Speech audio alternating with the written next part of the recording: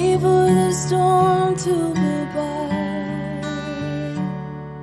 if I wait for the waves to recede,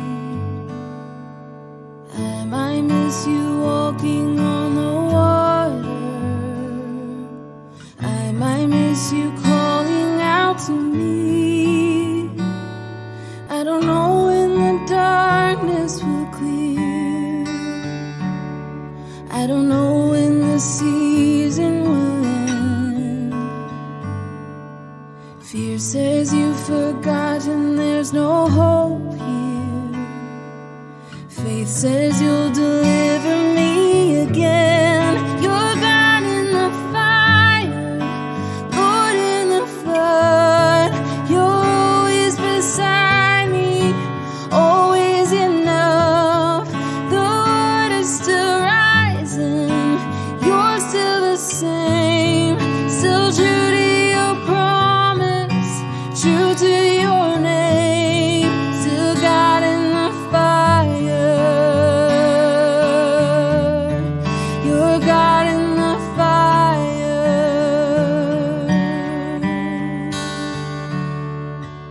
You say Hey. So we're going to get started pretty much immediately. How's everybody doing today? We're going to be working on a game development thing. Today, RPG Maker announced that they're starting their, if I remember the title correctly, Touch the Stars. I almost said Reach for the Stars, but that's the Sonic Colors opening song. But anyways, yeah, I've got the page open up here. It's called Touch the Stars Game Jam. Alright, so we're going to look over the rules and we're going to talk about this. I went into this with a few ideas in mind, but a lot open here. Hello, TL. That's okay. It's fine just to say hi. Hey. So this is an itch.io page which they're using to basically say, see the submissions and what there is to submit. They have an overview here, and we're going to read it off here first before we start brainstorming what we're doing. As you can see, the submissions, the deadline is a month from now. It ends on July 22nd at a very specific hour, which, you can just look at for yourself and figure out if you're interested. I already joined the project, or I already joined the jam, and I plan to submit something for it. So, basically, it's a game jam specifically for RPG Maker MZ. RPG Maker MZ projects are the ones accepted. During this time on Steam, they have a free month-long RPG Maker MZ thing you can sign up for if you're interested in the contest, which ends on August 1st, but all the same, I already own MZ, though, so I don't really have to care about that. Alright, so the jam. The goal of the game jam is simple. Create an RPG Maker MZ game that looks, sounds, and plays as good as the best of the best. To touch the stars. But even if you think you aren't capable yet, it's still important to reach for it. Join the game jam with the best game you can create. Because if we aren't always stretching for the highest highs, how will we ever reach the pinnacle of our abilities? Your game will need to include the theme of touching the stars, but we're going to be extremely open with what that means, so be original and think outside of the box. You don't have to create the next pixelated adventure or retro-style horror. You can do whatever you want. Let your creative wings free and soar to the heavens and beyond. You don't need to own this is all about if you don't have RPG Maker MC, but I already have it, so whatever. Okay, so winners will be published. There will be 3 winners in this contest, first, second, and third places, as well as fan favorites. All 3 placed winners will have their game hosted on both the RPG Maker website as well as Steam for the world to see. All 3 of them will retain full rights to their games in case they want to expand into their own individual release, commercial or non-commercial. Also, whenever they update the Game Jam version of their game, we'll make sure the update goes out to everyone else. Alright. The 4 winners will also get a cash prize, and then money attached, as you can see there. Alright, meet the judges. These 4 people are being the judges of it. There you go. And now we get to the parts that are relevant to what we're going to be doing, the rules. Most of them are pretty straightforward. I read them ahead of time, but we'll look over them here now. So, development must have started on June 21st, 2021. In other words, you're not allowed to use a project that you started work on before this point. The project has to be something that you started past today. Basically, you have to have started the project today. It cannot be something that you've worked on previously.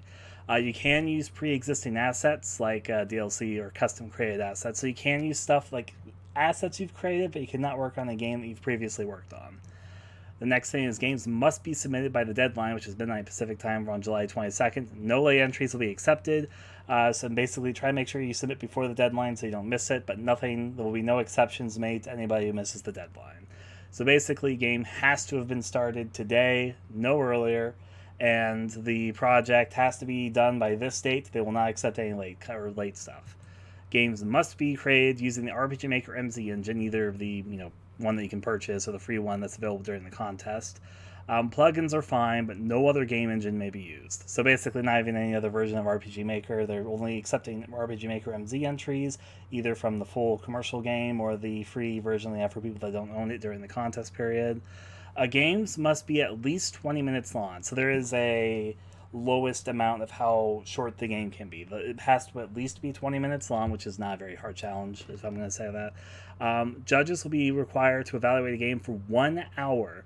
So if it passes the screening stage, so there'll be a screening stage of game. Basically, there's going to be some people that screen the games that should go through to see if they violate any of the rules. But yeah. Any game over 1 hour will be judged only on its first hour, even if the judge plays more than 1 hour.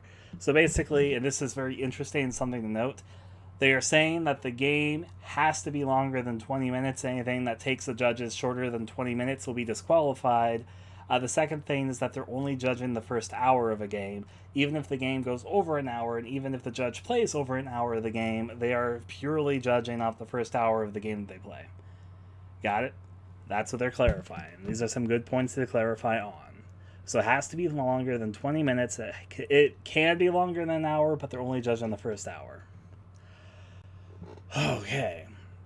Games must include the theme of touching the stars. This can be interpreted in any way the creator feels works. Hello, Lay. So basically, there has to be something that relates to the touching the stars theme. They're being very open to people being able to interpret it, but there has to be a way that signifies that it's related to the theme of touching the stars. You must have the right to use the software resource. So basically, this part is saying that you have to have the rights to everything that you're using. You cannot use music for non-commercial purposes. You cannot use outside graphical assets that don't allow commercial purposes. Either you made everything or you personally have the commercial rights to what you're using. You cannot use anything that is copyrighted, and you cannot use anything that you personally, if you went in front of a government official and tried to argue your case that you own the rights to sell this stuff, you can make your case and you'd be fine. If it's something that you don't have the rights to sell, then they're not going to include it. Yep. So basically, it's just a whole thing saying you can use other people's stuff and pre-made stuff, but nothing copyrighted, nothing that gets in the way of anything. You have to fully own the rights to what you're distributing. You can't make it a fan game of something that you don't own the rights to. You can't use stuff that other people made that they don't allow you to use commercially, etc., etc. You may use resources sold through. This is basically saying that you can use RPG Maker MZ DLC, which has commercial rights on it. You may also use other user-created content that are available for both modifications and commercial use. This is basically saying that people, because there's fan-made stuff made for RPG Maker, made from the community. Some of them allow only non-commercial usage, but they're saying that you can use them if they allow for modification and commercial use. Basically saying people that give away assets for people to use and make in their commercial games is okay to use. But if it's not for commercial use, then you're not allowed to use it. All resources used must be properly credited. Basically, if you use something that isn't created by yourself or anything like that, and even if you have the commercial rights to use it, you must properly credit it. All right? Your entry must not infringe on third-party copyright or trademarks, this is the whole don't you do a fan game thing. So just a lot of copyright stuff to say, hey, treat this as it's this big deal. Treat it like you're making a game for yourself, because that's what this contest is about. You're not allowed to use anything copyrighted. There is no limit on the size development team. You can have 1 person or 10 plus people. Keep in mind that the prize winnings will only be rewarded to the single user that submits the game, whoever uploads the final data. So basically, they have no limit to how many people can work on a single game. I could have a team of 200 people, and that'd be okay. I'm not going to have a team of 200 people, but they're also warning that there's only 1 cash prize per, if we won first place, second place, etc. And it's up to the people to distribute the money if they wanted to. And they're also giving a heads up that they're only going to give the money to the person who submitted the game. This is in case people want to split the money in such and so on. Contest participants can be involved in up to 2 submissions, which basically this means that person, if I wanted to, I could work on my own game and I could help somebody else with one of their games, but I can only do up to 2. I can only be involved in 2 of the stuff submitted, but you can be involved in up to 2. All right. Right now we're going over rules for the RPG Maker Touch the Stars game jam. That's what we're up to. All files required to play the game must be included in the download. If the game's executable does not run or crashes because of missing files, it will be disqualified.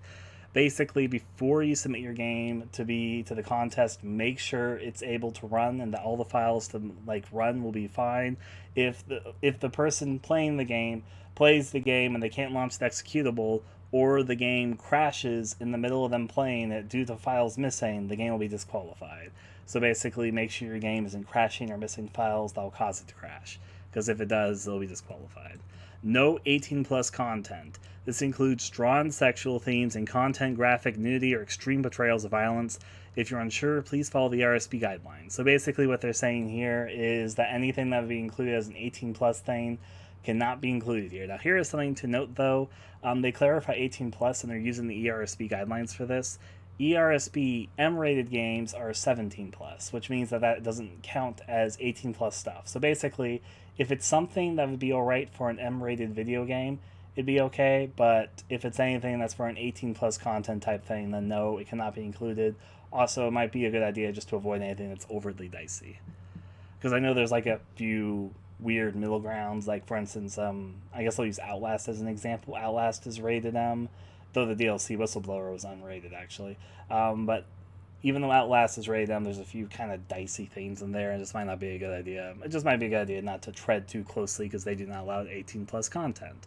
Plagiarism and any other form of cheating are grounds for disqualification. Let's make that clean and fair competition for everybody. So basically no plagiarism, and if they find out that you're cheating in some way, which includes all the rules which are listed above, you'll be disqualified. Games must be available in English, but you are welcome to include other translations. Just make sure the default language is set to English. So basically, the game has to include English in it. However, it can have other translations, just English is the requirement. And when you submit the game, make sure English is the default language that they're being sent to. Your game submission must be able to be downloaded and run on Windows. You can include additional downloads for other platforms, but only the Windows version will be judged. So basically, because RPG Maker can export to various other platforms, they're just clarifying that the Windows version is the version that's going to be judged, and it has to include the Windows version. No representation of current real-life figures in your game. That includes, but is not limited to, political, religious, or leaders, celebrities, or influencers, or people within the RPG Maker community or their personas. Basically, the person exists in the real world. You may not represent them in your game. So this is just a rule to note. There is no real people that should show up in your game. And finally, there's 3 clarifications I'm going to look at past this.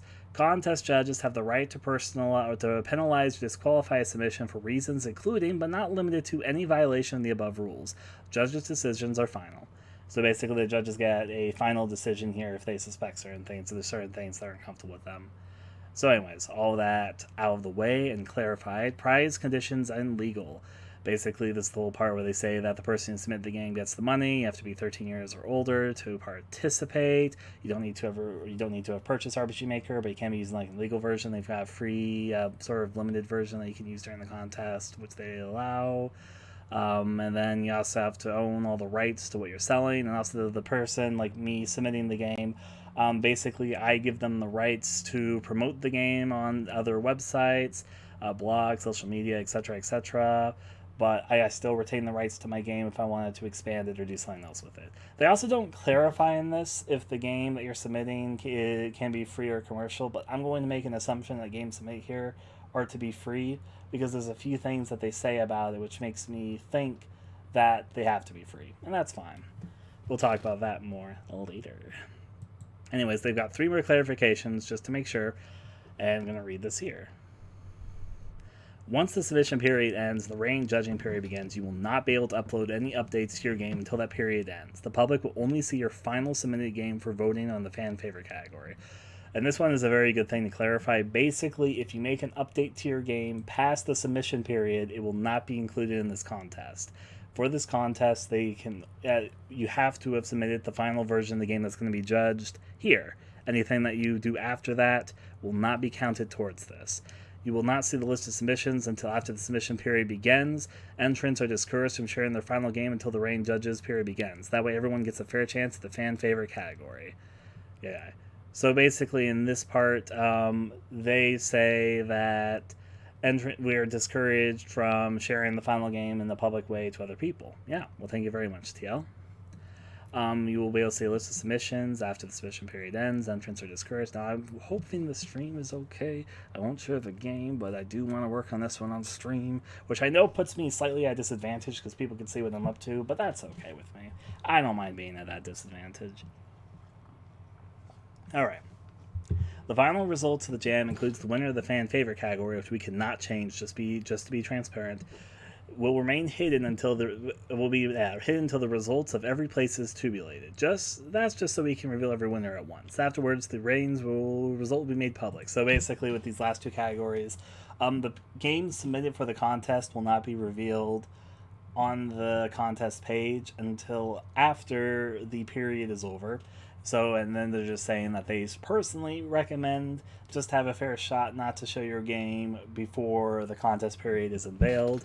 They mentioned that the results of the Game Jam winner will all be announced at once. There will be no winners notified ahead of time.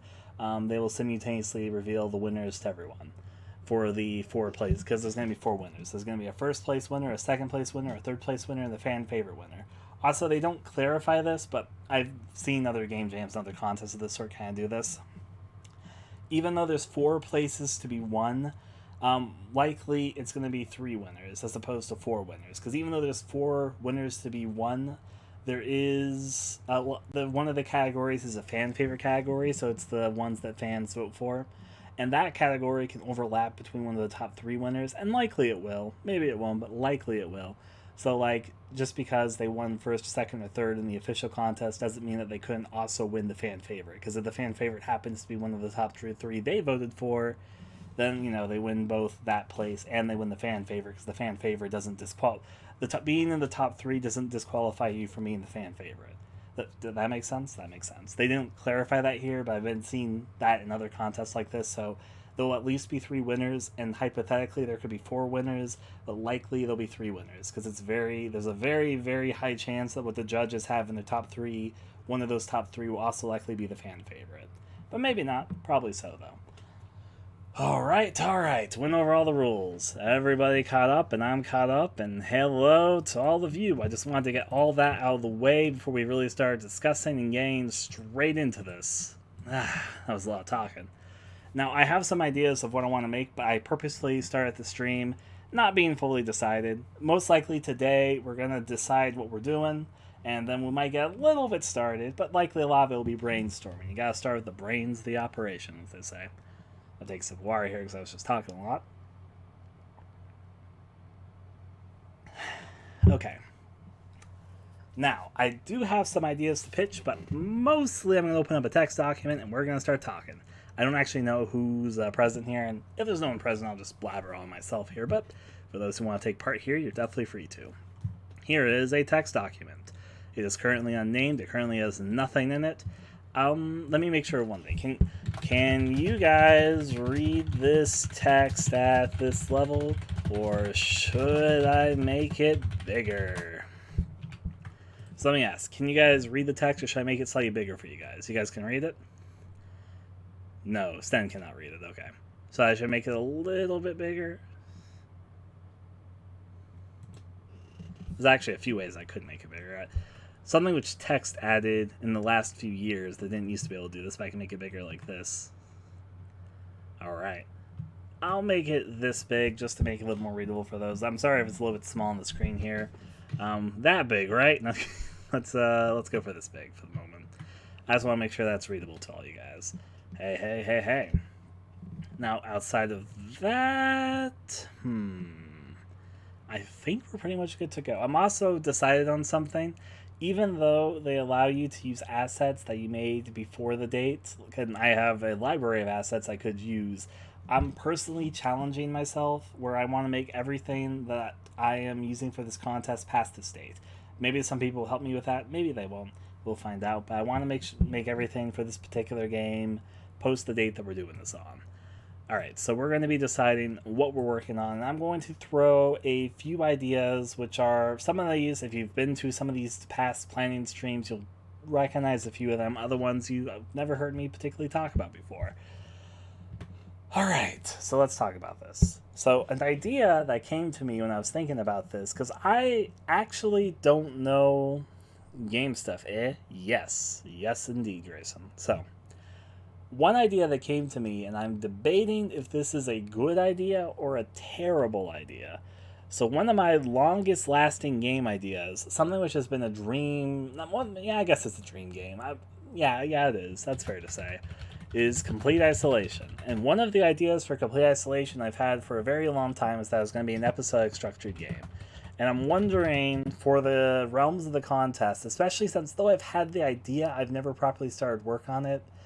Well, at least there was a version that was scrapped a long time ago, but it would probably clarify for the contest because I'm going to be starting the game from scratch and making all the assets here past the date and all that. The only thing is that I've had this idea in my head for a very long time, but I don't think the contest would violate you having an idea for a long time, but then just only getting started on it past June 21st. I don't think that would matter or clash the rules there. But I wanted to make the first episode free anyways, and then make the rest of the episodes a paid-for thing. So one idea is I could finally make my Complete Isolation game and just do its first episode, and I could probably do that in a month and focus on that. That's one idea. And I'll talk more about what Complete Isolation is in a second, because right now to you guys it's just a name.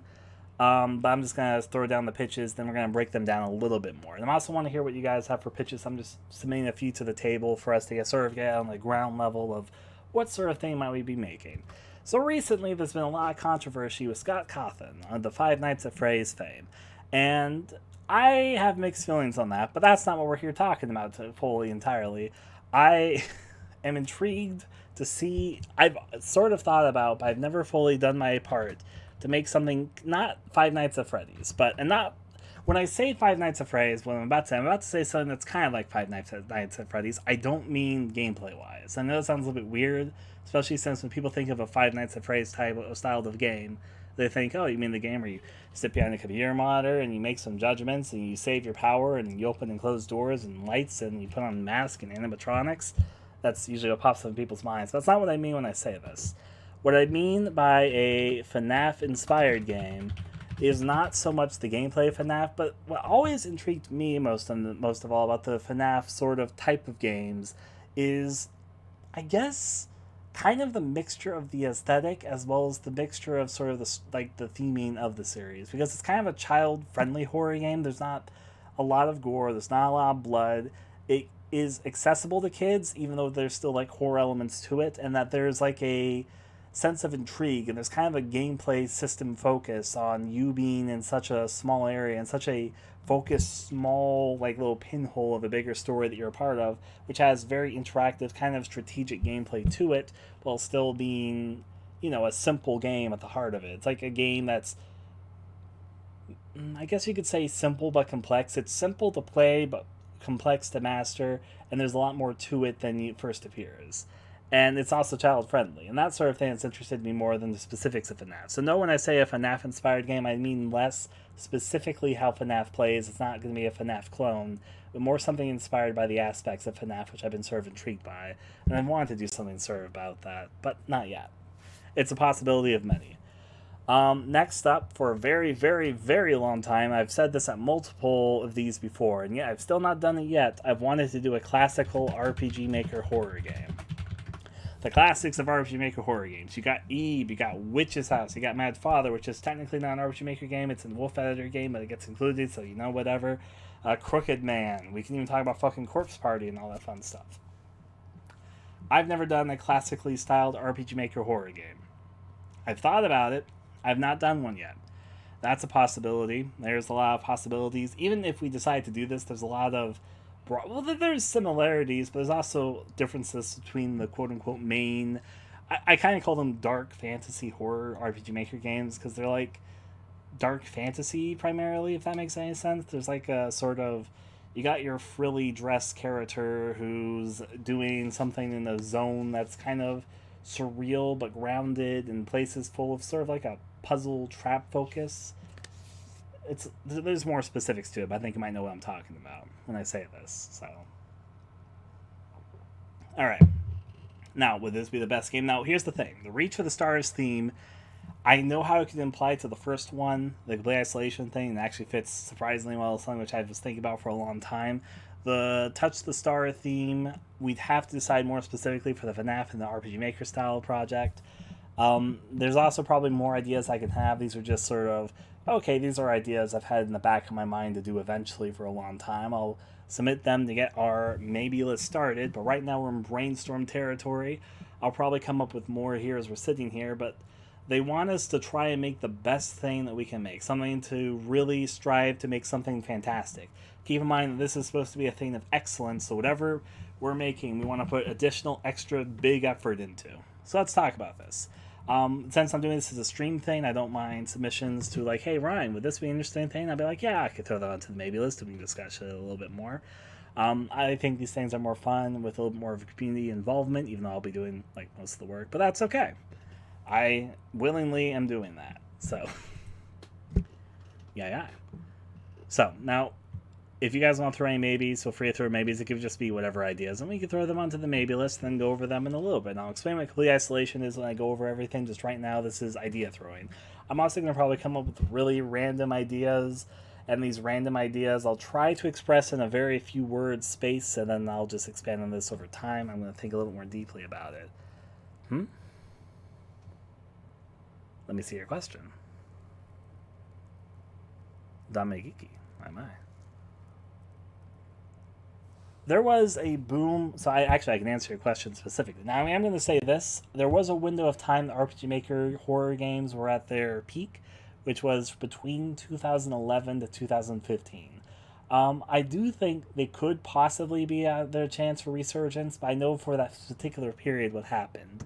It was a mixture of the Let's Play scene, like really blowing up in 2010, which allowed some more indie-style games to get more exposure and more coverage in the first place. There was a library of RPG Maker games that were already kind of made before that, which gained its popularity. The early examples that really blew up in the West, I'm not talking about the East at the moment, I'm talking about the West countryside. Eve, Witch's House, Mad Father, etc. were free to play horror games that people ended up really liking for one reason or another, so yeah. That's actually against the rules. In fact, we went over the rules just a second ago, but there's a rule about that right here. Development on contest entries must be started after the beginning of the contest, June 21st, 2021. Pre-existing assets like this, but basically, it's against the rules. They require you to start a game right now. Anything to start before, and they also clarify that if they find out that you broke any of the rules, they will disqualify you. Okay? It's rule number 1. The project must have been started on June 21st, today, and not before. Yeah. And it has to be done by July 22nd, not a day after, and no late entries accepted. To throw off maybes at the maybe list.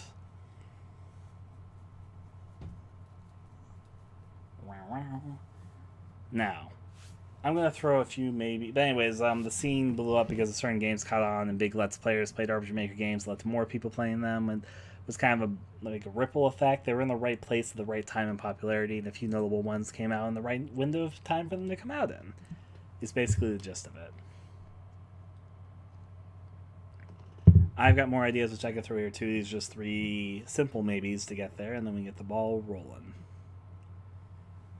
I have a lot of out there ideas, and I'm wondering if I should use ideas I pocketed away for the moment, but I'm debating.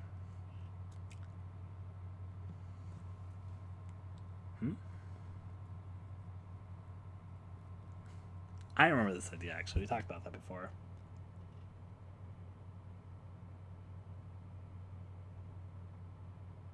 That's okay. Love what you love. For me, I'm a horror enthusiast, so 3 guesses what type of games I like. But I think that there's enough room for everybody's sort of space. Alright. I'm thinking very concretely here, and I'll put this down. Reign of Hell game with meanings and puzzles. And I remember this idea. So, there are ideas which I have, but I'm going to think here. They do recommend trying to reach for something which is bigger than you normally could do to reach for it. Reach for the stars. Touch the stars. In the way that they're trying to word it here. For the record, this contest doesn't have to be a horror game. It can be anything. They clarify that they don't. It can be any genre. It just has to be made with RPG Maker MZ. Just being a horror fan, well.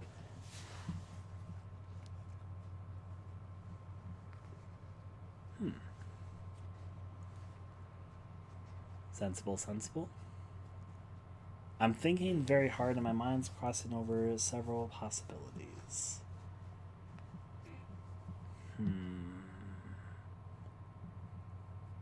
There's an idea which I call the Neptune idea, which is a game. I won't say too much about it off the top here, but it was a game involving the planet Neptune. And I'm not for this. I don't think that's what I want to make during this month. But that's an idea I've pocketed away I'd like to make someday. And not something I've started before. I can make Close Your Eyes 2. Actually, I say that as a joke, but I haven't started development on Close Your Eyes 2. Oh boy, started that before whatever else. Well, that's okay. We're still at the very beginning phase of this. We're just in brainstorming period. I mean, the cool thing, Reach for the Stars theme is really easy to do, or Touch the Stars theme is really easy to do if you make a game set in space. I will say that. And I do have space game ideas, and I'm wondering if I should touch into that, but I'm debating. Yes, Close Your Eyes 2. Make it. Then again, would I call it Close Your Eyes 2 for this fucking contest? That'd be kind of weird.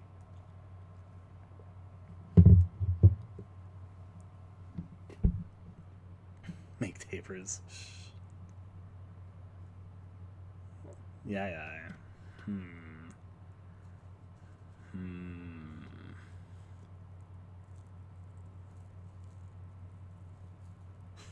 Starry Origins. Starry didn't come from the stars. But I could relate to Starry. I know there are aspects of Starry, because obviously Starry's named Starry because she's starry-eyed. But yeah. Something that came from outer space. However, I will also clarify the Touch the Stars theme, as they even say themselves, they're going to be very open to radically different interpretations. So it doesn't specifically need to be about space. Space is an easy way to tie the theme in, because the theme is required to be part of the project. In some way, shape, or form, Touch the Stars needs to be connected to the game. But they even clarify they're allowing very open interpretations of that. Space is an easy one because, Touch the Stars, oh, you go to space. But that isn't the only way to interpret that. There's a lot of ways you can interpret that phrase. So, yeah. I was thinking something before I got into a little tangent. What was I thinking about? Oh, I remember. So I'm debating with myself on something. I've debated myself I like to think about projects slightly inspired by something. I have debated if I wanted to do this or not. Did you know that this year is Silent Hill 2's 20th anniversary? It's Silent Hill's 20th anniversary in September. And I've debated with myself if I want to do a Silent Hill inspired project for it. I've wanted to do a Silent Hill inspired project for a while. And I'm wondering, could I time it with this correctly? Would this be the right time to do it?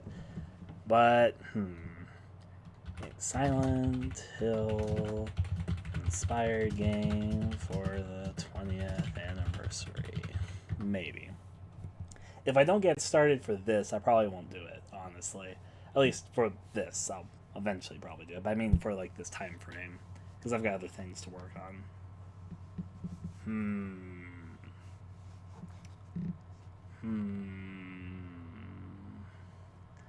I don't want to make any very specific ideas yet. Silent Hill did have alien. That's true. There's other ways to interpret that, though. To see.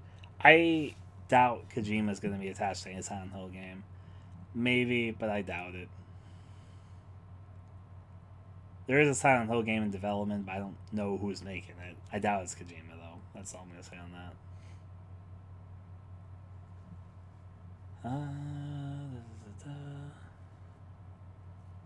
Yep, it has dog. Let's see. Thinking. What projects?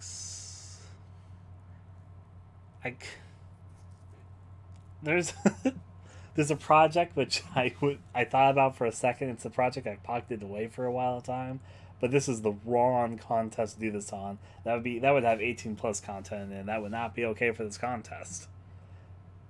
17 plus content's fine, because again they say 18 plus, and ERSB rating of M ratings 17 plus. So basically anything that would get a game above a 17 plus rating or an M rating is not allowed. And just it's a good idea not to get too dicey. They specify like sexual content and stuff. So any project that gets into that sort of stuff, probably a good idea not to touch into.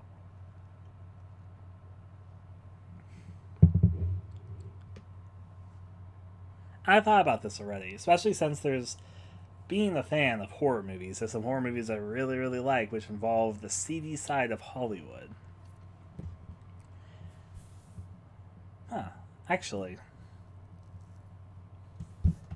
game about the seedy side of game development? Question mark. I've seen movies I really liked about the seedy side of not game development, Hollywood. What about the seedy side of game development? Which there's a lot of seediness to game development at this point in time, so that would maybe be worth exploring. Okay, well that's a maybe for the time being.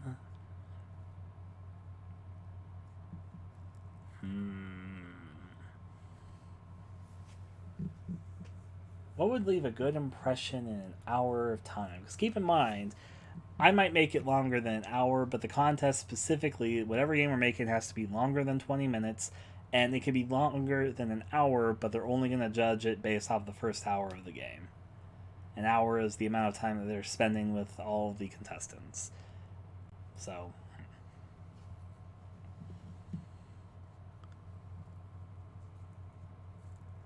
the CD side.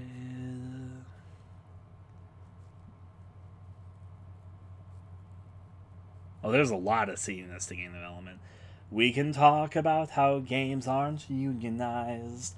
We can talk about developers with sexual misconduct. We can talk about how people are laid off for just basically move away and spend their lives to a place where a company that says, hey, move in here and we'll give you the job. And then they get the job and it lasts them 2 years. And we're like, well, we need to get rid of people now that the project finished, so we're going to kick you out of the door. And now you're going to be jobless, and let's hope you know where to go and what to do with your life next, even though we're the ones that actually move all the way out here to work for us, only to kick you out of our first opportunity we got.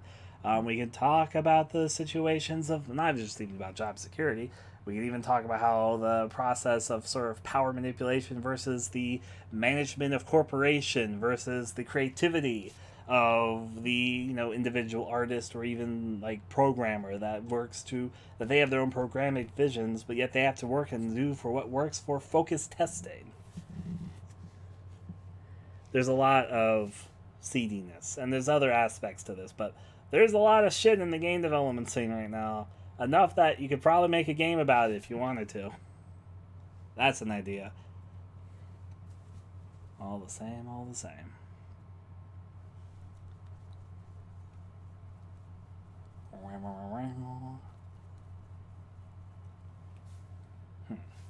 But, let's see.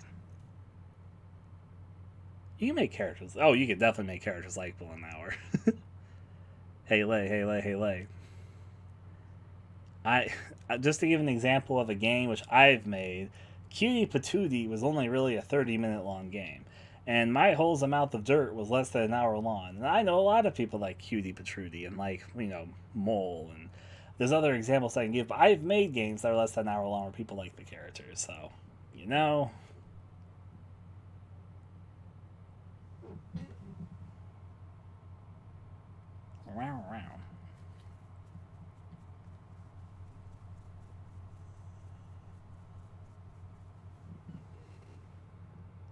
Unfortunately, we cannot make anything specific because one of the rules of the contest is no real-life people.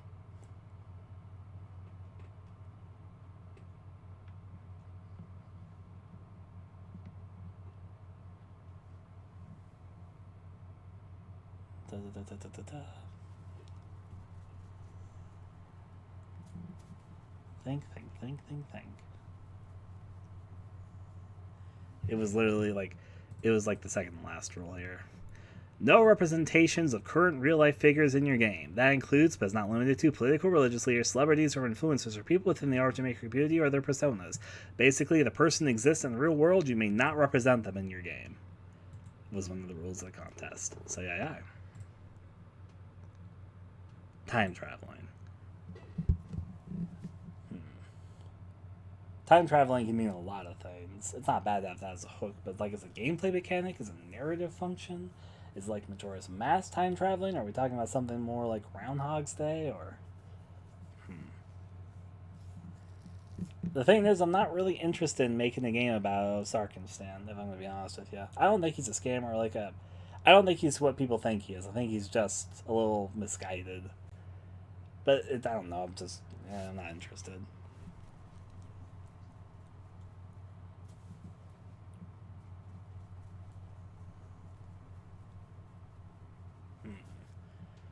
And I'm willing to spend some time brainstorming here. Yeah, I know you're joking. But I tend to have a tendency to respond seriously with these sort of things.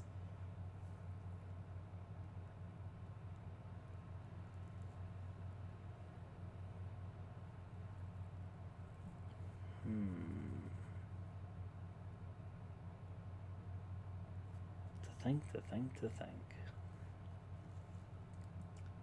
I'm putting some very serious thought here. The thing is, I have a bajillion ideas, but it's picking out the ones which seem interesting. Let's see. Things that I've wanted to do for a long time. I have wanted to do a Giallo-style horror game. This is probably not the right contest for it. Giallo, by its nature, is kind of a seedy horror genre. And this one, I don't want to risk doing a Giallo-type thing because of the 18-plus content that could be included. Giallo often has a sexual element to it. That, in fact, Giallo was one of the genres that was later spun off to serve the exploitative genre of horror, which probably not the right contest for a Giallo horror game. Maybe a mechanic in the game where you can travel in the future for certain events or certain objects to meet people. For me, when it comes to time travel, it's not so much I want to do a time travel story and then decide from there. It's more if an idea fit a time travel narrative, I think is how I go about it, as opposed to trying to fit a narrative into time travel, is if time travel fits into a narrative. Does that make sense? So I'm not really sure if I want the first building block to be, this is a time travel story, and then try and figure out what sort of time travel story it is. I'd rather it be that I have a narrative idea that I really like, and I think that time travel could contribute something to it. I hope that makes sense.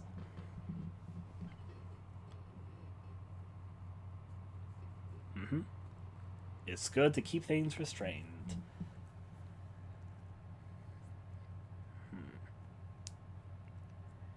Thinking very seriously.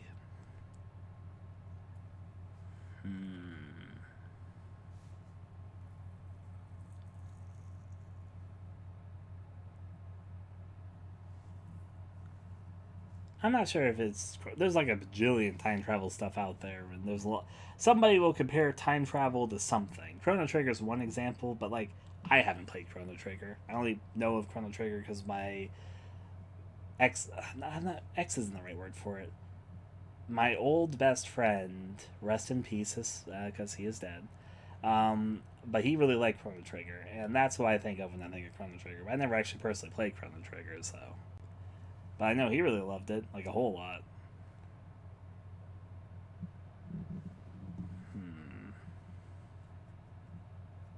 But people have their comparisons for time travel-esque stories, so. Because there's a lot of them. There's a lot of time travel narratives that exist. And not that that's a bad thing, it's just. I feel like for me, at least, if I was going to come up with a time travel story, time travel being the first piece to put everything else into is not what I think I would do if I was making a time travel story. I feel like time travel would only come in when it narratively made sense for the story I wanted to tell. It would be a building block that came in later as opposed to being the first piece. Because when I try to think of a time travel story, I don't know, it just doesn't seem as appealing to me. But it would probably seem more appealing to me if I had an idea for a narrative that time travel seemed to complement. I guess is what I would say.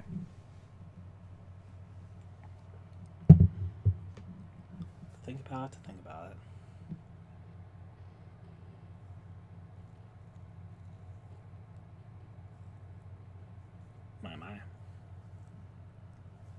It just also kind of depends what people played. I mean, I'm not that young. I'm not super old either, but I'm about to turn 30 next month. I'm still in my 20s until then. And I grew up with a different subset of games, more so. Partially because I wasn't allowed to play games until I was like 8, and that was partially due to my grandmother, and I was more into platformers, so. Now, keep in mind, the Touch the Stars, it doesn't even have to be a physical star. The whole contest is literally about, hey, try and make the best thing you can make. So a game about somebody trying to reach their dreams, for example, could probably be considered a Touch the Stars type thing, because then it's a game that has the theme of touching the stars, because we're following a protagonist that's trying to chase their dreams, which is in a way an interpretation of touching the stars. So keep in mind, you don't like need a literal star. It literally, the theme is pretty open to interpretation, and you could literally have the game have its protagonist's main like draw be that they want to reach their dreams, and that would probably be counted towards the Touch the Stars theme. That's not specifically the story I want to tell here. I'm just using that as an example off the top of my head. So keep in mind that they clarified they're being extremely lenient on what counts towards the theme, as long as the theme is present in some way. Yeah. Squaresoft was a really big deal back on the SNES and the PS1. So yeah.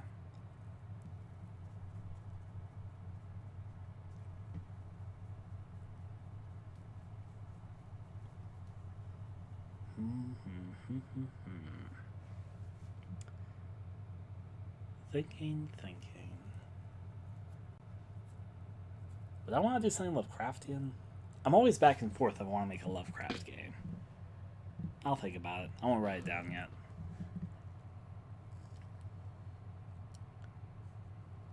yet. That's actually a good interpretation of the theme.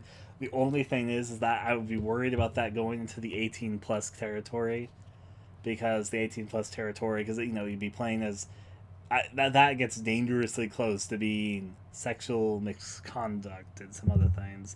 Even though I do like really creepy characters that are very dislikable. It's a fun spin on it, but that's probably not good for this contest.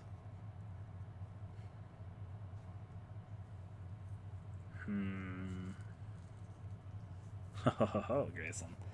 It's a good interpretation of the Touch the Stars theme. I'm just not sure if I don't think the judges would be very happy if that was the game we were making.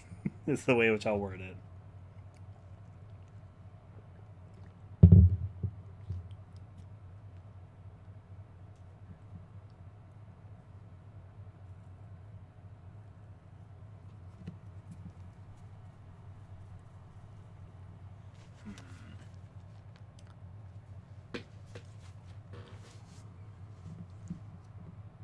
A game can be about bad people, and I think that can be interesting. For me, it's less that bad people are interesting, but I think that people in general can be interesting, depending on what sort of lens and situation you put them in. I think it'd be simultaneously interesting to be dealing with messed up people as well as people that are pretty normal, but, everyone has more to them than may first seem, depending on how much they decide to show you. And of course, in the sort of situation that they're in may determine what colors of them that you end up seeing.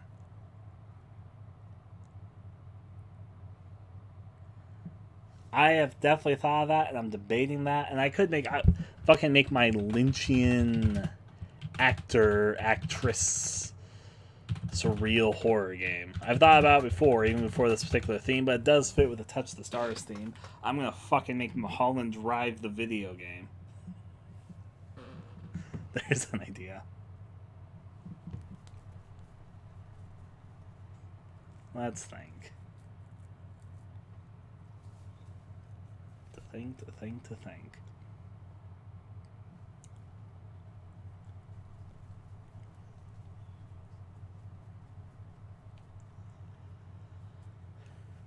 Okay. I'm thinking so hard right now. I have a lot of ideas, but a lot of them I'm like, no, not for this, or no, that's not really what I want to make. I have so many bullshit ideas. I'm like, Like, I'll say whatever idea comes to my head next to give you an idea of how fucking stupid my ideas get. A story about you being in the forest and the spiders that create a lot of webs. And now, why am I making a spider game? I don't want to make a game about spiders in the forest. That's a dumb idea. Let's see. A game about being in a dystopian mecha robot wasteland where the last survivors. I don't really want to make a mecha robot game. Why am I thinking about mecha robots in a dystopian wasteland? That'd make a better movie than the game. I don't really have the. That's not where my passions lie. You could make a game about somebody living under the floorboards of your house. Somebody who then that gets into like a really weird space there. Basically, I have a lot of bullshit ideas, but I very quickly like, no, that's not what I want to do. But my mind's just kind of going over a lot of things. Outer space. All right, that's an interesting thing. Space Rings game. Going through the rings of Saturn. Do my surreal space love justice.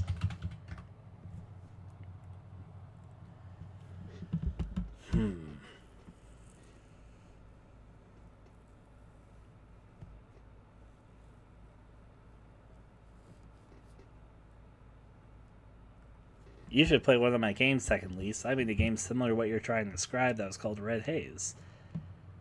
I'll show it to you right now. Red Haze.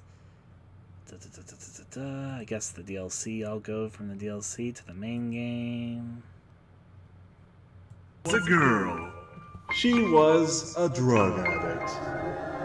My name is Raquette, 23 years old, was kicked out of bed and home the moment I turned 18. Our minds can't process the full scope of the universe. I'm sorry for being a bother. Would you like to play again? I feel like I'm on drugs when I'm with you. I'm flying high when I'm with you. I feel like I'm on drugs when I'm with you. I'm flying high when I'm with you.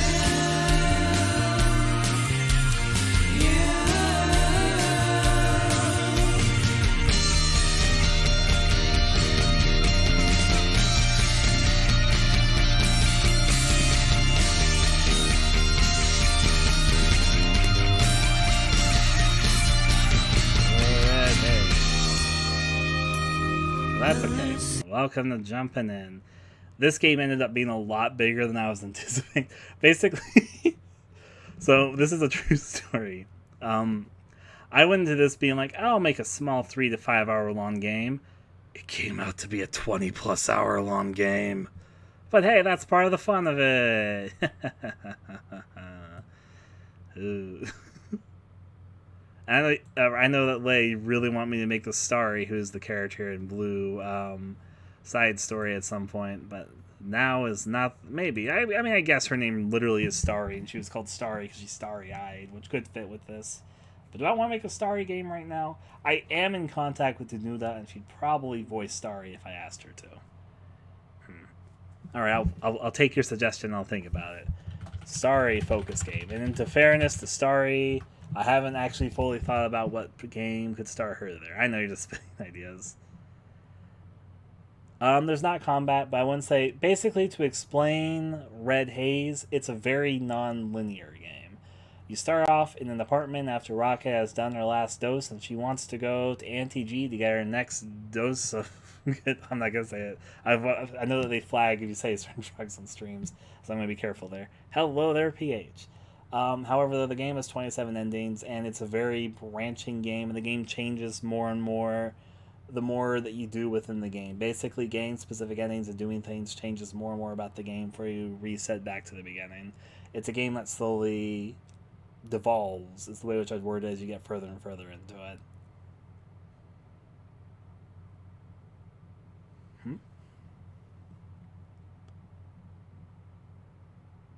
A virus, the horrible experiment, the only thing I want to do is seek someone or maybe sit. Okay. Alright, terminal illness, want to do one thing before they die. Works well enough for me. That's a very broad thematic, but hey, right now, broad thematics are fine. We're just brainstorming for a few babies. How many babies? I think we got like 12, 14, 1, 2, 3, 4, 6, 7, 8, 9, 10, 11. We're at 11. I'm going to try and make us have at least 16, and then if we have more than that, then great. But if not, that's okay too. I guess I've got a lightly how would I? There's a game idea I have in my head, and I might throw that onto the maybe list. I'm wondering how I should word this. And I'll explain all the ideas a little bit more when we go over them after done with the brainstorming phase. I guess I'd call it the Rusty Rot Girl game. And I won't explain what I mean by the Rusty Rot Girl game yet, but I'll put that on the maybe list because I'll know what I mean when I look at it in a second. Like, when we go over everything again. So, hip, hip.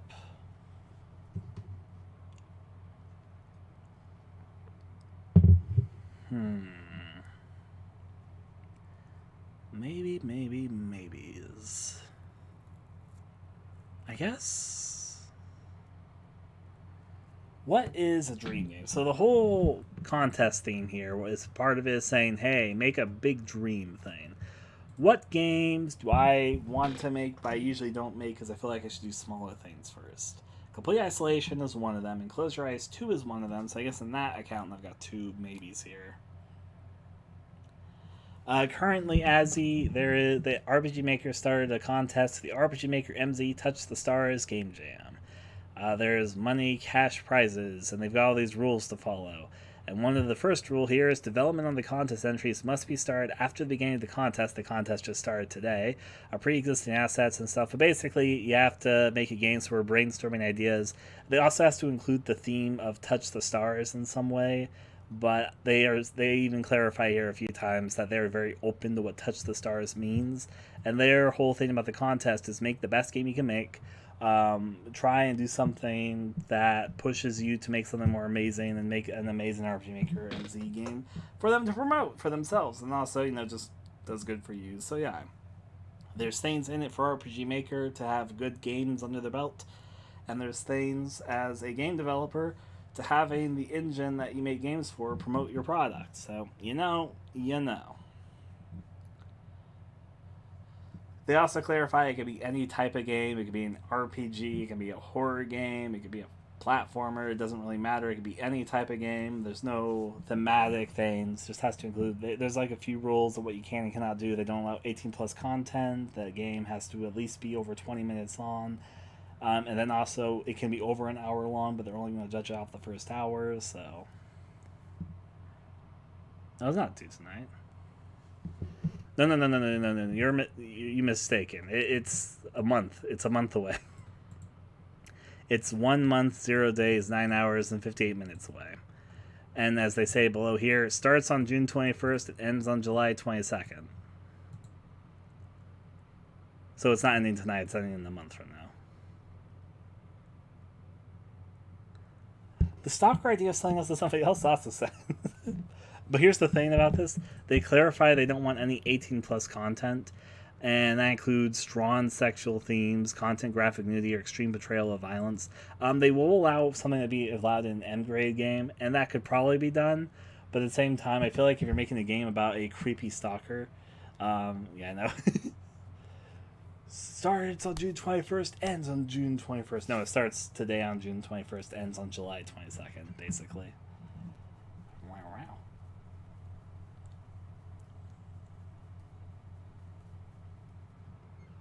It's not that it's a bad idea, Azzy. It's just, I thought about that partially as well, but it feels like that got a little bit too close to their no 18 plus content rule. I'm not sure if the judges would be too happy about a game involving you being a stalker. Not that I couldn't make an interesting game, in my opinion. Just, it'd be like, The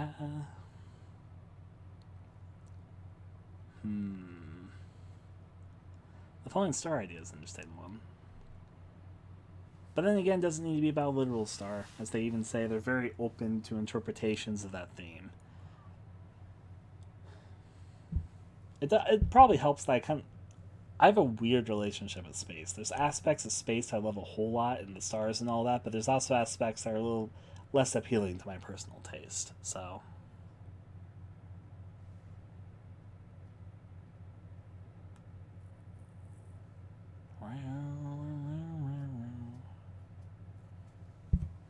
I'm gonna think a little bit bigger than what I'm thinking currently to throw maybes here, though. What is something which I've wanted to make but held myself back from? Complete Isolation and Close Your Eyes 2 are counted here, but what else?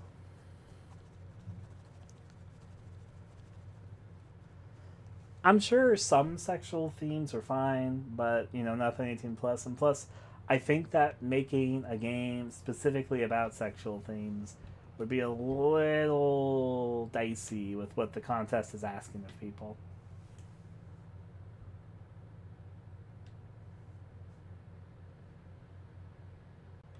You don't need to push well, I guess they want you to push the boundaries of your capability as a developer to make something truly amazing.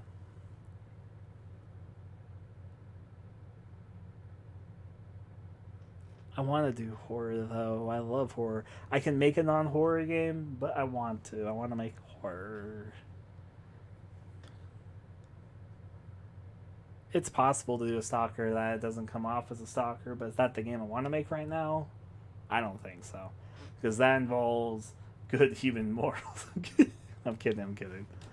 It's more like, that's okay for a character, but I'm not sure if that's what I want to make the game about. Does that make sense?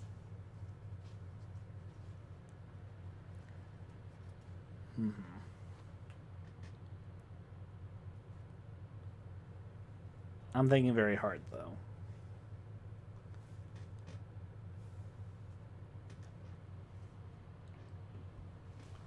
I'm thinking so hard, in fact, that...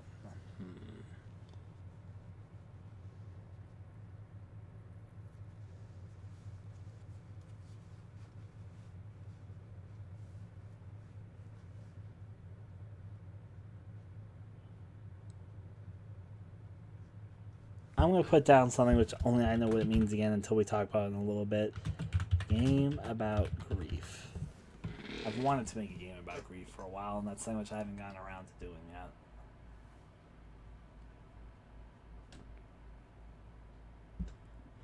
Alright, thinking more. I think we're currently like 14 maybes. 1, 2, 3, 4, 5, 6, 7, 8, 9, 10, 11, 12, 13. We're at 13. I want to get to at least 16, and if we get to more than that, then great. But before we decide, I want at least 16.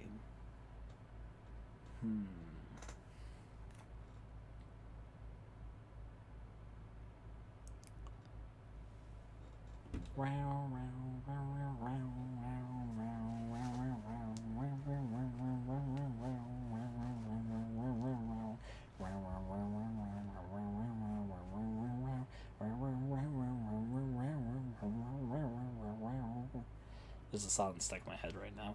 I'd be very surprised if you guys recognized it from my rowings, but thinking very sincerely. Oh, I know what. I'll make Please Love My Computer Game too. Yeah, boy. Let's see. That's basically the plot of Dead Space. Not specifically the first, because Dead Space you're responding to that, but the Dead Space 2 DLC, which was about the one character from Dead Space Extermination, was basically, you recognize the Grayson, yay. What I was going to say, but in the second Dead Space game, you play as a space miner in the DLC, which I forget what it was called, but it was one of the characters from Extermination. He works as a miner, and that's when the necromorph stuff happens, and he has to escape the space station mining asteroid that he was on. Sorry, that was my first comparison. Just for some reason, that's what popped up in my head when you said it about a space miner.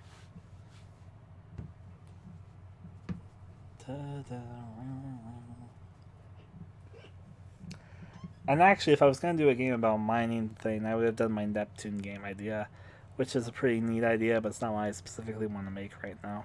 It wasn't exactly about mining, but it was kinda.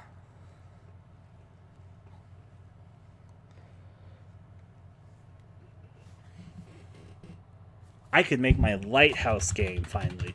I keep on forgetting. I've had a Lighthouse game idea ever since fucking Cherish the Odd Lighthouse. Fucking make my Lighthouse game a dream.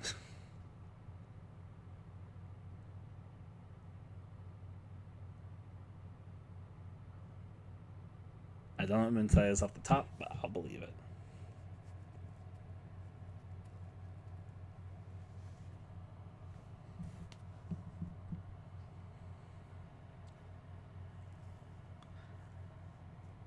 For those who don't know, in 2016, in fact, I can even show it on screen right now. Let me go get it. And then it should be in games. And did I put it in this folder? If I did, I kept it. Yay! Here's my old 2016 game idea, which is then ported, and I used part of it in Please Love My Computer Game. Oh, yeah. That was in the right folder, though. I'd have to hunt more for it. I see. Hey there, Paradox. There's a RPG Maker MZ contest, the Touch the Stars Game Jam. Or the RPG Maker MZ Touch the Stars Game Jam. And I want to enter it, and right now we're brainstorming ideas. Currently, we have a few maybes, but I'm going to go over what these mean in a second. First, I'm just going to... I guess I'll just mention inspired by. The only problem is, okay, so I would love to make a really cryptic Please Love My Computer Game style game, but I feel like that's not what's going to win over the judges. I'm going to take this off. Plus, I wouldn't want to develop that on stream.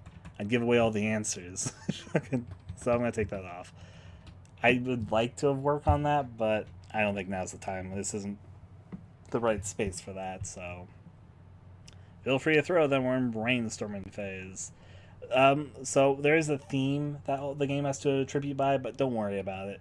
I can literally fit the theme into anything, is what I think.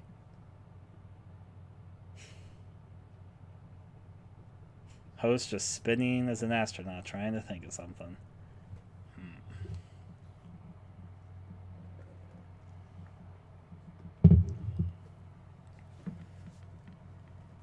What game? And I need to think more about the core themes. They want to challenge you to make the thing that you've wanted to make, but I've held yourself back from. There's a few things that fit that, but what do I really, really want to make right now?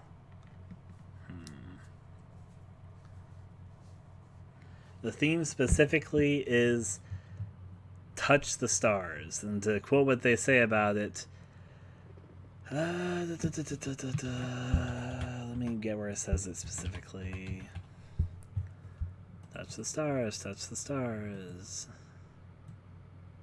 Your game will need to include the theme of touching the stars, but we're going to be extremely open on what that means, so be original and think outside the box. And here, game must include the theme of touching the stars. This can be interpreted in any way the creator feels works. So there's the theme, and that theme has to be included as one of the rules, but as they even clarify, they will be extremely open with whatever you interpret that theme to mean. Hello there, Babs. Right now we're brainstorming.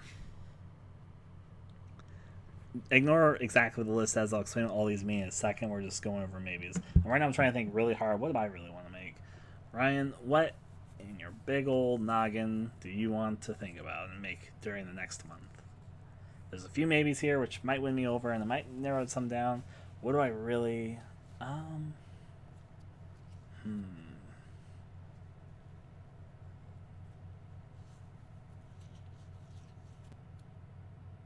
I can make my really weird dating game. I've thought about it before. I'll put down the maybe list, sure. I'll explain more what I mean on all this in a little bit, but first, I'll just put it there. It's my lonely yet not idea.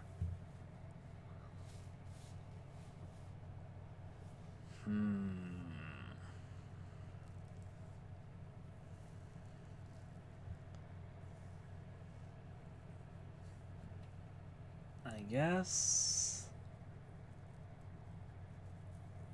putting more thought into it. I do think we're close to 16 maybe, so I want to keep it just going a little bit longer as I think over the hypotheticals.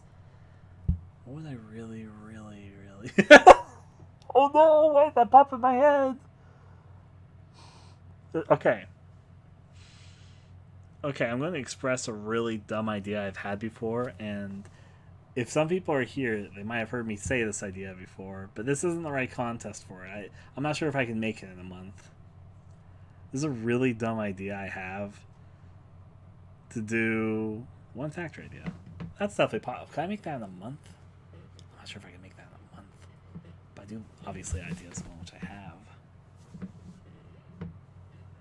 Dreams, nightmares. Dream nightmare game. I'll keep that broad theme there for a second. There's a really dumb idea of trying to do a, not really, I guess kind of a role play thing, but not exactly. And then recording the dialogue and translating that into a really dumb game of whatever fucking happens. It's a stupid, stupid idea that'll probably make a really stupid game, but I want to do it at some point. With the right people, get them all together, do something really stupid, and just turn it into a game. But that's not probably, this probably isn't the right, I don't even know if that would take a month to make, so it's probably not the best time to get started on that one. Let's see. I don't think a month, especially since I don't really know how schedules would collide and getting the right people for it, and etc., etc. So I don't think this is the right time period for that.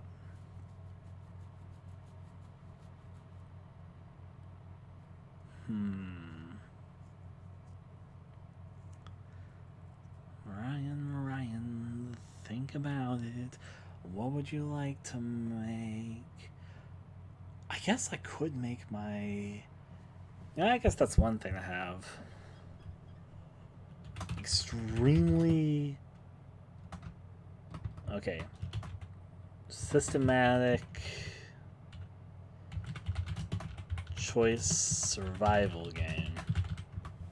Which I'll explain what I mean by that in a little bit as well. What else am I gonna throw out onto the maybe list before we start discussing what these maybes mean and before we start deciding? I guess... The most... Okay, that's a hard question. What's the most obscure idea I have? Because you really want to fucking go into it. I have a lot of ideas. But ideas that I would more seriously consider. Part of me wants to work on a haze. You know, I'll throw a haze game on here. The only problem is I'm not sure if a haze game would break the 18+ rule. There's a haze game I want to make called Gray Haze, but that 100% is an 18+ game, and there's no fucking way I'd be able to make that for this contest. But maybe another haze game. Fucking fuck it, I guess. Doll Haze, like literally the two haze games I want to push forward with. Gray Haze and Doll Haze, both of those 100% have 18+ content in it, and this would not be the right place for them, even though I would love to work on them during this month. Alien abductors. Abduct me to the space. Fun. Touch the stars, young star child. A haze game that could go away from 18+ content. Maybe, actually. Let me think here, though. Sorry. So my... But I'll throw that into the maybe list. I did have a lot of fun working on Red Haze, and it's probably a game project I could stop at some point and do whatever with.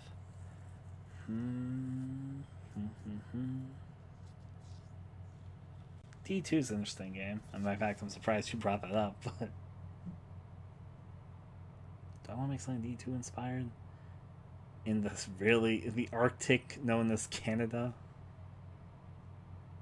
Kinda... I guess they're kinda aliens. Depends on your interpretation of them. They are from space, so...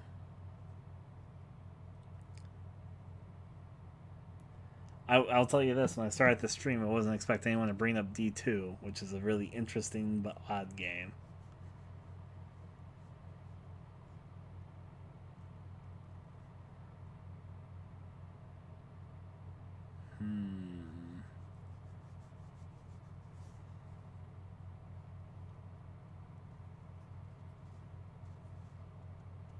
Is there anything else? I'm going to think... Okay, I'm going to allow us to have 7 more minutes to pick maybes. At 25 after, I'm going to move us to the choosing stage. So only over the next 7 minutes are we going to allow to be brainstorming. After this, I think we should kick to the stage that we're all here and start discussing and just picking something. So, yeah. That makes sense. I like D2, but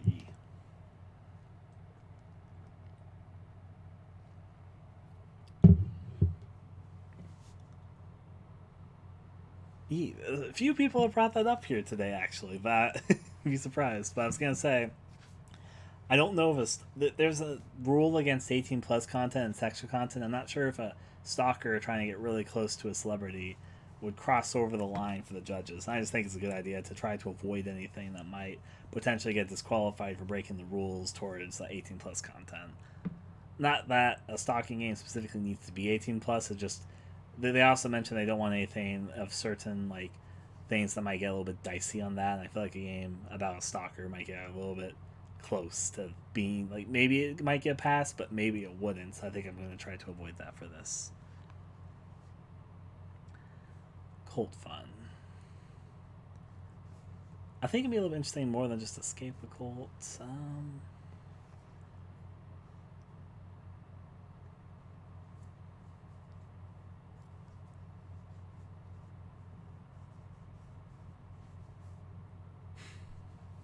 I've actually never played Night Trap, but I've played other FMV games. It's just something I want to do with a cult. Well, it doesn't need to be PG. Their clarification is that, in fact, I'll read exactly what they say. It's supposed to be trying to describe it because they have it written down here.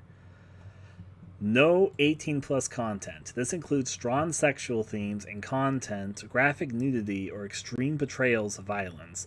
If you're unsure, please follow the ERSP guidelines. Now here's the thing though, they're using ERSP as their guide, and ERSP, the M rating is 17 plus, not 18 plus.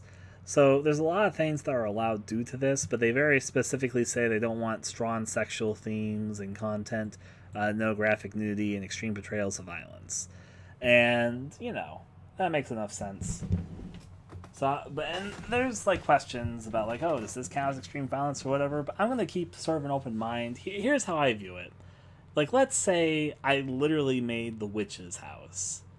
Like, let's say I just straight up right here made the witch's house. I feel like they would probably allow that. I feel like if the witch's house was going to go in front of the RSP, the witch's house would get a 7, an M rating. That's probably what it would get. It probably wouldn't go into AO territory. Witch's house does have, like, gore and gracious violence at parts, but it's not too bad, if that makes any sense. It's about on par with a horror game that you'd expect. I don't think it's anything particularly shocking, but I think if you get into, like, shocking, grotesque violence, then it might become a problem. And I feel like they're just basically saying, hey, try not to get too intense with your sexual content and nudity and all that. And those are the areas that they clarify. So I'm just going to try and avoid anything that would get too dicey there. Even if it might possibly pass, I'm just thinking, don't take any risk that might disqualify us. Lay. Lay. I know you mean well, and Girls Graveyard Mystery starts like that, but I'm going to be honest with you. Grayson, come here to back me up because you sprited some of this. There is some really fucked up stuff in the later parts of Girls Graveyard Mystery. Like, actually. Oh, no. Oh. I don't want to spoil it. But it gets really fucked up.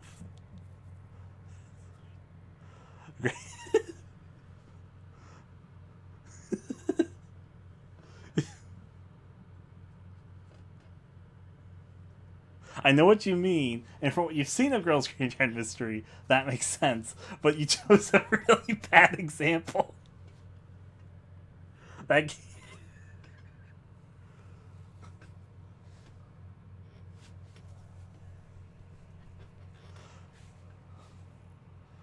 I know what you mean, and for everything I've shown for the first hour of the game, I get what you mean, but let's just say that takes a shocking turn to what you're describing.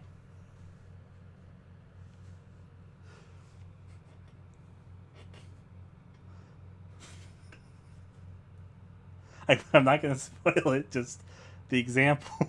Oh no.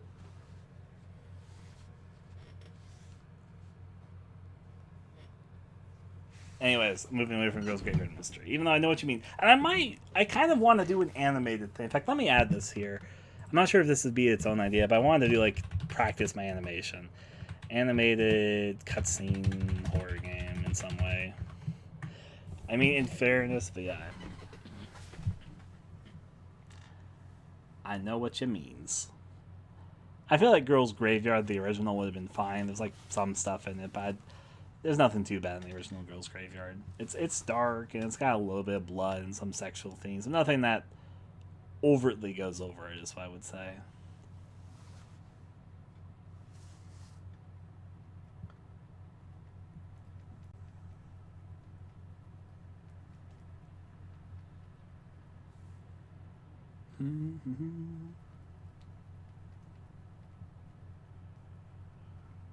Okay. Actually, that did give me an idea, though. My small town game. Yeah.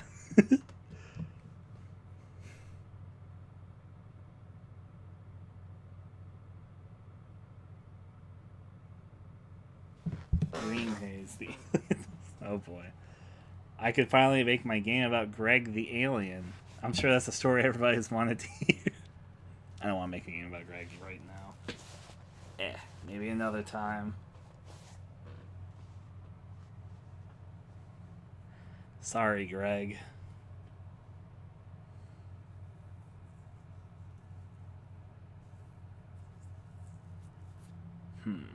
Okay, we're gonna shut down in like 1 or 2 minutes. Anybody have any last minute things to pitch, including myself? And then we'll go over all the maybes and I'll go more into detail on all of them, and then we'll discuss them. I also wipe some things off when I'm going over everything. Like, if it is somewhere I'm like, that's not personally what I would choose. Some of them could combine or something, but we'll fucking see. Let's see. Any last minute suggestions that people want to throw in? I'm gonna think really hard for a second to get a last boost of whatever from my side as well.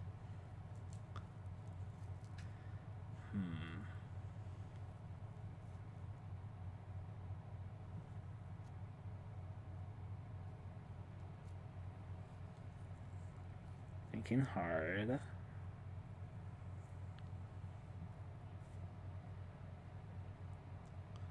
I'm not sure if I want to make Close Me 2 right now, but at some point I would like to.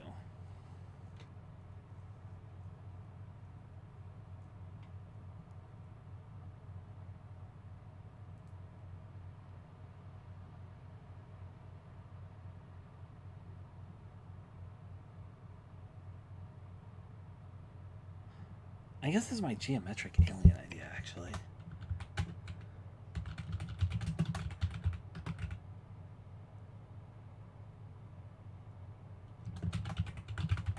Alright.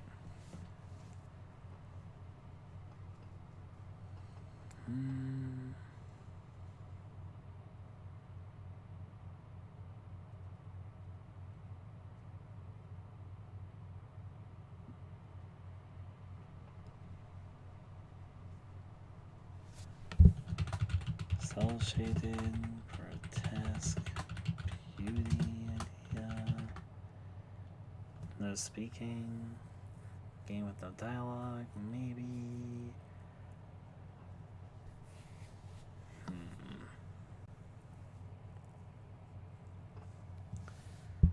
I'm gonna close it in 30 seconds. Let's see. That's okay. Thank you very much for the things to submit and veil over.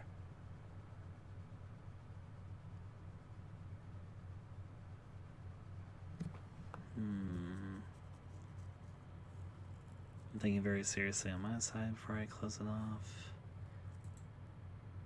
I think most things can fit over this. Okay, so I'm going to call it done. And now we're going to talk a little bit more in depth on all of these. Alright? Relook in the glow. But I gets ya. So we have 1, 2, 3, 4, 5, 6, 7, 8, 9, 10, 11, 12, 13, 14, 15, 16, 17, 18, 19, 20, 21, 22. 22 maybes. And some of these might be eliminated quickly. Some of them might branch out into possibilities. Alright. So I'm going to, before we do elimination, I'll eliminate some along the way, but I'll talk about what each of these are a little bit more in depth. Let me also first open the complete isolation folder, because I have stuff for it. That was not the image I meant to put up, but hello there. How you doing, Chloe? Let's put that up. I'll put this song going. Be still. I'm gonna get this. I will be still and wait when trouble comes. When endless war is raging, I choose to sing your song of freedom. I choose to boast in your great love. You say be still. I will be still and wait when trouble comes. When endless war is raging, I choose to sing your song of freedom. I remember I put this folder somebody service. I choose to boast in your great love. I make my boast in your great love. You're God in the fire, Lord in the flood. You're always beside me, always enough. I might show this document. Water's still rising. But I have to make sure not to show you guys the URL. I just don't want you guys to have access to this document. Now you guys are gonna look specifically for it, but I'm gonna see if I can do it. Let me choose like an older version of this document, because I've had multiple. You're God in the fire, Lord in the flood. You're always beside me, always enough. The water's still rising, but you're still the same, still true to your Okay, I think this is okay. True to your I'm gonna really hope it's okay. still God in the fire. So we're gonna first talk about. Let me open this just to make sure that is okay. I might show. Well, whatever. I'm gonna trust you guys. I'm gonna trust myself here. Yeah, okay. This is okay. This is the alright level of things to show. So this right here, we're gonna first talk about complete isolation. So for those who don't know, complete isolation is my longest lasting game idea.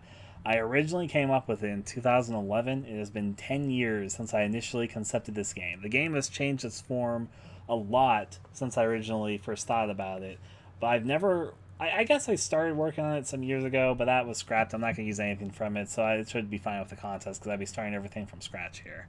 Not to mention the idea has changed a lot since then.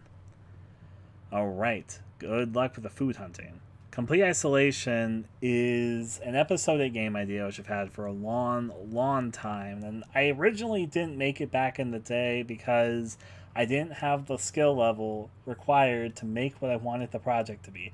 I realized last year that I had gained the skills to make what I wanted to make. In other words, I learned how to do things and I gained enough ability to make what I wanted to make all along.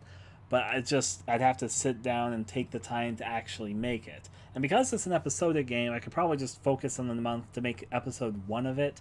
And then if that does okay, I can work and focus on the other episodes. That's also a way to release episode 1 as like a free thing, which I want to do anyways, to sort of promote the other episodes to come afterwards. For those who don't know too much, I won't explain too much here, but I've got character concept sketches and other things for the various characters. I'm going to turn the screen on and off because I don't want you guys to read the full character bios right now. I have multiple design documents related to this game that can go on for a long time. But yeah, this is a say hello to my 95-page game design document from 2019 on Complete Isolation. And if you can believe it, this is not the longest one nor the newest one. This is just my 2019 design document for it, and I go really in depth on this idea. Okay, this is right here.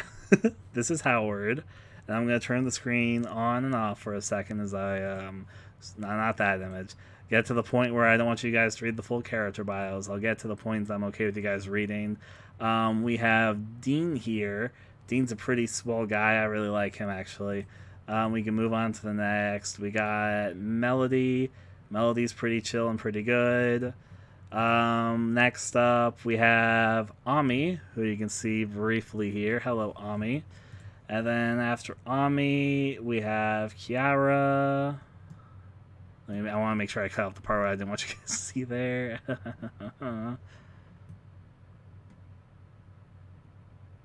Okay, good. There's nothing there. Alright, so Kiara. And after we have Kiara, we got Nathan. Oh, not there. Can I push this up a little bit? Just a little bit. Yeah, this is fine. We got Nathan. And after Nathan, we got Olivia. And after Olivia, we got Peter. Yeah, this is the best way to show Peter. Peter, he's at the bottom there. And after Peter, yeah, actually I won't show too much more there because it gets into too much. But basically, it's a really long idea. And if we were going to make episode 1, the part which I will express here is that the game stars multiple characters in multiple situations. I have designs done of a lot of them, which are not finalized, but are partially finalized. But we don't need all the characters finalized for episode 1.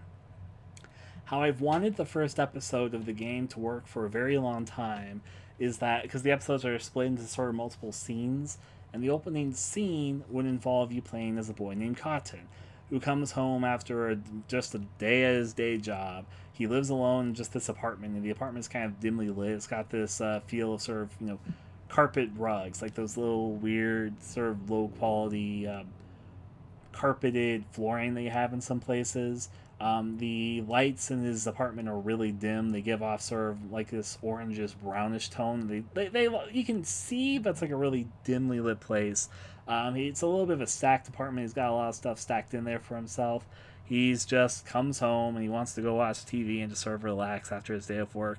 However, he gets a little bit aware that some things in his house have been misplaced, and there's evidence that somebody broke and entered into his home. And as he goes into this and decides to try and call the police, things go a little bit south and turns into something of a home invasion scene for the opening bit. After the opening bit plays out, we follow a man named Howard. Howard is a person who moved away from the place that where he came from. He had a mother and an estranged father and a sister who he sort of left behind.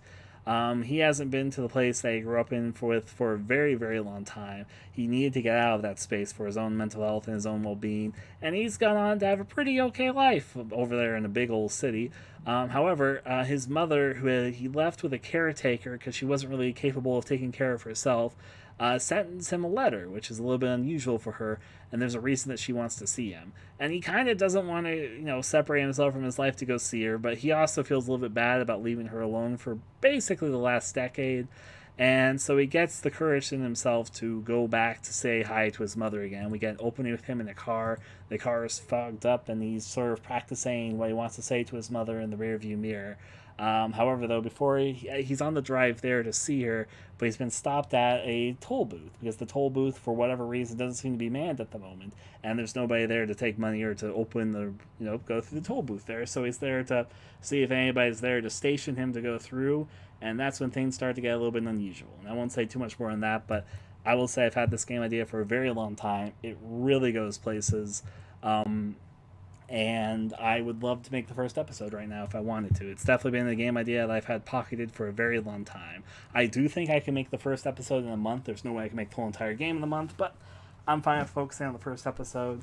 I'd have to finalize a few character designs and make the sprites and then make the areas for them, but it's only a small fraction of the entire cast of the game I need to make for episode 1 anyways, so I should be a-okay.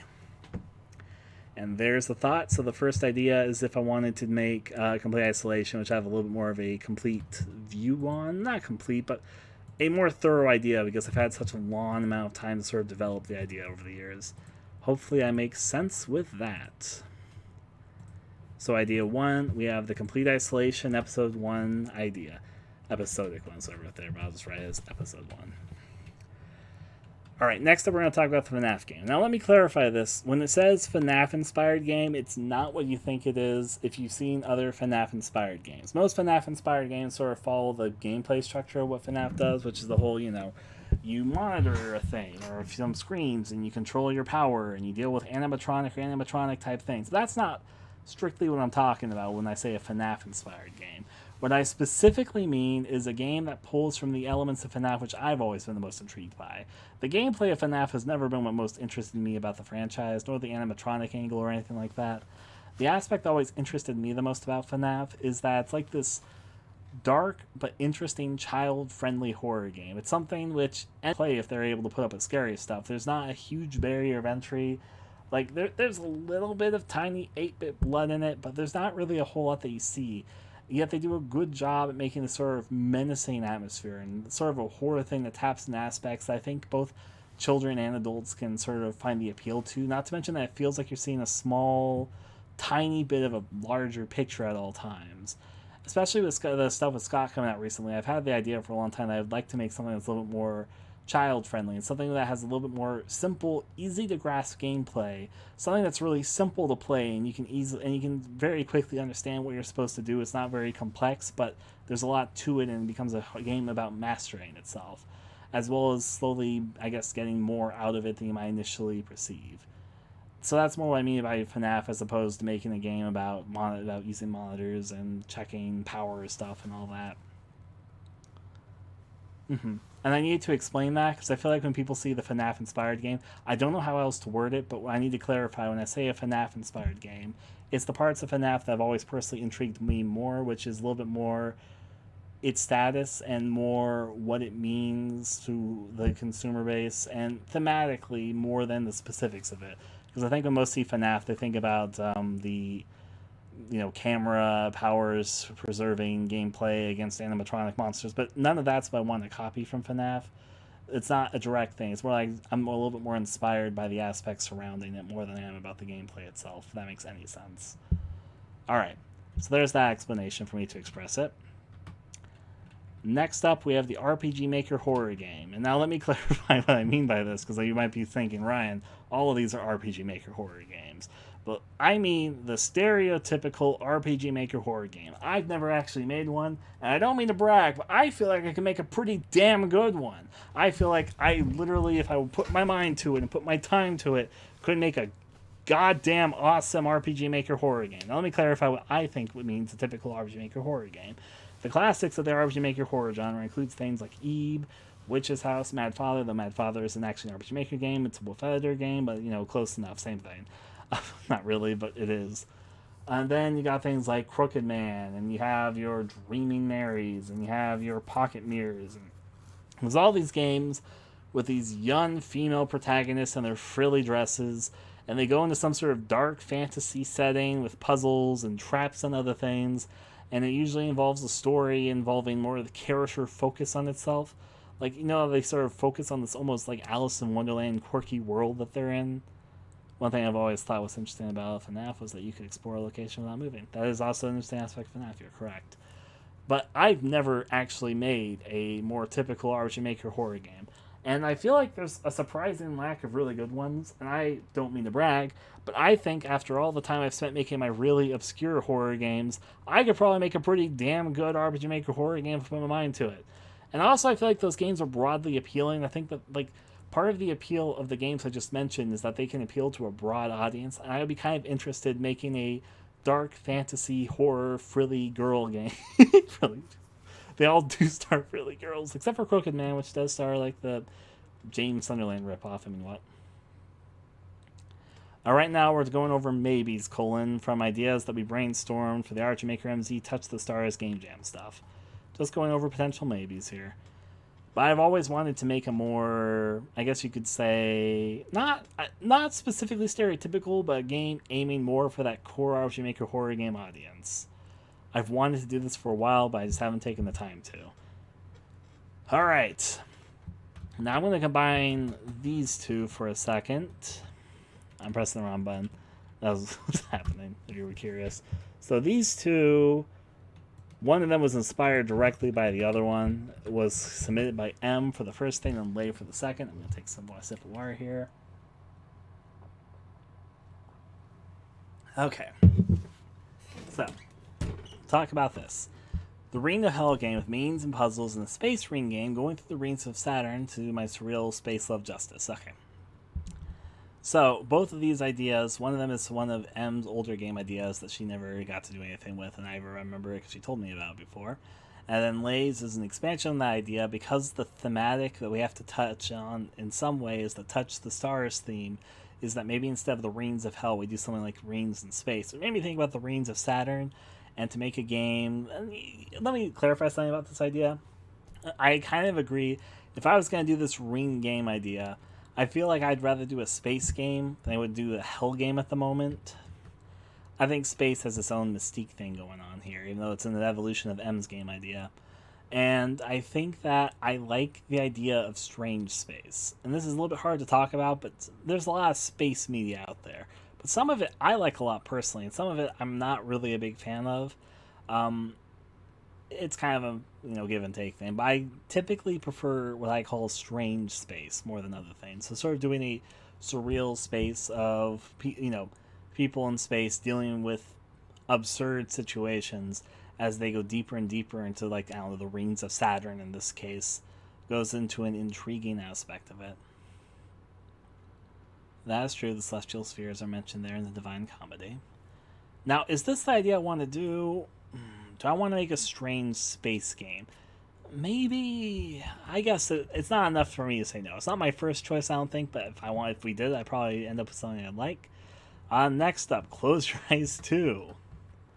Do I want... I'm going to say no to this right now. I want to finish Close Your Eyes Anniversary Remake before I do Close Your Eyes. I'm sorry, people don't really want me to make the sequel, but I want to finish the Anniversary Remake. And I feel like if I want to focus on Close Your Eyes, I'd focus on the remake first before I focus on that. I do love Space Odyssey 2001. That's one way to get... I mean, you got your Space Odyssey 2001, you got your Event Horizon, you got your Interstellar, and all the other... And there's other, more niche picks. Those are just three of the bigger ones. But yeah, that's sort of what I mean, if you want to go up that alley. Alright, now next up we got the Silent Hill inspired game. Now let me clarify this. This is another thing which I've always wanted to do at some point, and I'm wondering if now is the time to do it, because the 20th anniversary of Silent Hill 2 is in September. So maybe it'd be a good amount of time for me to finally focus to make a Silent Hill inspired game, because in my opinion, there are a lot of Silent Hill inspired games out there, but a lot of them miss aspects of the series that I personally always thought were some of the best parts of it. And just I don't know, a lot of fan games don't really successfully tap into, and I've wanted to take my spin at a Silent Hill-esque title at some point. So it's definitely a possibility, and with the 20th anniversary coming up, maybe it'd be a good time to focus on it, but maybe not. I've debated back and forth on it. I'll put it on the maybe list if you want to do sort of a Silent Hill-inspired thing in RPG Maker, though. Alright. Game about the seedy side of game development. So I'd be okay with making this, and the sort of goes into the next aspect, but I think I'm going to combine these two. Okay, in fact, I know how to word this. Make the Mulholland Drive of video games. About video games. Okay, whoever has seen the film Mulholland Drive? If you haven't, I misspelled Mulholland. It should be like that. If you haven't, then this is not going to make much sense, but I'll try to explain it. Mulholland Drive is a David Lynch extremely surreal horror... It's kind of horror movie. It's more horror than a lot of other Lynch's movies. And I'm not going to make the Space Jam of the game. Diane, I'm currently entering the building housing the Yaya Gameworks. Mulholland Drive is about the seediness of Hollywood. It's about a little bit more than that, but its core theme is basically the spoiled underbelly of Hollywood and the Hollywood and American dream. And basically what I'm saying with make the Mulholland Drive of video games about video games, that Mulholland Drive is a movie about the corruptness of movies, and I make the Mulholland Drive of video games about video games. Make a surreal video game about the seedy underbelly of video games. It's definitely possible. Do I want to do it? Maybe. There's that. Alright, now next up is a Starry Focus game. Do I want to make Starry's backstory here? I'm a little bit 50-50 on it. I am in contact with Danuta, and she probably would agree to do the role if I asked her to. I do like Starry, and Starry was originally, I mean, literally the theme of this context is touch the stars, and Starry is literally called Starry, not to mention that her little character, she was named that because she was a starry-eyed character. Touch the stars would fit her perfectly. Do I want to make a Starry game right now? Maybe. That's pretty meta, I know. But basically, do I want to do a Starry game? The thing is, I don't have anything in my head this very second where I'm like, that's the Starry game I want to make. When I made My Hole's a Mouth of Dirt, I was like, this is a spoiler for My Hole's a Mouth of Dirt, but this is a Simon prequel game, and I knew that kind of going in. But I don't have in my head at the moment something that I would love for Starry, but then again, maybe that's fine. Maybe I can figure something out as we go along if we decide to go that direction. So I'm not going to write it off yet. I'm going to keep it as a maybe. But some games starring Starry from Red Haze. And if you don't know who Starry is, that's okay. Just know that she's like this blue-haired, starry-eyed girl. Okay. Somebody with a terminal illness who wants to do one thing. I said one thing, but I was trying fast. Who wants to do one thing before they die.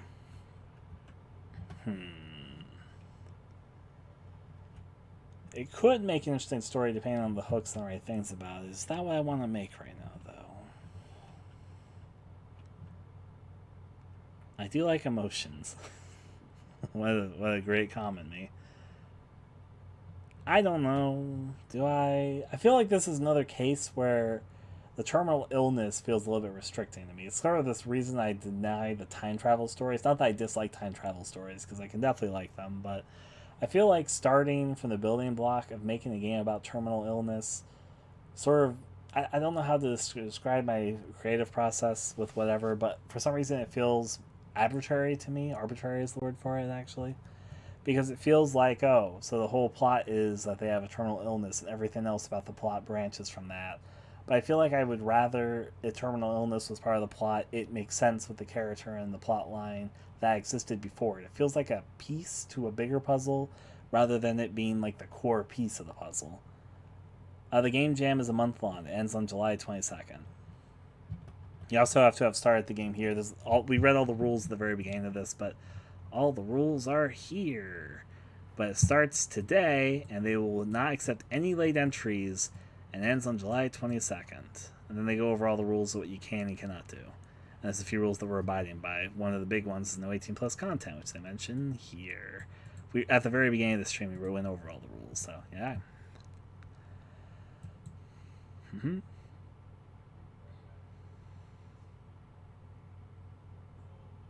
Possibly. But I don't know, like,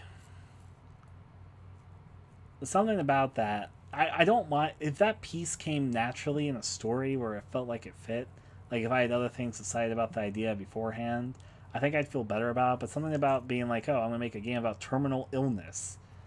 Something about that doesn't feel right to me. Does that make any sense? Like if I wanted to make a game about terminal illness, I would want some sort of source of inspiration instead of being like, yeah, I'm gonna make a narrative about terminal illness.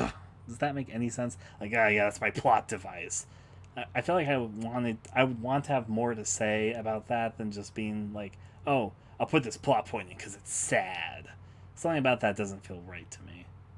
It doesn't make me feel good about the project, if that makes any sense.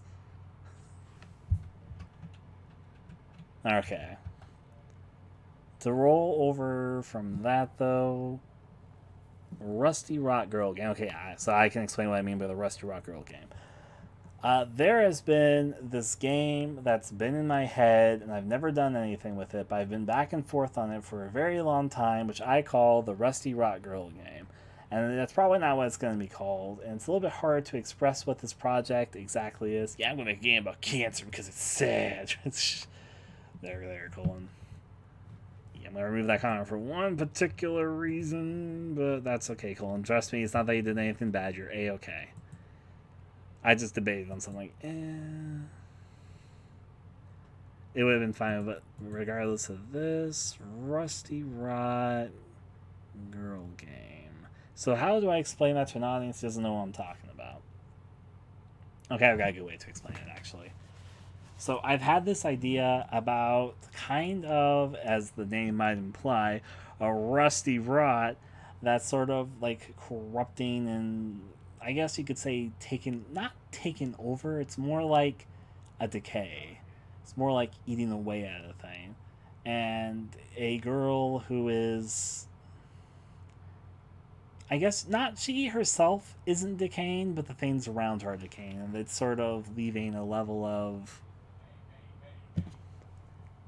I guess the word for it, which I would choose, is dissonance with her, between her and her environment.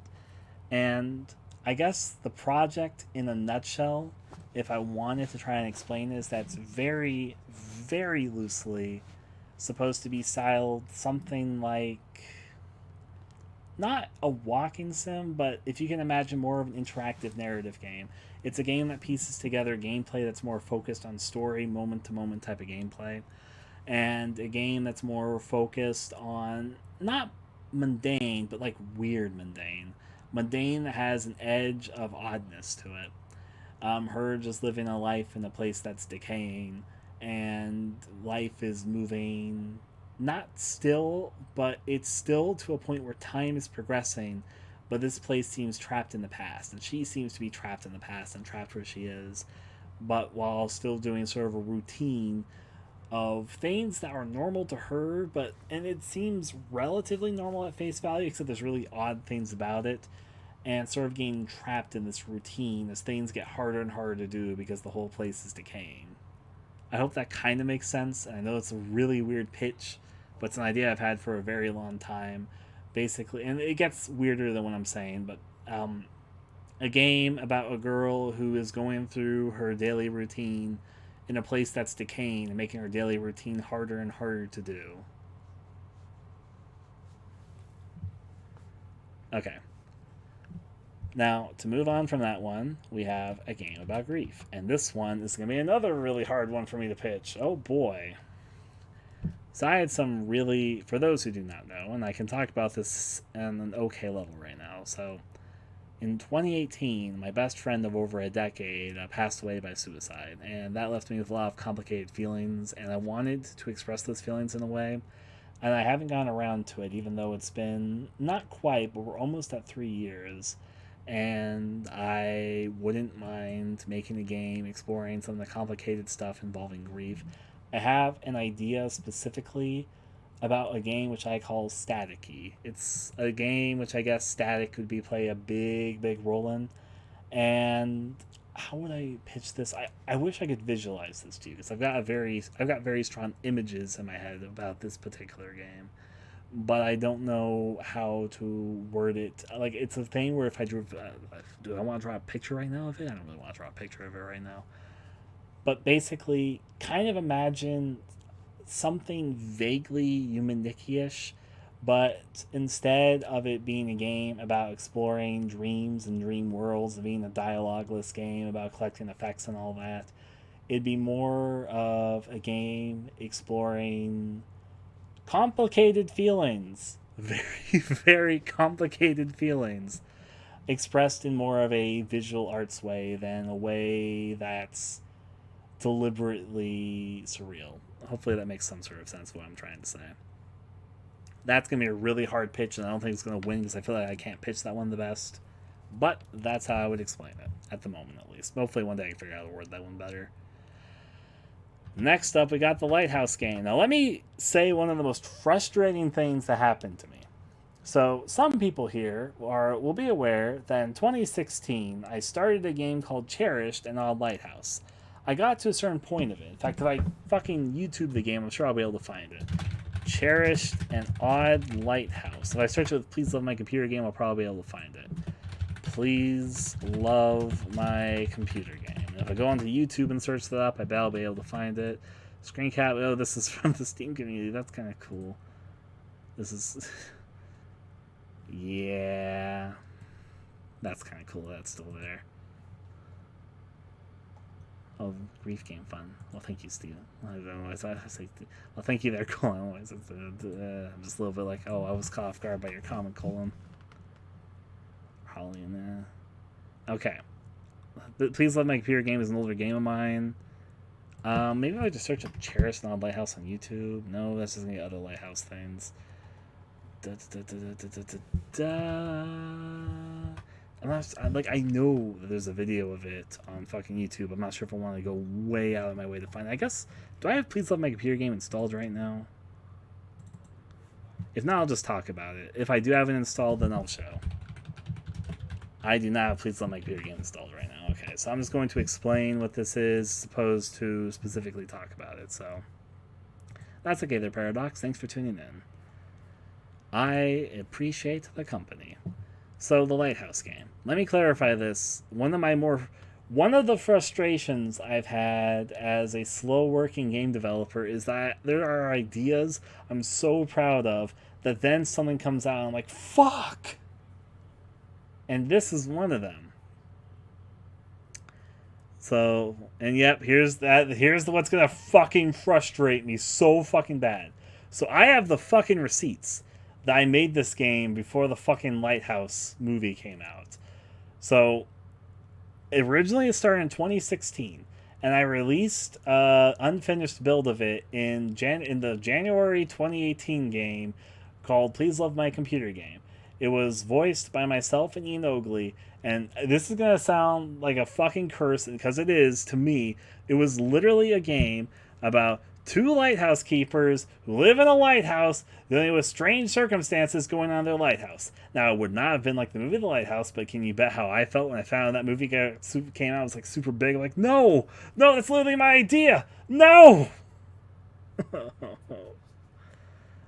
And thankfully, my one thing to say that I'm not making a Lighthouse-inspired game is that the game I had released Please Love My Computer Game, which included a build of Cherished and Odd Lighthouse before the Lighthouse movie came out, and so I can proudly say that existed before the movie did, but I'm still like, if I make the game now, then everyone's going to compare it to the movie, and the thing is, I really like the movie, and oh no. But I still want to make my Lighthouse game. I've always loved lighthouses. If I'm going to be honest with you, I discovered my love for lighthouses in fucking Alan Wake and Silent Hill Shattered Memories. There were lighthouses around me beforehand. I live on a state that's on the coast. I've been to the coast a lot of times. I've always liked lighthouses. But in Alan Wake and Silent Hill Shattered Memories, for spoilers for both those games, lighthouses play a big role in both of those games. And that sort of opened my eyes to the possibility of lighthouses and horror, and what lighthouses meant to a horror thing here, so yeah. There's been several Lighthouse games ever since the Lighthouse movie came out. So, I know it's a line from the Lighthouse movie, and I've seen the movie. It's a good movie. I really liked it. That's okay. But I've decided I'm not going to let the fact that somebody else made a really good Lighthouse horror movie stop me from making my long-time Lighthouse horror game idea. Though I'm a little bit sad because, well, this gets back to Ian stuff. But we'll talk about that another time. I have a long-standing Lighthouse horror game idea, which I would like to make someday. It came originally from 2016, and there was a build of it in Please Love My Computer Game, but I want to start from the very beginning with it. So, yeah. I just really like lighthouses, and I think that they have a good place in horror. The problem is there's been several Lighthouse horror games because of the Lighthouse movie. But I don't think my game would end up like the movie or like the other games that exist out there, even though there's definitely similarities that can be made. Literally, the primary game's primary function is that there were two lighthouse keepers who were named Adams and Gregory, and Adams was dealing with the death of his wife, Mariana, which also, if you played 2017's Red Haze, the reason why is that there was Cherished and Odd Lighthouse stuff that was used in Red Haze, so but all the same. But that will come, and maybe I'll finally get to make my Lighthouse horror game. Maybe. Okay, next up we're going to talk about my really weird dating game. So there's an idea for a game I've had for a very long time called Lonely Yet Not. And this idea involves a very strange dating game setup. Basically, you play as a character that's inside of some sort of weird, not monitoring studio, but it's like a zookeeper place. You're in a place that's sort of like a zookeeper. And it could have been in space. I debate if it was in space or not. But basically, in this space, you're kind of in a cage yourself, but you're in a more open cage than some of the other people. Reminds me of. but to roll with it, the idea involves you being inside of a cage. Inside the cage, you have access to other cages. Well, there's one-sided mirrors. You're still doing ideas. Well, no, we're talking now going down the list of, we're going past the things that we've already made. We stopped taking in ideas, now I'm explaining each idea. And then we're going to get to the elimination phase.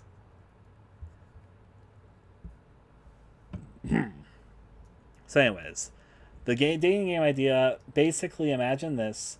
You're in a facility. The facility, there are multiple living settlements with people who are men and women and everything in between that exist and live inside of these one-person spaces.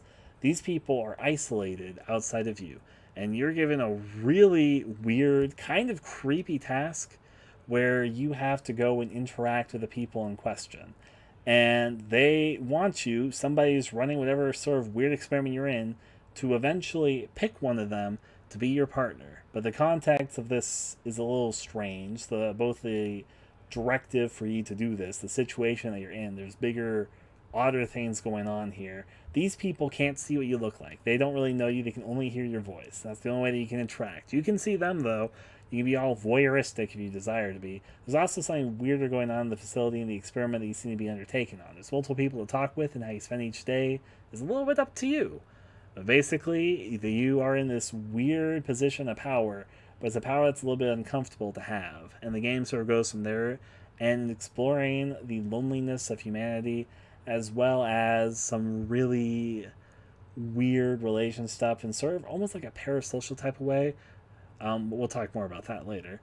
Involving you in a weird position with these people, with a very direct directive that you need to complete before the date, as other odder things seem to be going on, either in the background or more explored thoroughly, if that's what you want to dig into.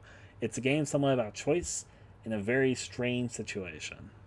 Power! Well, I mean, that's the whole thing, though. In this sort of situation, you'd be in a really weird power dynamic. And it'd be sort of hard to... Like, you have to sort of ask yourself the questions.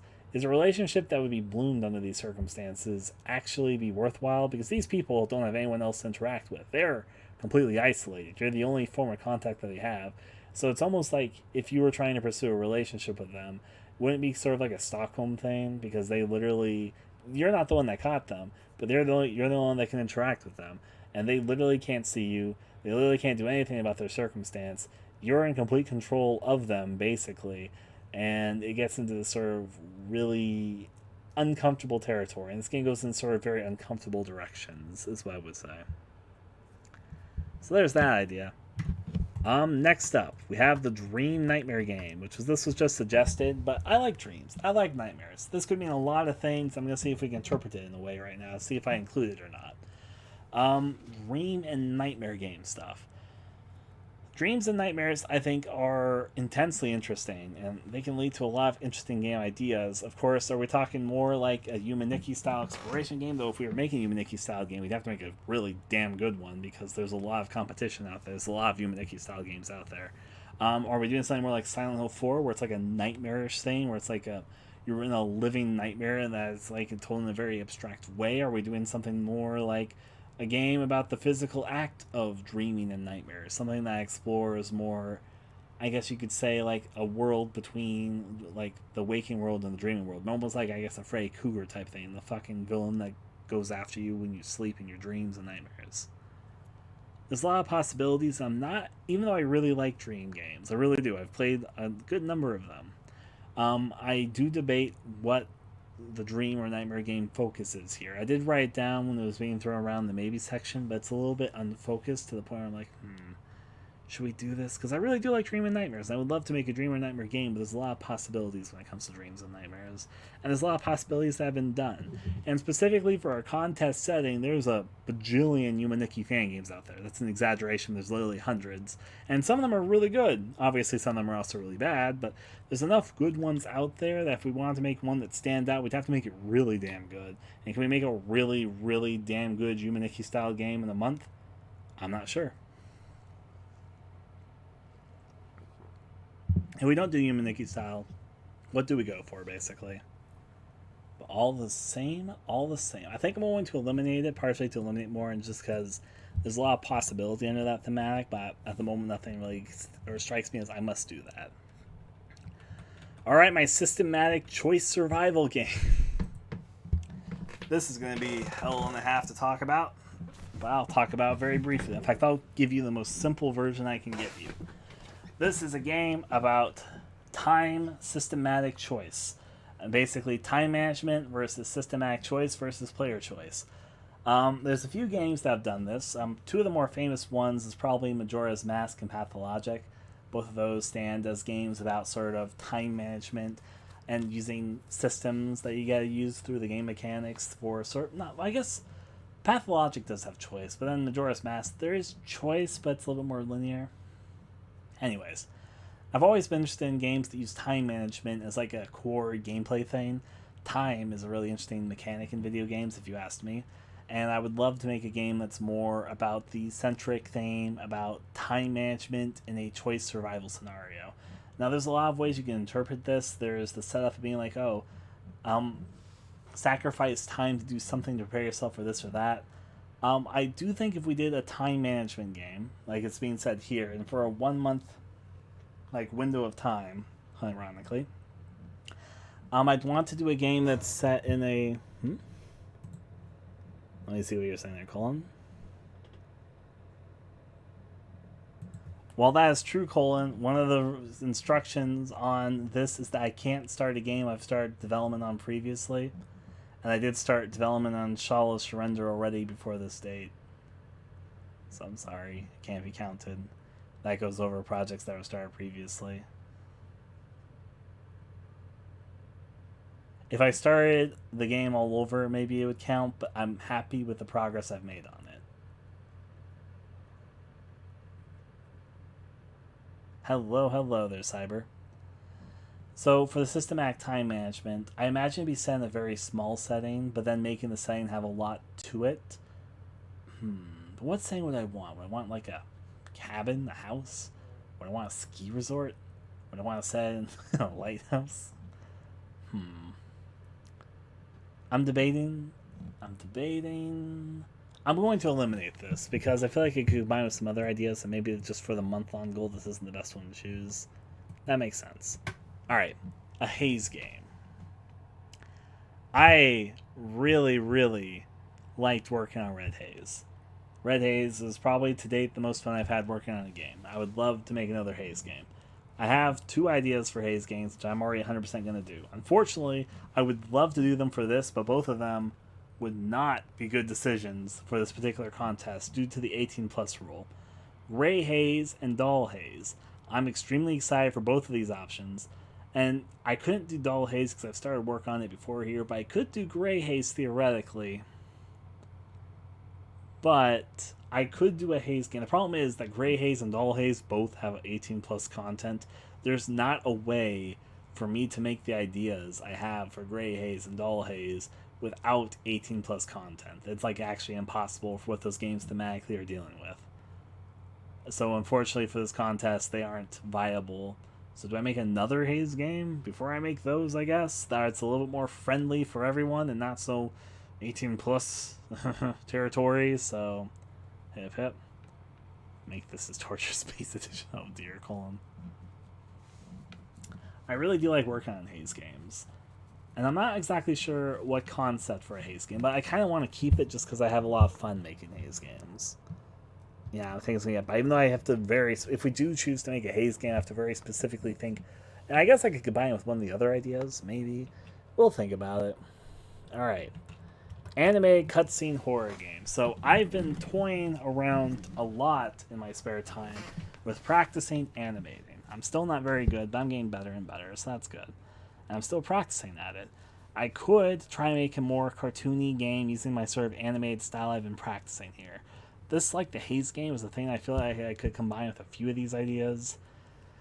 So I'll throw it onto the maybe small town game. So let me clarify. I have multiple ideas for small town stuff because I am a huge fan of small town style games.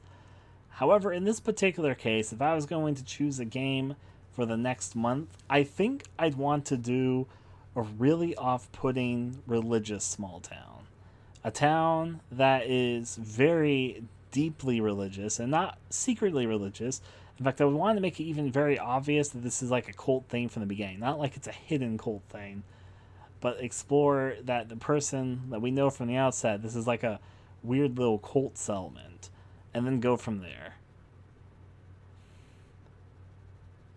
And I think with this, I'd want it to be somewhat more of an open game with various possibilities, which actually might make it the right thing for the Haze game. We'll think about that one. Not like Far Cry 5, though I do get the comparison, because Far Cry 5 is set in like a religious settlement. I guess it's not the worst comparison, but I would tell you right now, the game that would come out would not resemble Far Cry 5.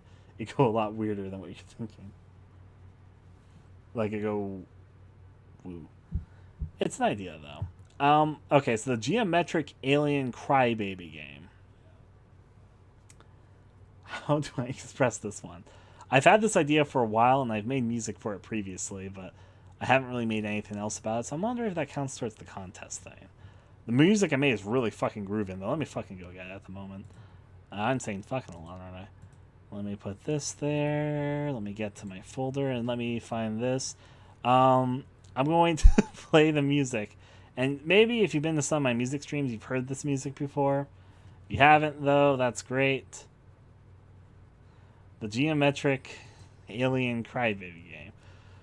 It's a really... I can explain it, but I want to play music, which I had made for it previously.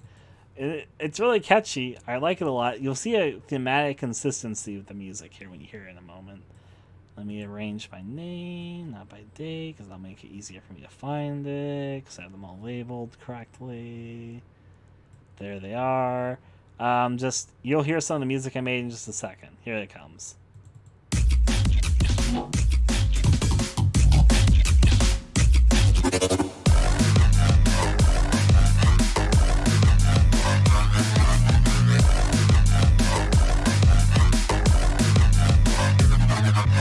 There's a lot of versions of this. That's the basic version.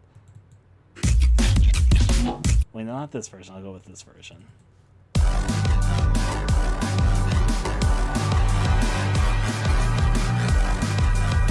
Then we'll go with this version.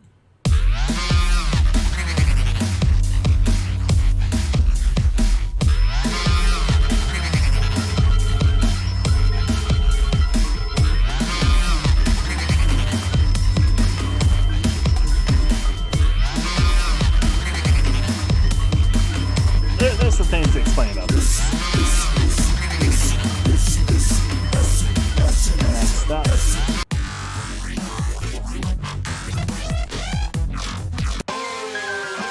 I'm still confused. I got a lot of these actually.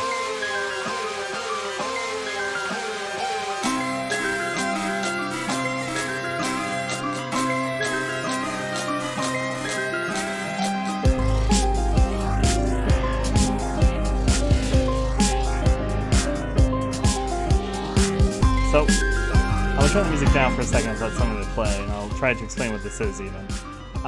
The idea is that some weird geometric-shaped aliens invade Earth, and they have a strange hierarchy which they sort of impose over a small town. They're kind of a terrorist alien group, as in they're literally alien terrorists, but they have an interesting backstory to them and sort of these characteristics that go through them. They're sort of doing an alien invasion type thing, but in a very strange fashion. The crybaby aspect partially plays as we play as a character who is a huge crybaby. And that's part of the intent here, so yeah, I'm gonna play some of the other songs here.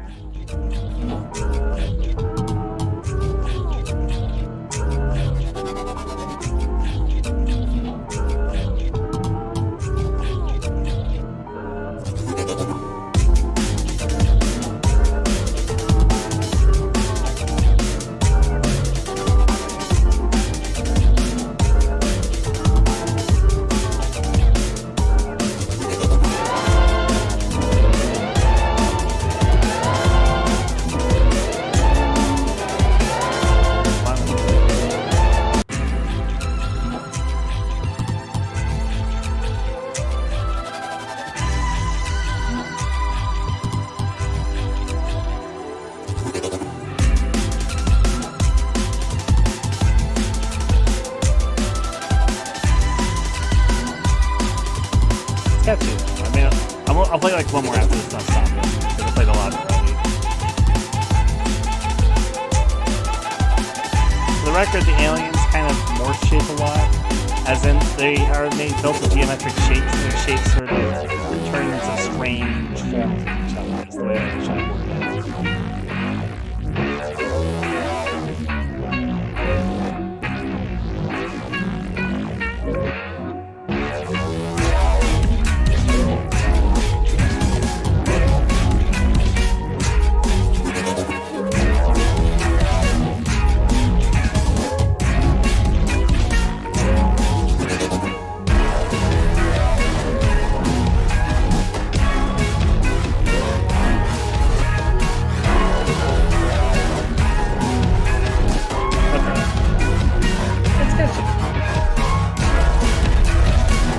Anyways, there's that. Do I want to make my geometric alien crybaby game? There's a lot more to the idea than what I'm just saying here, but do I want to make geometric aliens and a crybaby character at the moment? That is the question. Do I want to make this idea here? It's in a very interestingly odd setting also. It would be unique. The ideas I have for are very strange. I won't eliminate it yet, but I don't think it's my first choice either. And I think I'll get rid of the cel-shaded grotesque beauty idea. Or maybe... Or maybe I should just keep it as a thematic in case I want to combine it with something else. I'll keep it as a thematic and want to combine it with something else. So we got 1, 2, 3, 4, 5, 6, 7, 8, 9, 10, 11, 12, 13, 14, 15, 16. We narrowed it down from 22 to 16, so I guess we did like knock off a good 6 of them out, but there's still a few here left, but I've gone over all of them now, given I've realized that some people might have come in and out during all of this. So then the question comes, what do we specifically make? A few of these could theoretically merge, but if only it makes sense, if only that seems like it's better for the project as a whole. So yeah. Okay. Let's see. I'm going to think about this very severely and sincerely here for a second, because I'm not sure how many people heard me explain all of these. We have Complete Isolation Episode 1, which is a long-lasting game, which I've wanted to do for a while, and I could probably make Episode 1 during the next month. We have a FNAF-inspired game, but not gameplay-wise. It wouldn't be a game that plays with like monitors and power usage and animatronics. It's more that the idea of a child-friendly horror game where you see a small peephole into a bigger thing and how the game sort of utilizes, I guess, small space to tell a interestingly larger story appeals to me. The RPG Maker horror game, I've wanted to make a dark fantasy RPG Maker style, like classic, but appeals to the core RPG Maker horror audience for a while, because I've never actually made an RPG Maker horror game that's specifically trying to appeal to the idea of the classic RPG Maker horror game, just my own idealisms in it, because I feel like I could do a pretty damn good job at it if I put my mind to it. The Space Marines game idea, about Saturn and doing my love of surreal space horror stuff justice. We got the Silent Hill inspired game, because Silent Hill 2's 20th anniversary is coming up, and I just really want to make a Silent Hill inspired game at some point. We can make the Mulholland Drive of video games, but it's not about movies like Mulholland Drive is about. It's about, or Hollywood I should say, it's a video game about video games, but not in like a meta-narrative way. It's more in a way of talking about the corruptness of video games. We have a game possibly focused around the character of Starry from Red Haze. We have the Rusty Rot Girl game, which is about a girl in a rotting environment. We have a game about grief, which is a little bit hard to pitch and explain, but it's going to explore sort of the complexities of grief as a feeling, which is, I have some resonating feelings about that, which I wanted to make a game about for a while. We have the Lighthouse game idea, which I had an old 2016 game idea called Cherished and Odd Lighthouse, and I've wanted to turn that into its own thing eventually. There was also some cherished stuff in 2017's Red Haze and 2018's Please Love My Computer game. The really weird dating game, I've got a really odd, lonely yet not game idea that's lasted for a long time. We got a Haze game. Not going to be Gray Haze or Doll Haze, because both those contain 18 plus content, which I could not use for this contest, so maybe just a Haze game from the ground up and make something interesting. We have an animated cutscene horror game. Most likely this would combine with something else as opposed to be its own thing. In fact, I'm going to take this out and keep it down here with the cel-shaded things. I feel like it's more of something that could be attached to something in its own thing. We have the Small Town game, which I want to make a game about a deeply religious little cult settlement town. Then we have the Geometric Alien Crybaby game, which is a very odd, specific idea I've had about these aliens that come in these geometric shapes. As we play as a character who's a big crybaby. Yeah, okay. Very brief explanations. And because I turned 2 of them into more thematics to be attached to other things, we've now narrowed it down to 14. All of these have good possibilities. And I also have to think about what I personally want to make, even though we will have a discussion about this. Yeah, to put a vote, you say Clay Station 1, and then we got Small Town Lighthouse. I wouldn't say it's up to vote, but I would love to hear your guys' thoughts here. You want the one about grief? So it's not a thing where I'm going to hold a poll and whatever wins the poll wins, but I would love to hear where you guys sit with this. So it does help me consider here, is how I would word it.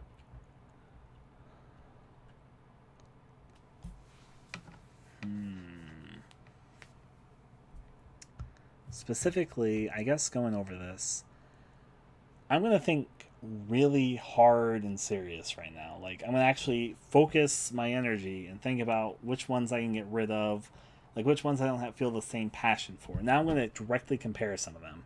Obviously, Complete Isolation is a long-lasting idea for it. I have a lot of affinity towards it. I actually really want to do a FNAF-inspired game in the short term. I'm interested in doing it at the moment. I kind of really want to do an RPG Maker horror thing. This would not win a popularity poll. It never fucking does. But I'd really like to make a game to appeal to that core base at some point. Unfortunately, I'm going to be honest, I don't want to make the Space Marine games right now. Maybe at some point I want to make a Strange Space game. It'd be the easiest way to tie in the Touch the Stars theme. But that's okay. Silent Hill, obviously, I like Silent Hill. I don't know if I want to make the Mulholland Drive of video games right now. Maybe I do. Do I want to? I could make something really damn good. I feel like this one might actually make a really amazing game if I really focus my energy into it. I'm not going to eliminate that yet. I feel like it makes something great, actually. Something surprisingly great, even. And that's a good point there, Champsties. Unfortunately, I don't think I want to make Starry Story. I don't think I have the idea yet where I'm like, that's the game I want to make for Starry. Most of the time when I make games about characters, I don't just I usually have an idea of like, that's the story I want to tell for them. I don't currently have that for Starry. She would fit this contest perfectly. Starry literally would fit the Touch the Stars jam perfectly. I just don't have I could probably get a good idea if I really sat down and thought long and hard about it, but right now I don't have an idea where I'm like, that's the Starry game I want to make, if that makes any sense. Okay, so compared to some other things, I wouldn't choose the Rusty Rock Girl game first. Though I do want to do that at some point. I'm not sure if now is the right window point. Game about grief. Debating.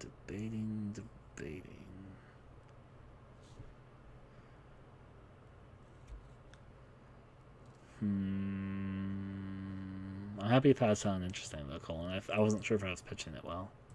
It's kind of a hard game to pitch, and I do have an idea about it. So this one I want to make during the next month compared to other things, though. I'm like a little bit split on it. I guess, if I really think about it, not yet. I think I want to be in a place where I feel a little bit more secure before I fully tackle that. I do want to make my Lighthouse game. Should I make it a Lighthouse Haze game? I'm going to do it. Fucking, I'll go for it.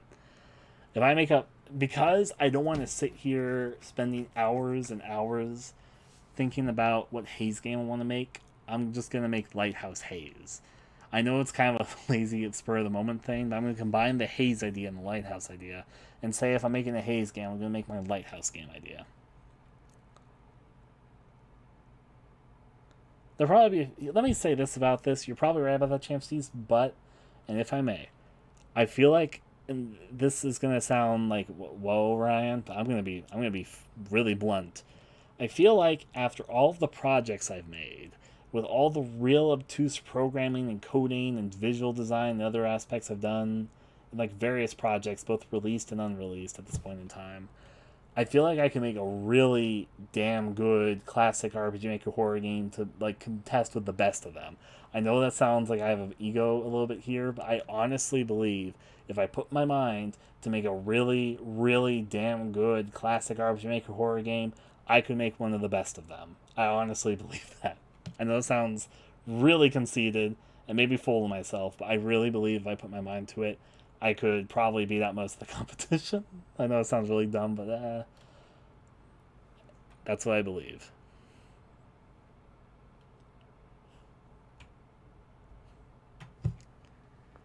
I'm not sure if I want to make my really weird dating game yet. Another time, really weird dating game.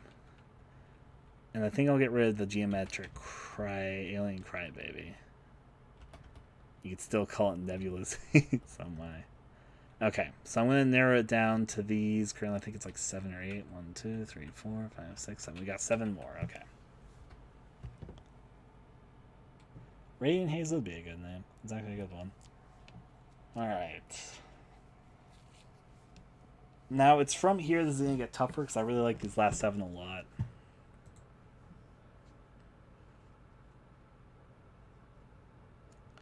I think execution will make a big difference here. And I think I can do things to make my idea stand out even more than what you're imagining. I bet I can make it better.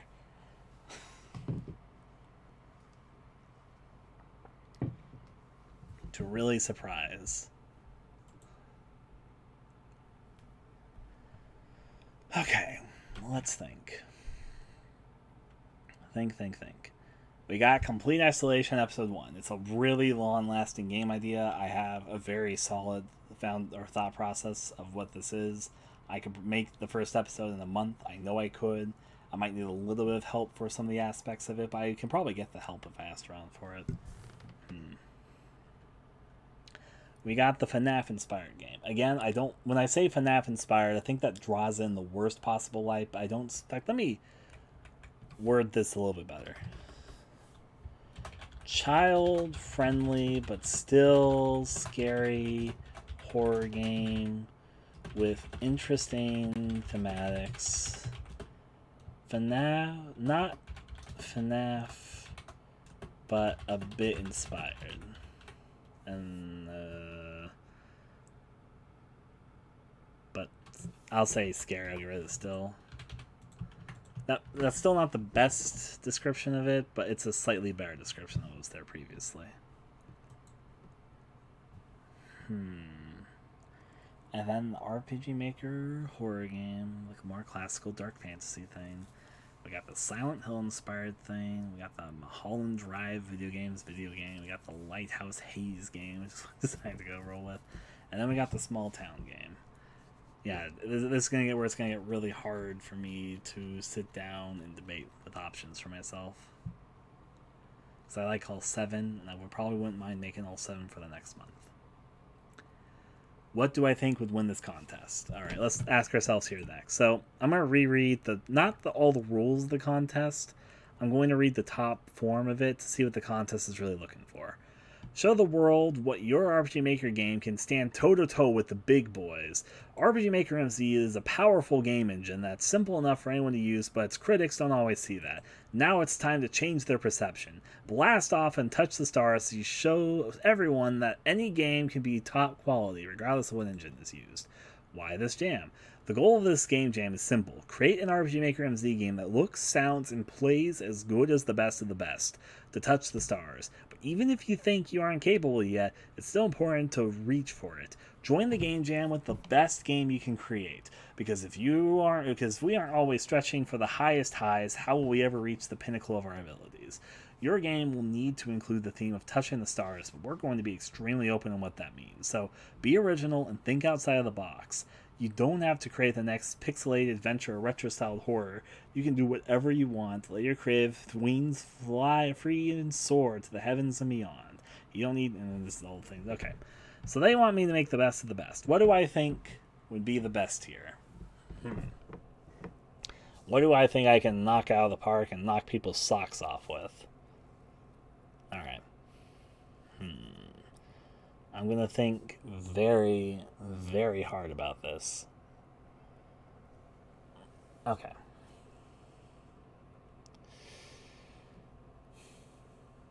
I'm going to take away the FNAF child-friendly game because that's more of an experiment for me and something which I want to test with right now, something which I'd probably enjoy making, but I feel like that'd also be new territory for me, and it's something where I'm not confident in my ability to make the best of the best.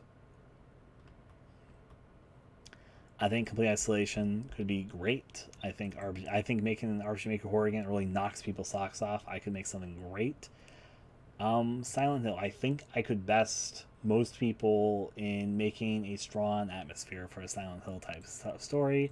I think I could make a great Mulholland Drive game. I think Lighthouse Haze could be great.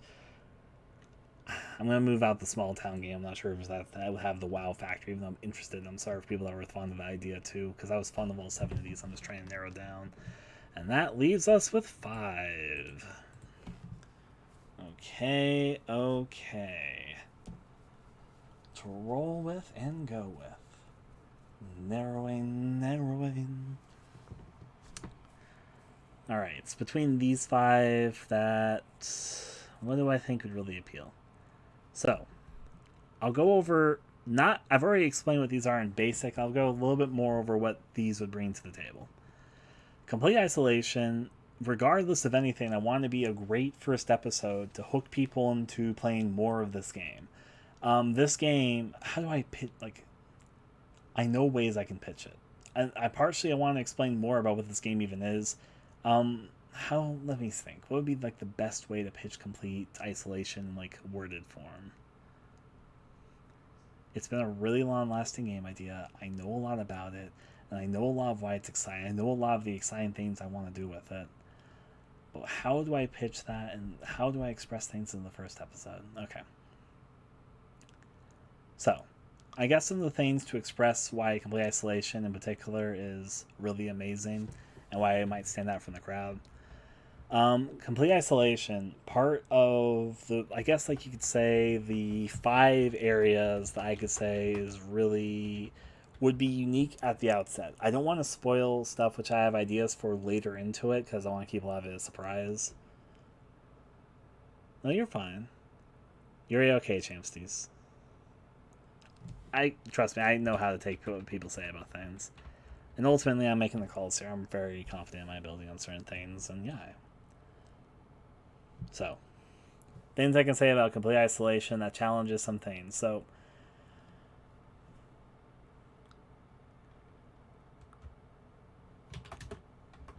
this one is an area which always intrigues me, and you probably have seen me do it before, but I've had so much time to plan Complete Isolation. It's a really interesting network of things.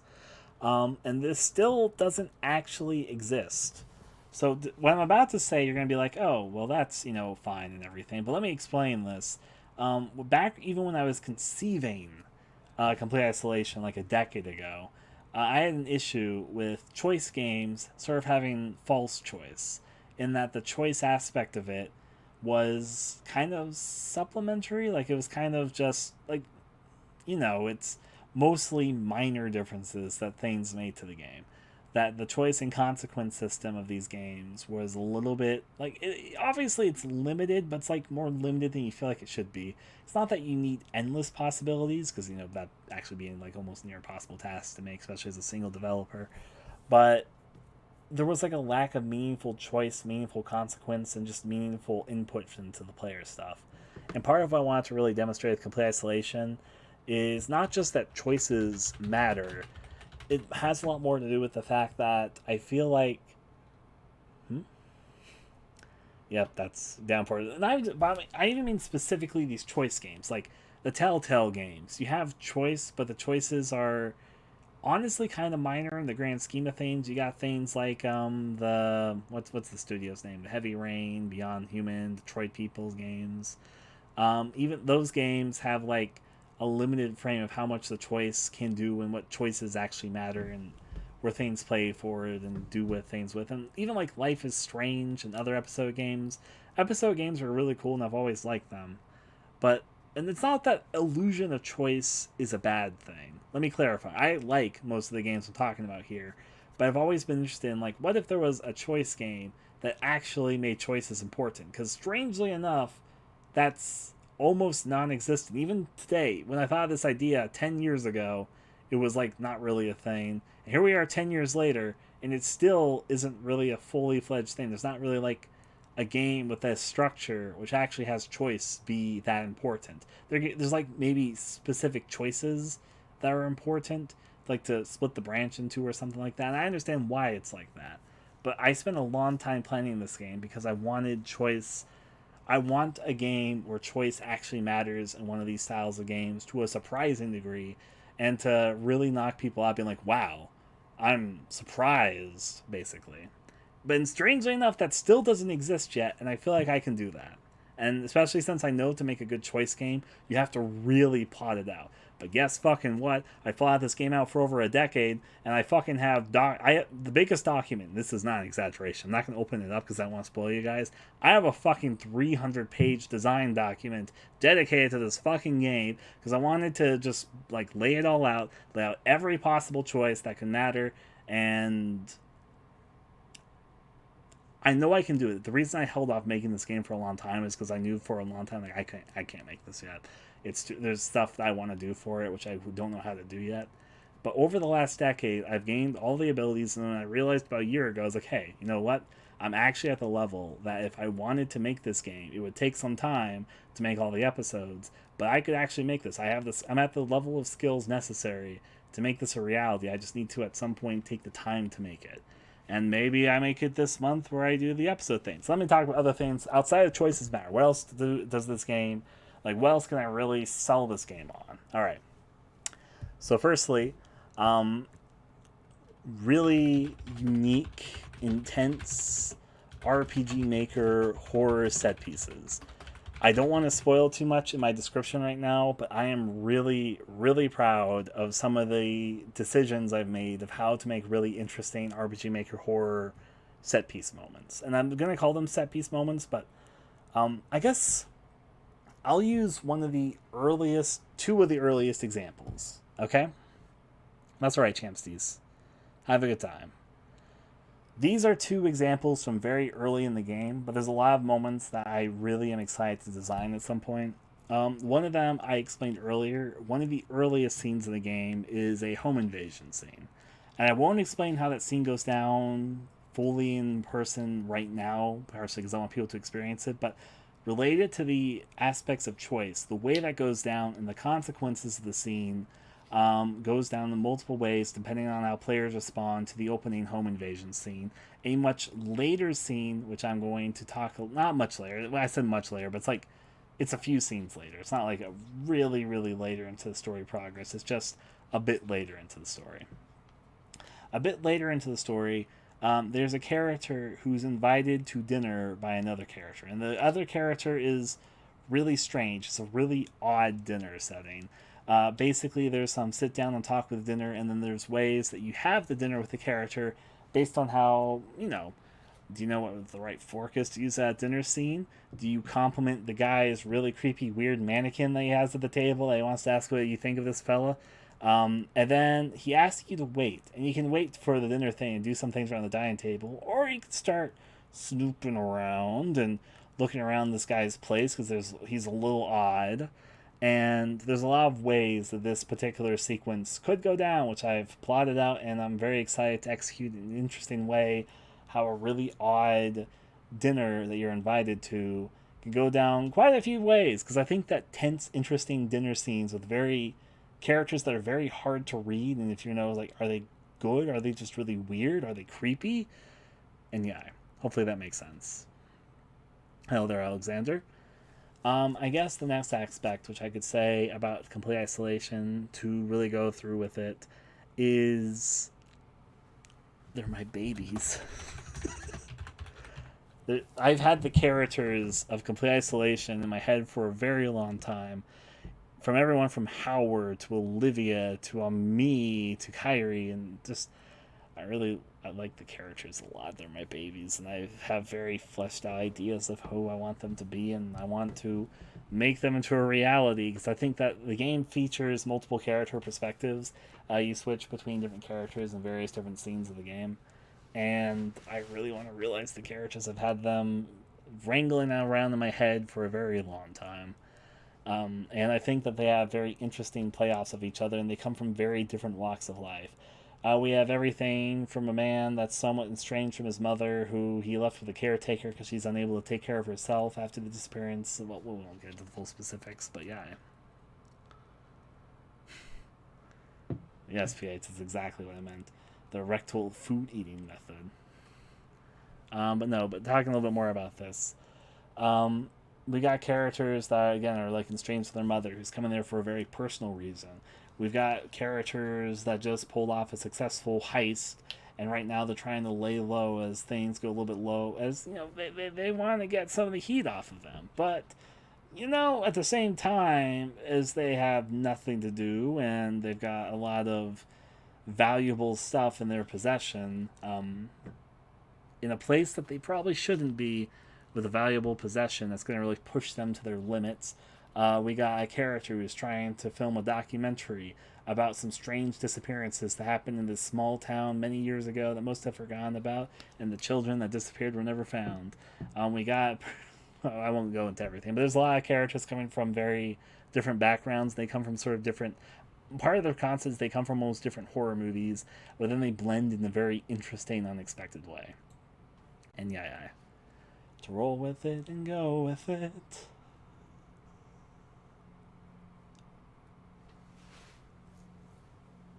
It's part of the fun. And I guess that's another way to word it. It's to blend multiple horror stories that in a way that feels very fluid to each other. But because part of the initial premise of Complete Isolation is that we're sort of following multiple protagonists and perceptions that almost feel like they're coming out of completely different horror movies, but they're all attached in really interesting ways. I won't say too much more on that, but that was a part of the initial concept of this, is that we're basically following like multiple horror movies that conjoin in really unexpected ways. But yeah.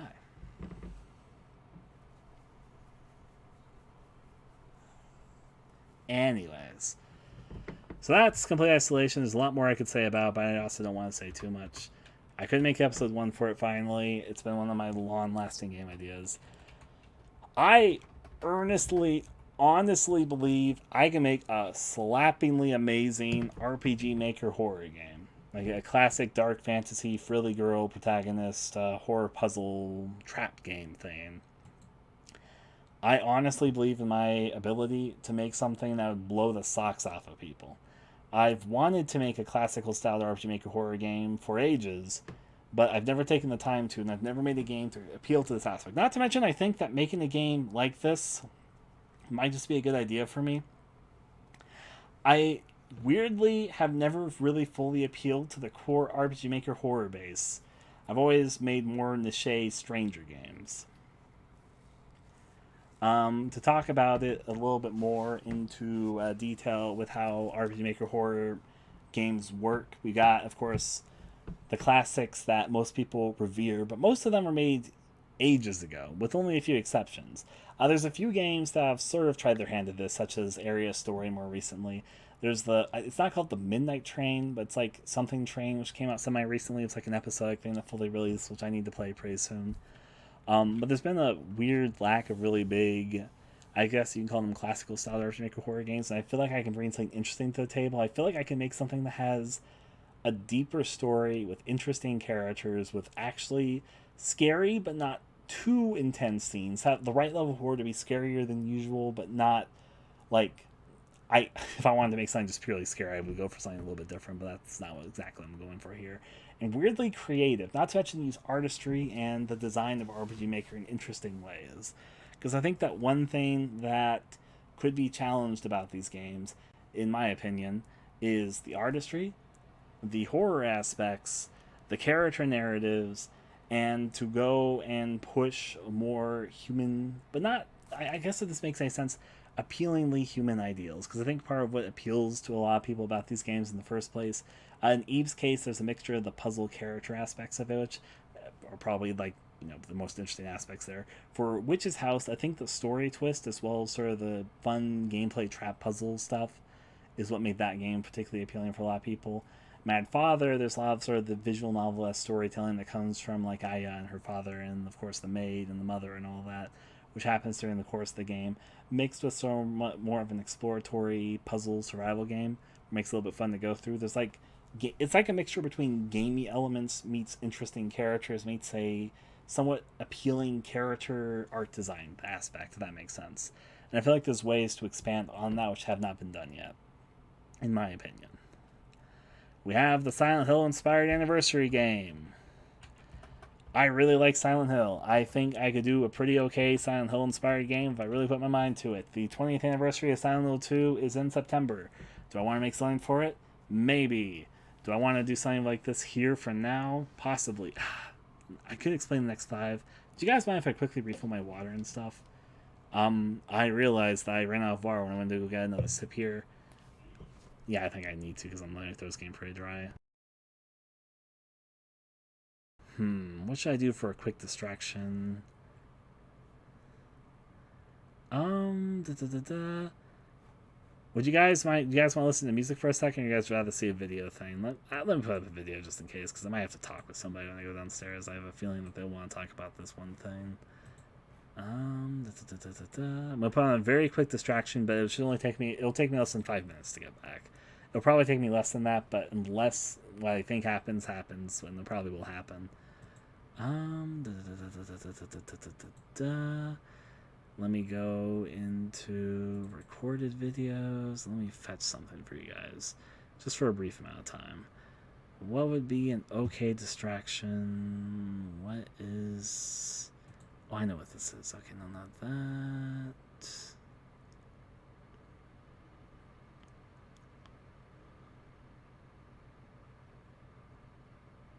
Wow. Wait, is this what I think it is? It is. Fine. Watch a really old video of me with some friends being really dumb and trying to.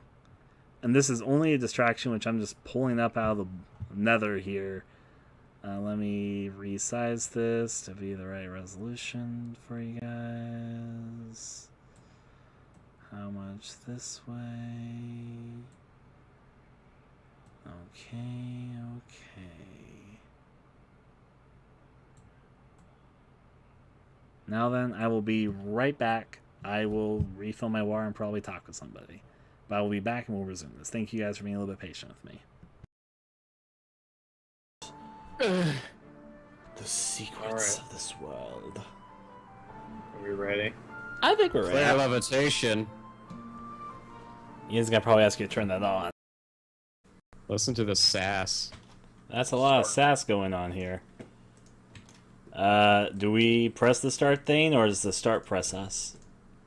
I press start. I press start. I pressed it too now. He could study his fireball spell, hidden from the scornful eye I don't know of what's his going wife. on. It's just a guy. Oh. Is the lizard okay? Or wait, that's a wizard, not a lizard. That's funny because I actually thought it was a lizard. The sun, the moon right up his butt. Here. Take it all. What is it? Who's there? Whoa. Oh, why am I yellow? I gotta be blue! Yeah! Of course, the Yeah, person. I'm gonna check. Oh, Jesus. I'm gonna check Don't do the that. frames. Hold on. No. Okay, we're good. We're good. Alright, so Ian is the yellow wizard, Sky is the light blue wizard, I am the blue wizard. Dark blue, I guess you could say. We'll all have our own. I guess that means I'm probably going to be the wizard because Hold I on. am the only one who's the normal How one. very Which kind of sucks because he's my least favorite. Gonna open up Ryan's chat too so I can see it. Hi. Sensible.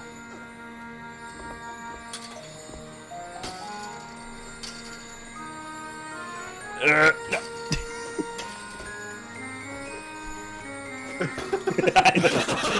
This is having a party. I know.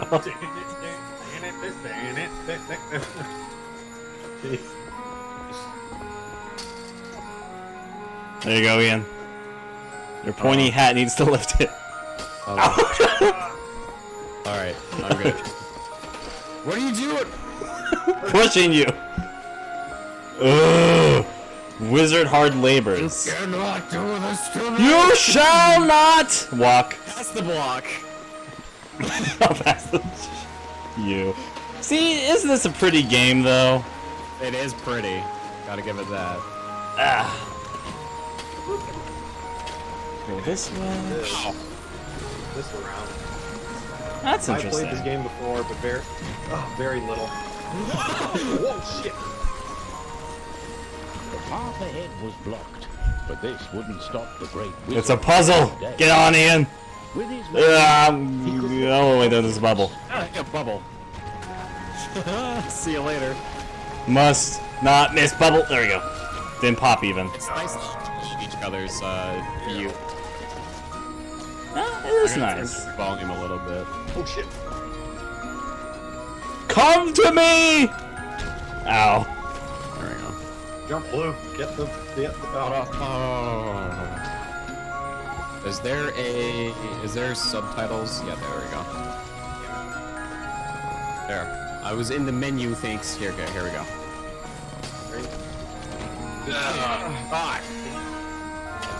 Ow! You actually can do what you were thinking and make a platform and hover there, and you can jump on it for a brief second.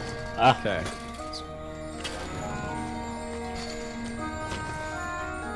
Fuck. Let's take it! Oh, there you go.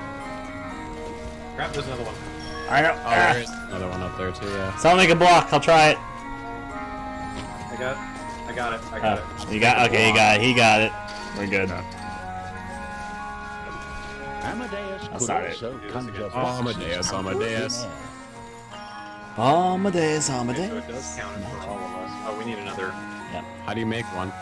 Make a square with your Draw a magic square. arrow. Draw? Yeah, with Draw a square left by holding click. down L2 Yeah. or R2, and you make a square.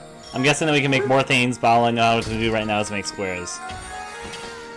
Yeah, eventually we will. That was the worst circle I've ever done, or you can't do anything else but cubes at the leading moment. Ow. Amadeus further. Torn between fear and wonder, What's down he here? followed. Might be stuff Nothing. down there. Might be. Hold on. Her. Praise the Lord! It doesn't seem like I can actually go. Oh, but there is. Oh. Ah, it's a weight puzzle. So even anything up here? Oh yeah, it's totally the way to go. There we go. See, fun. I demand to know what's happening. Where'd I go? I've ceased in existing. The shrine. Trying. Not this again. Wow, this wizard doesn't want this at all. Okay, suddenly fat. Pontius! Amadeus, get your things! We need to save the kingdom! What? Oh, this won't do at all, Pontius. I've children waiting for me to come home. I can't leave. But your magics are needed. The kingdom is in danger. Will this nightmare ever be over? Despite his reluctance, Amadeus knew that the heroes were needed once more. How did you end up here? Let me tell you. Now we're gonna cut to Exposition! Story? Oh my god, we're all warriors. Oh, we're Now we treating can only- each of them, okay. Yeah, we're Yeah. playing through as each of them first, then we're gonna be able to play as, well, one of each once we get to... Must be behind this devil. Find him and teach There's a him fucking with my chicken here. I've learned the art of my people. Now you can use the right stick to use the wheel too. luck. Oh, There'll that's be cool. pumpkin pie for dinner tonight. Pumpkin pie! I love pumpkin pie. Pontius searched the front. Excuse me for a second. Gonna adjust the audio a little bit. Just... Got it. Wait here. Alright. Oh god, oh my god! Oh shit! What's going on with you guys? Well, we went down a... Ah, I'm just jumping. Was there anything up there that we missed? Maybe. Do it now. Don't care. Why? I doubt we're getting 100%. You can change weapons. This guy has two different weapons. He has the hammer and the sword and shield. Oh. Hey, that took a little bit longer than I was expecting, but yeah. Okay.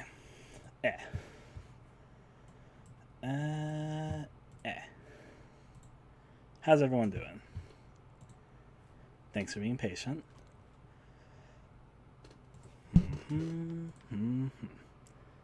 Okie dokie.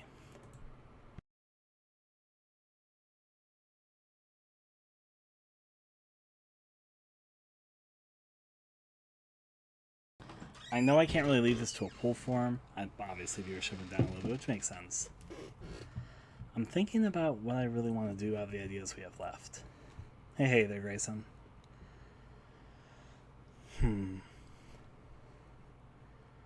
These last 5 are the hardest ones because I actually kind of want to do all 5. Complete isolation makes a lot of sense because they don't clarify if whatever game that you're making here is going to be free, but based on how they word it, I think it is. And since I already wanted Complete Isolation's first episode to be free, it might be fun to develop that and then see how that goes over with people. The RPG Maker horror game, I honestly think I could do a blazingly good job here. And also, a lot of these games have like demo things that would probably work here. Silent Hill, I could probably do great. The Mulholland Drive game, I could probably do fucking something amazing there and weird. I could probably do something really great with the Lighthouse setting as well. I like all 5 of these. Oh no. Hi, guys.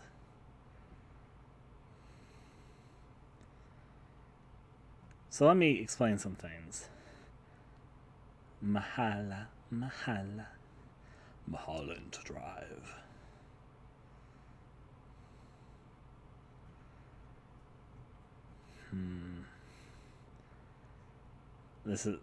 I want to pick one of them. I'm going to give myself up to 30 minutes to pick here. If we do it faster, great. You might be thinking, 30 minutes, Ryan, that's a long time. Not for this. But I'm going to cut off so that in 30 minutes we have to have decided. Alright? So by 30 after, we need to have picked which of these ideas that we're doing. If we pick before then, great. But if we get to the last 5 minutes, then we have to really force it. But I'm going to allow us some room to decide here. And partially because I know these last 5 are going to be like really hard for me to personally split it against.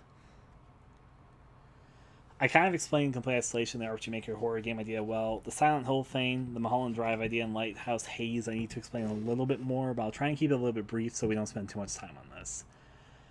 The Silent Hill inspired idea, I have played a lot of Silent Hill inspired games. I've thought about using the Spinner of Broken Dreams, but I kind of don't want to rely on it. I kind of want to think about what would be best as opposed to like relying on a randomizer. But the Silent Hill thing, I think I can make a very goddamn good Silent Hill inspired game. I have wanted to do this for a while. I want to prove that I can make an amazingly surprising Silent Hill inspired game that I think will knock a lot of people like, wow, this is actually fucking amazing. In an unexpected way, is which I'll just decide to word it over here. But here's the thing. Earlier, before we got to these 5, I bet I could have done that, but with these 5, I kind of want to do all 5 of them. You are correct about that, but I need to explain this Mulholland Drive thing. How I'm imagining it is I'm imagining that I'm probably going to put in elements of the 2 things below to have animated cutscenes and a cell shading grotesque beauty idea.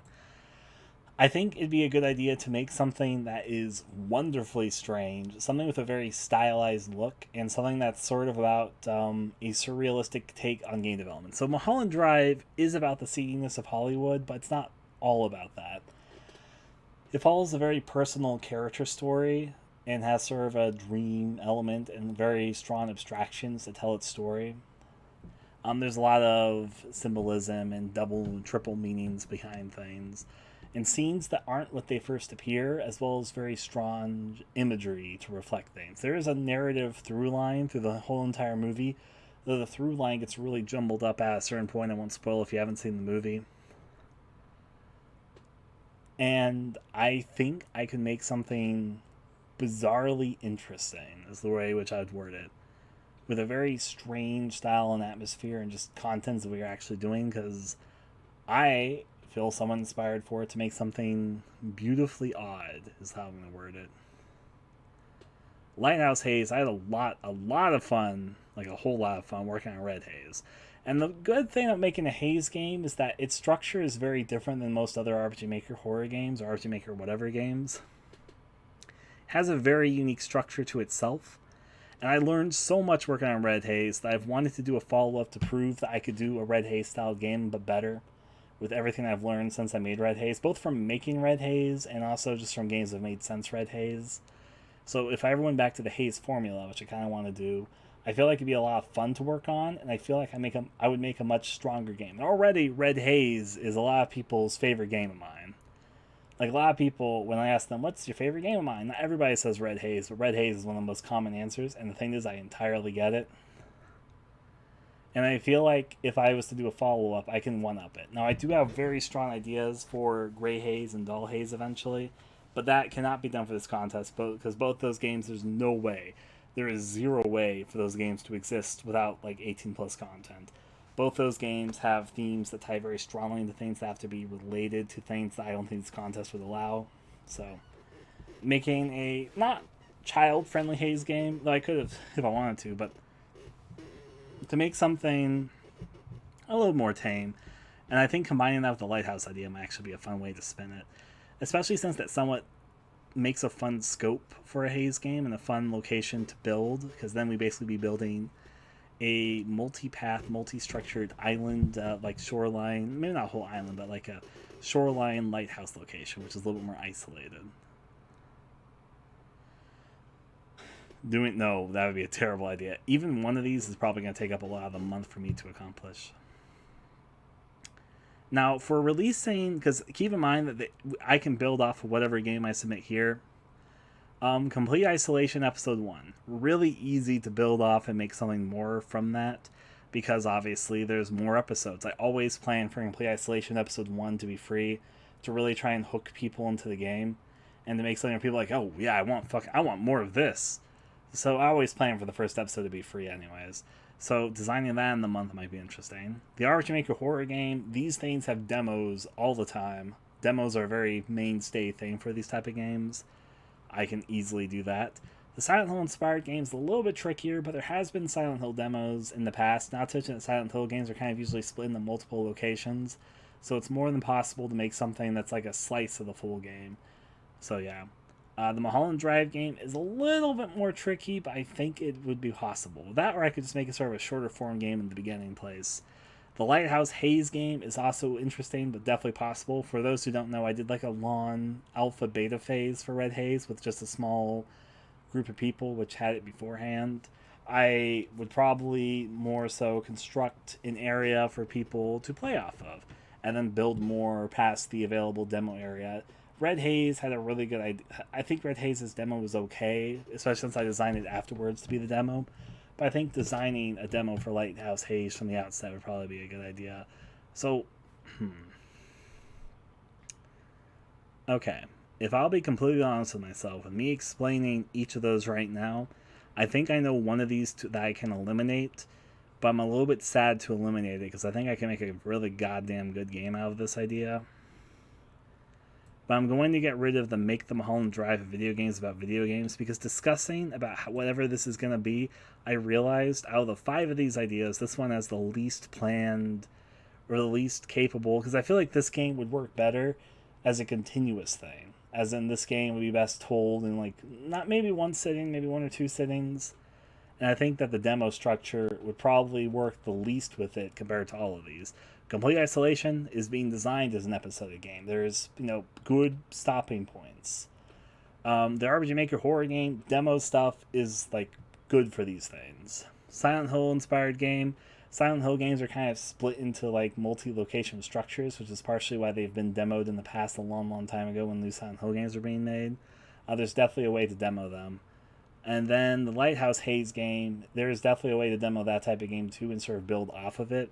But this game, I feel like, would be one that would benefit from being available as a complete whole thing from the outset. And realizing that, I think it might be one to eliminate here because I don't think this is the right place for that. Which leaves us with 4. But hey, we got 23 minutes left and we only have 4 more to work with. 3 more to eliminate. We eliminated 1 though, and that's a step forward.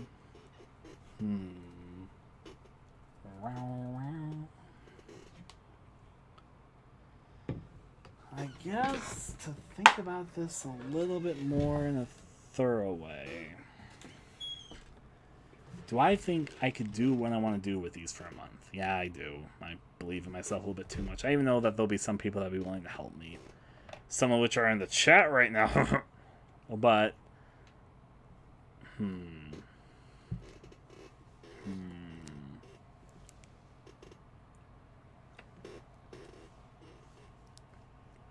Drinking. Haze was a lot of fun to work on. Red Haze, I mean. Silent Hill, now is a perfect window of opportunity to make it, because literally the 20th anniversary of Silent Hill 2 is in a few months from now, and making a demo to then release into a full game in September would be a good idea. I can't believe I'm going to be canceled by :S on Twitter.com. I'm teasing you. I know we're about teasing each other, but yeah. RPG Maker horror games, though, I could do that fantastically. I know this sounds so conceived whenever I say this, but I really believe in my ability to make a really good RPG Maker horror game. I also really want to make Complete Isolation a thing. Is now the time to focus? I'm going to debate myself with Complete Isolation. What do I do if I release the first episode of Complete Isolation and people don't like it? I don't really think that's going to happen, but I have to think about all the possibilities. How would that affect me? And would I want to continue forward to make all the episodes? Because once you have the first episode out, I think people want a timely release for the other stuff. Even if they realize there's going to be a bigger delay. I'm thinking very, very sincerely about this.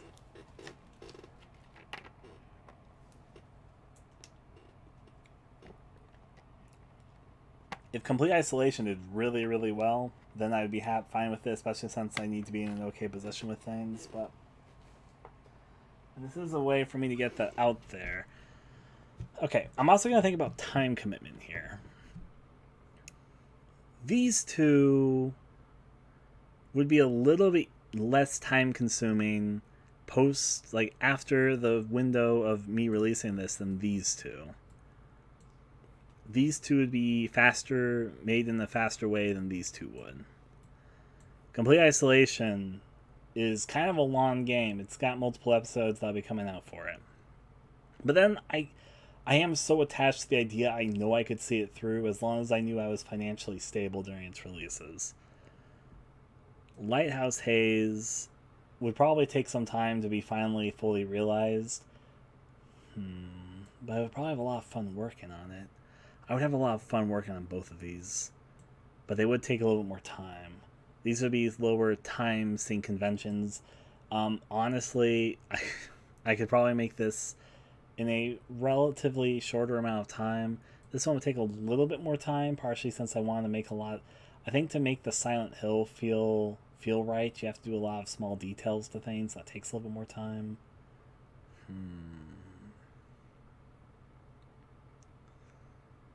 To think. So I don't know who's present here right now. Let me ask an honest-to-God question for those who are here. Between an RPG Maker horror game and a Silent Hill-inspired game, let me clarify what I mean by this. The RPG Maker horror game is a dark fantasy, frilly girl type of game. Like, if you know the games like Eve and Witch's House and Mad Father and Pocket Mirror and other examples that definitely exist out there. A game somewhat up those alleys, of course, with my own personal take on such a game. Because I think that would be a good thing to work on, but I'm not asking that at the moment. Would you prefer me to work on a game like that or a Silent Hill inspired game? Something to chase after the more, decaying, rustic feel of a Silent Hill game and its atmosphere of abstractness, I guess you could say, the sort of psychological horror aspect of the Silent Hill franchise.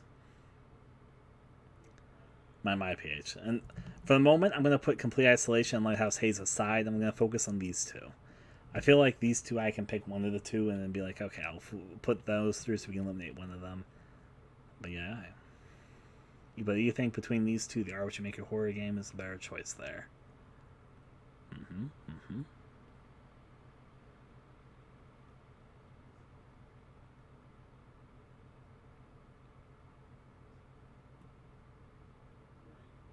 Okay, you prefer Silent Hill, but you think RPG Maker horror would be better for the jam. That's fair, that's fair. You like more? Okay. There is definitely, thank you all three of you for answering. There is definitely one that's winning there, even though I understand both things. Silent Hill another day. One day I will make a very good Silent Hill inspired game. That day will not be this month. I'm going to get rid of you. Okay. We got like 16 minutes left for me to pick one, and we've now eliminated two. That is definitely progress, where we only have to eliminate two more. Okay. It's definitely a close one. To think. This definitely does get hard. I will say this. The RPG Maker horror game, I could honestly probably make in 2 months if I had a little bit of help. 2 months would probably be more than enough time to make everything. 1 month for the demo and another month just to complete it. Maybe it'd take a little bit longer. They say whenever you want to think of game dev time, add in extra time. So let's say it would take 3 months to make that. Let's say 3 months is the amount of time to make this from start to finish. It would be the shortest time commitment out of the 3 of these projects. And it probably come out pretty good. And I've never made a game to specifically appeal to the core RPG Maker horror audience, which is weird that I've never tapped into that initiative. I know Grayson's been employing Overwine to help me. I would love to have his help.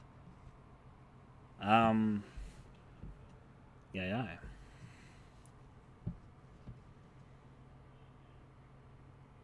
That is actually an interesting way to put it there, Cyber. The Lighthouse game would probably come out really good, actually. The problem with this is I think all 3 of these would come out really good. I believe in my ability at this point in time to be able to realize these 3 games. And I think all 3 of these would demo well for the thing I'm making in a month as well, so there's that. Lighthouse Haze. Okay, so Lighthouse Haze would probably be the most fun to work on. Red Haze was the most fun I've ever had working on a game, and I could see Lighthouse Haze being a blast to work on. I could see myself being excited to work on Lighthouse Haze. I feel like it would come out to be a really fun project to make. And it's also a type of game that people don't see very often. It would probably be like Red Haze and turn into a really big game like that I wasn't expecting. Originally, I said this before. Originally, I thought that Red Haze was going to be a game that took most people like 3 to 5 hours to play. That was a terrible estimation. I undersold how long it was going to take people by a long shot, both because I made the game bigger than it should have been, but also just I was overestimating how the structure was going to work. Red Haze is easily a 20-hour plus game your first time playing it. I realized this when I did a developer's commentary, and literally even knowing exactly what to do to get every ending in the game took me fucking 13 hours. And I was like, wow, when I thought it was going to be a 3 to 5 hour game, I was underselling it. And that was me knowing exactly what to do as the developer of the game and knowing every single thing about it. Because obviously I'm blah, blah, blah. But even knowing everything to do to get everything in the game took me 13 hours. And for most people, they will not know everything to do. And I already know from a lot of people's playtime, this is more like a 20 to 30 hour long game for peeps. Red Haze ended up being a lot bigger than I thought it was going to be.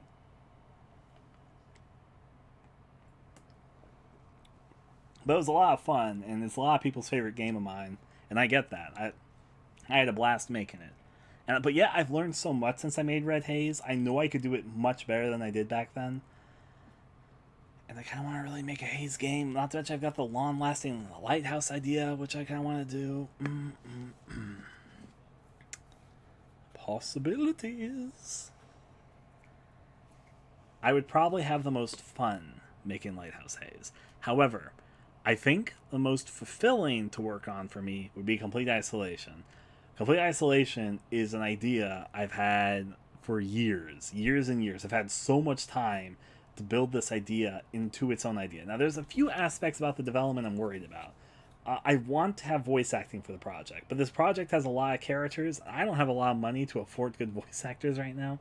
I might be able to manage for this, or maybe the demo just won't have any voice acting. I'll add later, because I guess one thing that could be said is if Complete Isolation did extremely well, and like for the demo thing, and I got $1,000, the $1,000 could probably afford a good portion of the voice acting. And yeah, so that might be good to get a budget behind it. At the same time, like I'm not going to focus. I decided if I'm going to do Complete Isolation, I'm not going to worry too much about the voice acting right now. I'll focus more on the game design aspect, and I can just like do a voice acting patch for the first episode later. I think most people would understand that, especially if this is like just a free standalone package, and then later when I release the thing on Steam, it could be an updated version, which makes sense to me. So yeah. For the fun of Complete Isolation. That aspect I am considering, but I think Complete Isolation would be a very fulfilling project for me to make. I have had this idea for a long time. I think it's going to surprise a lot of people.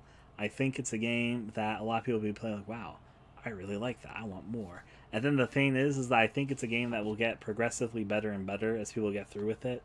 Even though I have a really good initial hook idea for some things I want the initial scene to have, I also think that's a project that as people get more invested in the world and the characters, and even just the more interestingly odd horror scenarios that develop through the course of the game, and the twists and turns in the narrative, I think that people will get more entranced by its direction that it goes on, as well as people starting to realize that they're having wildly differing experiences. In the first episode, there will be differences in people's like choices and stuff, but the first episode is still just the first episode. And when people get to like a later episode and they realize that what's happening to them is like completely different than other players because of different choices they made along the way, I think it's gonna be a sort of a fun journey to see people witness firsthand. So yeah.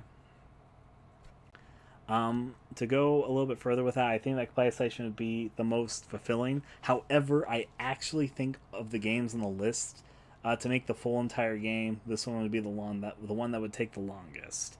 It's kind of a bigger game project. It's one which I've had in my head for a long time. But then again, part of the jam is, and they are right about this, nothing gets started, and if you aren't trying to do the things that you really want to do, then they'll never get done. So maybe this is the right time to just get started. I have the skill level to make it. I already know that. So maybe instead of just talking myself down from doing it, being like, oh, that's such a huge undertaking, and I don't know if it's going to do that well, maybe I should get into a more financial stable position before I start focusing so much time and energy on it. Maybe it might just be time to be like, fuck that, let's fucking do it. So maybe it'd be a very fulfilling experience, I can say that much. Then the RPG Maker horror game. This one, I think, would be the easiest, to be the lowest time commitment, and I don't mean to insult people, but I think I can do it very, very well. I feel like even if people made similar things for this particular competition, I think mine would stand out from the crowd in several aspects. I think I think a lot about horror game design. I think I can make very interesting characters in a very interesting setting, which is strangely creepier, but also more wholesome and, I guess, empathetic than you might expect from a lot of these things. I want to put in a lot of interesting touches. I don't want to spoil my ideas, but I've got some ideas if I ever did a typical RPG Maker horror game, how to do things that people have never thought of with this type of game before. I guess one aspect I can say, though I don't want to say too much, is I think that a lot of these games have sort of static scenes, and I think it might be interesting to experiment, like, for, I guess, like a room idea, which I have. I've thought about, like, a room where you're seeing the room through, like, a top window view, and you can see, like, the shadows of the raindrops, like, overlay the map, and sort of, like, peeking through the glass as you see your character go through. And then as you're doing this, like, actually, I won't spoil the last part, but basically, interesting ideas of the perception of the game, what people see of the game in a typical RPG Maker horror fashion. They give a real sense of the serenity of the game in order to have, like, a feel of place and purpose for the characters. Just a lot of small things to make the game mean more, if that makes any sense. Both the characters and the setting and the horror and all that. And things that people have never seen before in an RPG Maker horror game. Welcome back there, Grayson.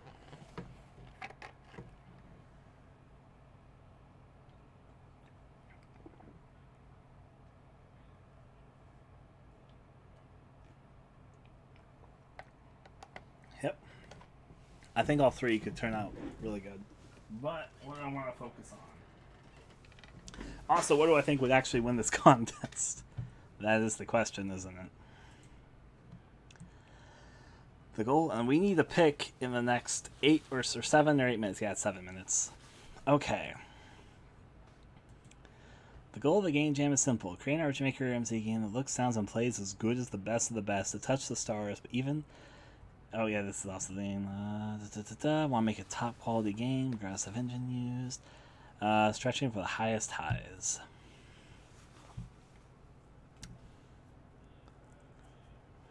Okay. I'm going to debate very heavily here.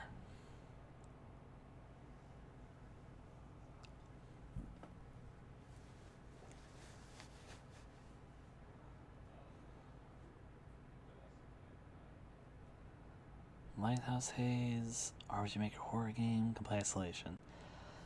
Lighthouse Haze would be the most fun to make. Complete isolation would be the most fulfilling to make. RPG Maker, the classical styled RPG Maker horror game, would probably be have the most ease to make. All three of them, I think, could stand out in a lot of interesting ways, and how I think they might be perceived. Complete isolation would take the most time to fully complete. Lighthouse Haze would take the second most time, and comparatively to those two, the RPG Maker horror game would be it'd be of an ease to make. In fact, I can even say this perfectly. This is actually like the perfect way to word this. If we're talking about scale, the RPG Maker horror game is the smallest scaled project of these three. It's not like a super small game, but comparatively, it's the small scale one.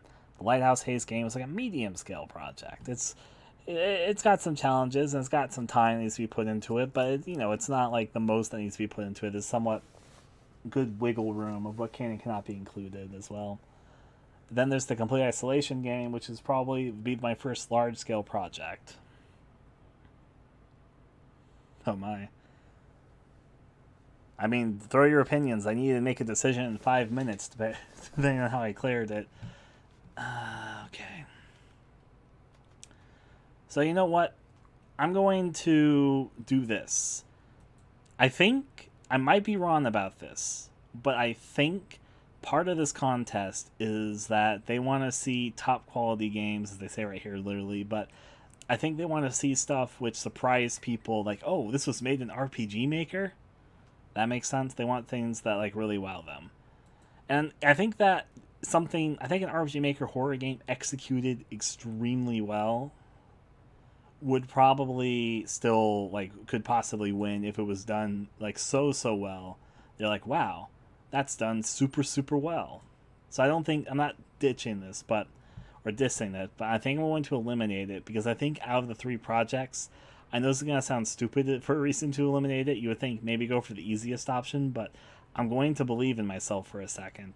And I'm going to say I'm going to eliminate the easiest one for me to do.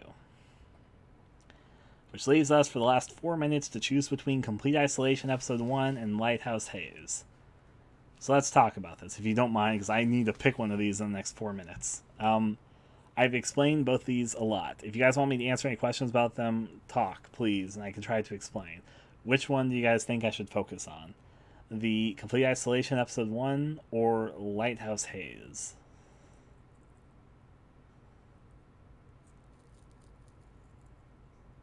And I can, trust me, I can say anything for both of these. I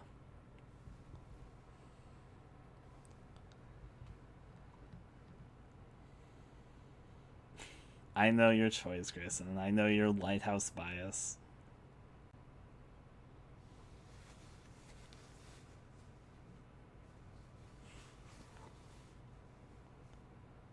And I know that Cyber is more on the Complete Isolation side of things. And Colin, you say Lighthouse Haze, you guess for yourself? It is not a visual novel. I will surprise you. It's actually, but that's okay. I get why you're saying that because choice is a big factor. You think Lighthouse Haze would be a good idea for the jam?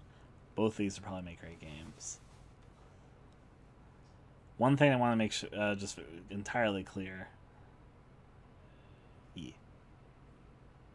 Complete Isolation, making the gameplay feel in depth is one of my big things about this particular game.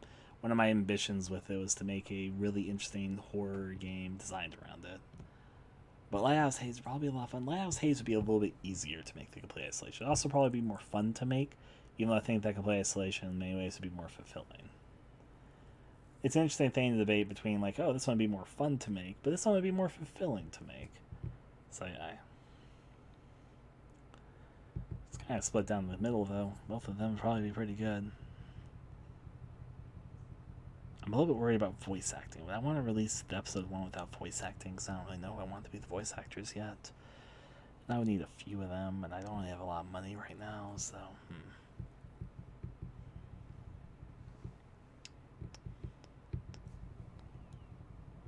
Would people be upset of me starting Lighthouse Haze before Red Haze's final version was out? Would that upset people? I would still finish Red Haze, I promise that, but...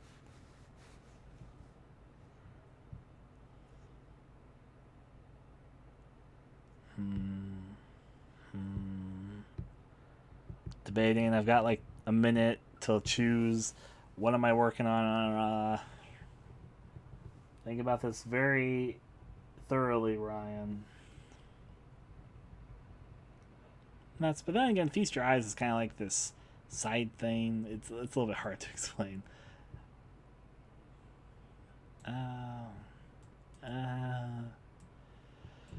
Okay, I'm gonna choose.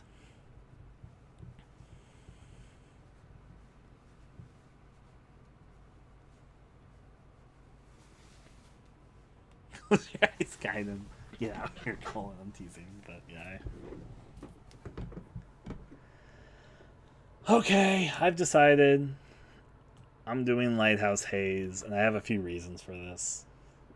Part of me wants to push myself to be like, do the Complete Isolation. People are going to love it.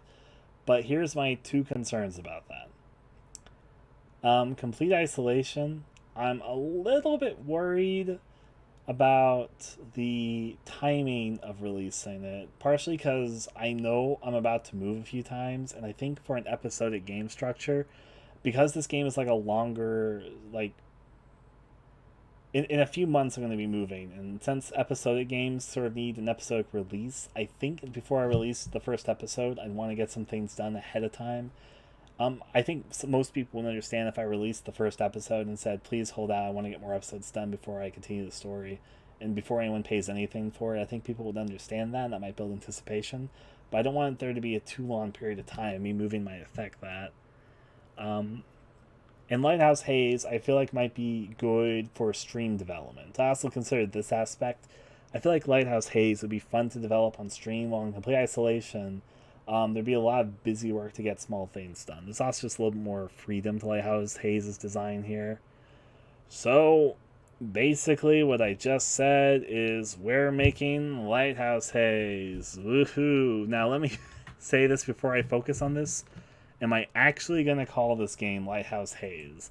Am I going to call it something else? Or I don't mind the name Lighthouse Haze, and if that's the name, I will not dislike it. But should I go with a different name, or is Lighthouse Haze a good name for this?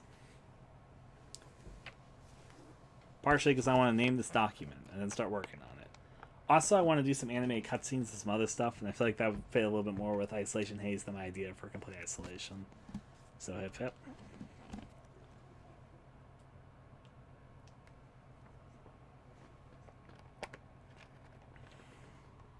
Yay.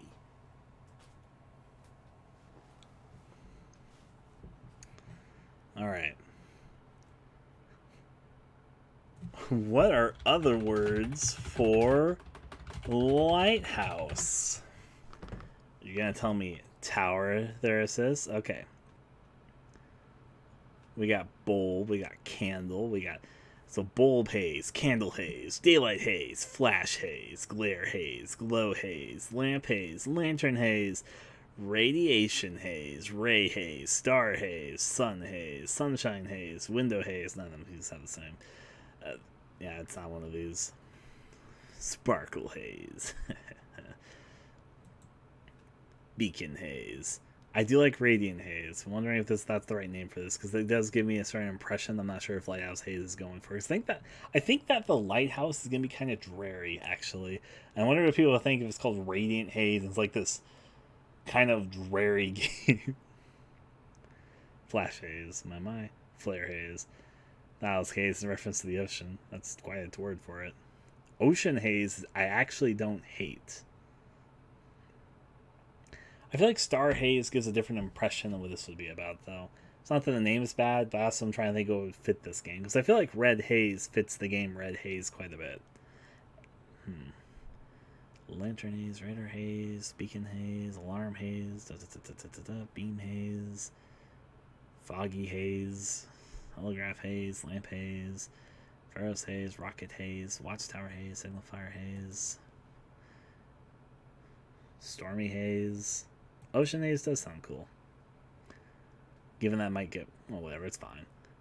Barbican Haze, Beacon Haze, Landmark Haze, Observatory Haze, Marauder Haze. I really like the name Doll Haze, personally. It also makes sense with what I want the tile screen of that game to be, but we'll get to that when we get to Doll Haze. I would have worked on one of the hazes I'd planned instead of a new one for this, but both of them literally, like, I already know, Colin, you know a few things about Gray Haze and Doll Haze. There is no way for me to do those games without having 18 plus content in them. Yeah, it's fine being a noun. A hazy doll.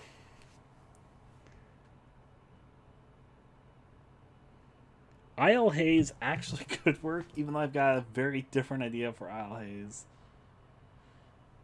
But maybe I could call that something else whenever it comes around. Isle Haze would actually work. You're right. Isle Haze is the right name for this. Let me even word it here. Even though I'm going to have to call it something else. So, between Lighthouse Haze, Isle Haze, and Ocean Haze, where do you guys sit at? And I know which one I like the most. We'll see where it plays out.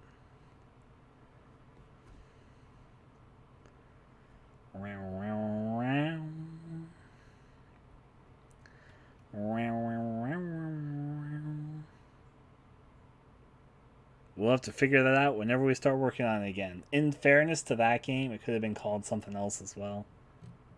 You like Ocean Haze. Another one for Ocean Haze. Isle Haze.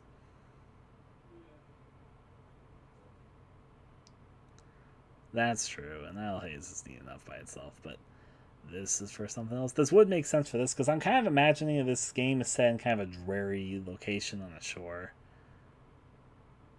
Another vote for Isle, another vote for Ocean. Alright, so most people are against Lighthouse Haze. It's mainly between Isle Haze and Ocean Haze. Now here's a popular question I try to think of when I think of game names. How many Google results do they have? This one has 4,630,000. Okay. How much does Ocean Haze have? 36 million. As well as real world locations. But let me clarify. They can't copyright Ocean Haze. Both Ocean and Haze are common enough terms that it won't be an issue. Like Red Haze is also the name of a stream drug, and some other people call things Red Haze. But it's a common enough term that it doesn't own like a big corporation, that's fine.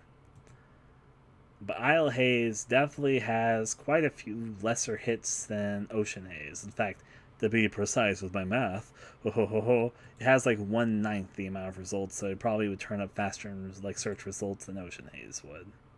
Unless like Ocean Haze blew up really, really big. Okay. And now just for curiosity, where does Lighthouse Haze sit here? Just a little bit more than Isle Haze.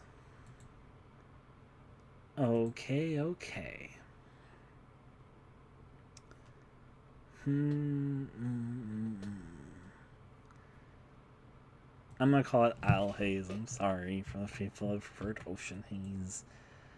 It seems to be what's calling to me, I say as I accidentally put the wrong picture up again. Okay.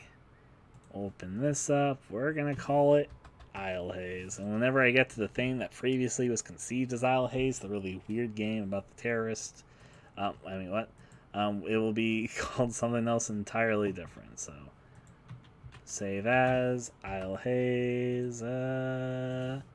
Yeah. Isle Haze game design document. Let's call it that.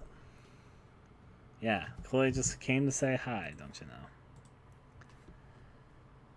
Alright, so we now are calling it Isle Haze. Now, what's the next step I want to do for Isle Haze? Because we now have the basic game, and we've got a month and 7 hours to make this game. I could think about the main character and try to see if I can sprite them right now. I could try and do some game design document stuff. Try and plot a little bit more about this game than just the fact it exists. I could make music for it right now. I do want to make music for this project, though I think I might do most of the music making off stream. I could. So I'll save the music making for a little bit because I feel like I want to do a lot of that off stream because I know it's like a little bit of a slow, repetitive process. It's not the most exciting thing to stream. But I do want to make an original soundtrack for it. Not fully original. Red Haze had initially, when it released, like an 80% original soundtrack. Though, honestly, over time, as with more of the update stuff, it became more like a 65-70% original soundtrack. But that's okay.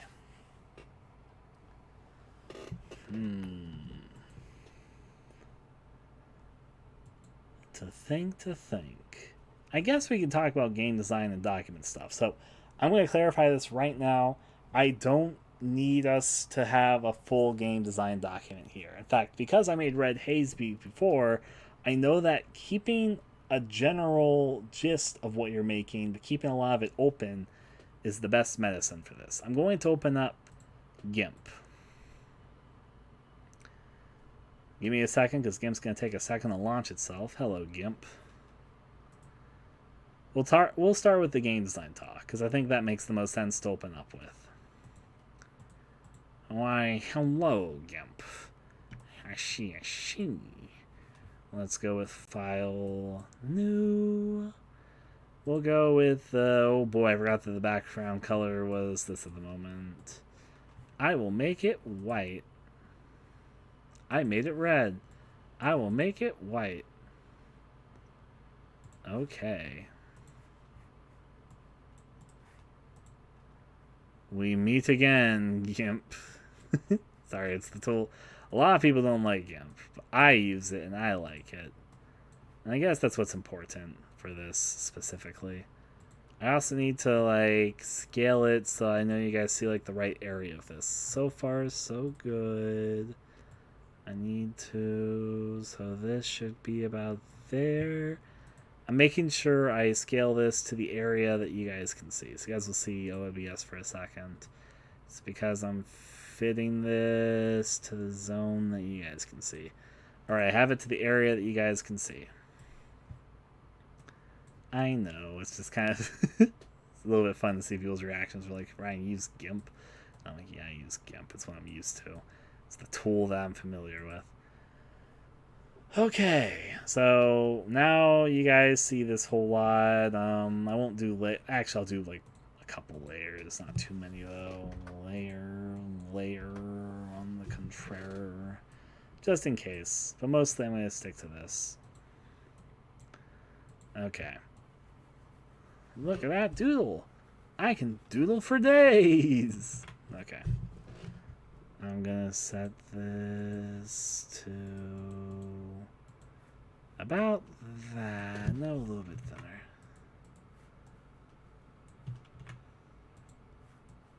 That's good. Especially since we're not like zoomed in at 100% scale right now. We're like 2/3 scale, so 66.7% scale, which works out for this. So let's talk a little bit about Lighthouse Haze, which is now renamed to Isle Haze. So I'm going to do some doodles, and none of them I'm going to keep on camera, just to get like started, to get a feel for it. So as the name might imply, Isle Haze is probably set on an isle. So all of this out here, which I am now going to color a dreary blue, like a really dreary blue, and it's not going to fill in entirely correctly, but that's okay, it's just for doodle purposes. Basically, all of this is water, and we might have some way, maybe there's something you can do with the water, maybe there's like smaller isles on the outside of the isle or something you could reach eventually. But it does restrain the scale of what we're making by a pretty good amount, which is probably good for this project. Now, one can probably make a safe assumption that this probably has a big lighthouse on it. And then probably that lighthouse also has like a little cabin thing to take care of. Alright, and then I guess lighthouse beam. Boom. I'm just going to doodle it out for a second. Those are probably pretty safe bets to make. You can also probably say, let's see. What sort of thing? I guess I want a beach. Beach. Okay, I'm just trying to get a feel of things. I'm like, yes, that's what I would like for this. You know what? I'm going to look at videos of really interesting isle lighthouses. Let me see what we fucking get. Lighthouse Island. Show me some interesting videos of lighthouse islands, please. Or even just images. Images and videos of lighthouse islands. Okay. So here we see this one has a few buildings structured out with itself there. My. That's okay if it looks like a camera to you. It's just a small thing. That's a really small island. I think I want our island to be a little bit bigger than this island, but not too big. Especially since I might want to do some with verticality and, you know, lower stuff and not make the game too big. That's just a lighthouse on a little rocky shore. That's a nice little looking lighthouse. You got that on its rocky shore. That one's got like the little like chun-roll thing which I've seen before. That's a lighthouse. That's a lighthouse on a mountain. We got a little station here with a lighthouse. This one's kind of interesting because it's like it has a really small like city around this lighthouse. But it's not like a city, it's only just like a few buildings. But you see where it's like a little bit more of a settlement than anything. That one almost looks like it's part of some sort of prison thing. It's like a weird little tunnel thing for things to dock into. A house with a lighthouse. A little bit of a settlement set up there. That one's a really like just by itself rustic looking lighthouse. That looks like a video game. Probably because it is a video game. There's the lighthouse, and there's the lighthouse. Look at all these lighthouses and little small islands. So, at the very least, we can confirm that there are, in fact, you know, lighthouses and small islands. In fact, there is more than one. We have definitely seen more than one lighthouse with that sort of setup here. And it gives me a pretty good idea of a gist of what these sort of look like. I'm just curious, if the search results change at all if I switch this to Lighthouse Isle. Yes, it did. Just slightly, though. Flannan Isles Lighthouse. My. There are a little bit more on cliffs, I noticed, than a lot of these that actually have, like, isles attached to the name. Yep, there's Isle Cliffy and Isle Flat. And I'll be honest, I think I want to go with Isle Cliffy more than I want to go with Isle Flat. But you're very right. Those are, like, the two that exist. There's either the isle with a little cliff on it, or there's lighthouse that's like on a very flat terrain. There's some which have, there's also another type where there's some which are on like a really small space and some which are on, still like on a slightly bigger space. I've noticed a bit of both. But I think I want to go with cliff lighthouse more than I want to go with like flat lighthouse. Just all the lighthouses to look at. That's not, well, I guess that could be an isle, it's just a very big isle. That's an interesting little space for one. That's just an interesting lighthouse in general. Really odd looking one. Alright. That looks intimidating. That one's got a little interesting bridge thing to it.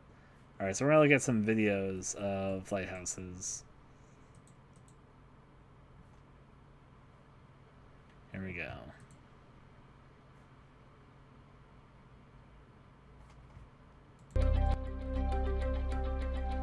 New York State Office of Parks, Recreation, and Historic Preservation.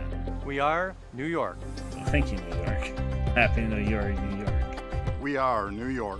Stop telling me about New York. I want to say Lighthouse. We are New York. No, please stop.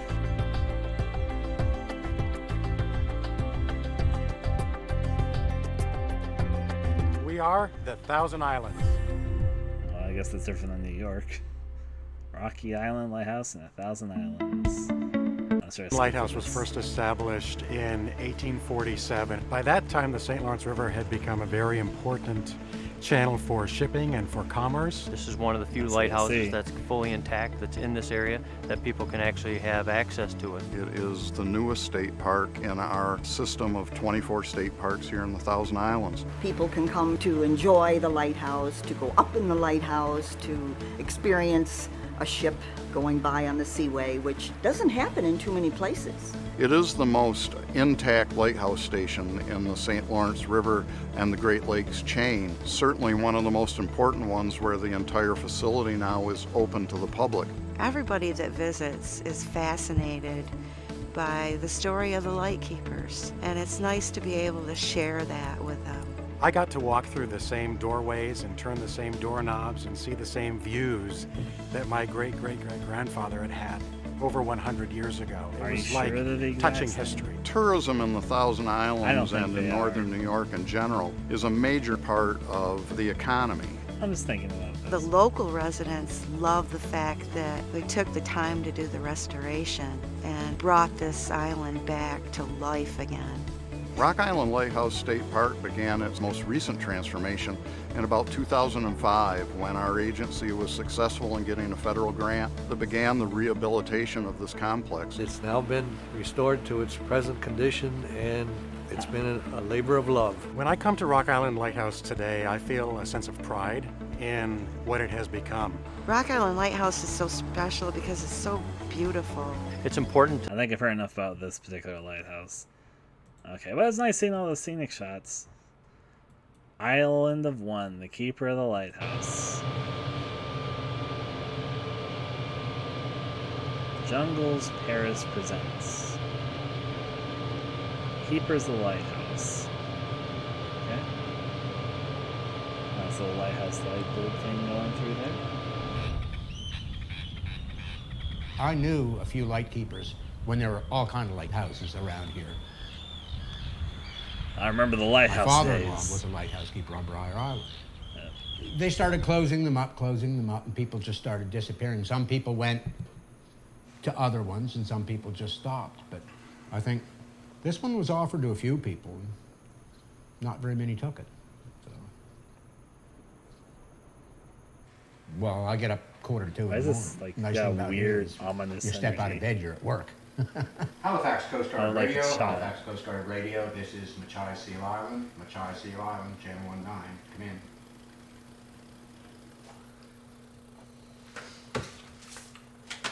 There's always something to keep you busy. But you don't have a timetable saying you have to get up this morning and do this, or you have to do that. So you pretty well pick and choose what you want to do, when you want to do it, when you can handle what it is that you're doing.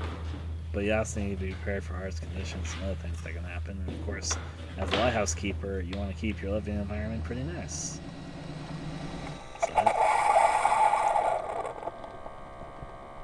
One shift is 2 a.m. to 10 a.m., and the other shift is 2 in the afternoon till 10 in the evening. I feel now that instead of being the keeper of the light out here, you're more of the keeper of the island and looking after it as opposed to just the mechanical systems that are on it. that's true. I'm still I'd say it's mobile. You're only bored out here if you want to be bored out here. If you're going to be bored out here, you're going to be bored anywhere. You just take a walk outside and look. There's always different birds to see. There's always something different going on. You know, you look around, and if it wasn't for the houses and stuff here, you'd think it's the same as it was 10 million years ago.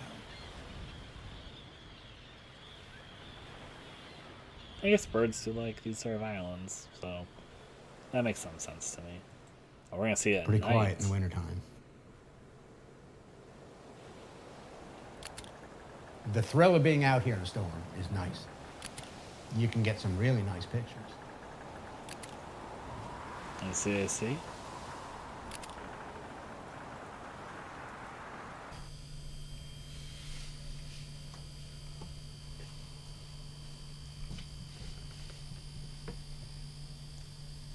So I have a really weird request, and I'm going to mainly do this on the Discord side of things.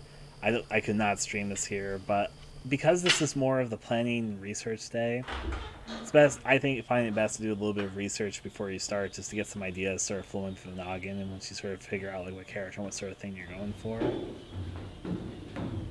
And I agree, there's some really interesting looks at lighthouses here. I think one of the nicest things is you come out here and you just kind of escape from reality for a while. Interesting views here. You know, This is your little piece of reality. You make it whatever you want it to be. I mean, I guess this is where you're living for some time, so make the most of it. I like that video, actually. Thank you, Oliver Hartman, I guess. To roll with that, I'm gonna look at one more Lighthouse video. I'm not gonna like watch the Lighthouse Island mini series. Paper Mario Color Splash. What was that? Was there a lighthouse in there? I don't know what that's about. All the same. I do have something which I'm gonna say though. I think I'm going to do a little bit of research and watch a few Lighthouse horror movies. Just tonight. I don't want to spend too much time on like the researching phase of game stuff. But I want to see a few Lighthouse horrors and see what they sort of inspire within.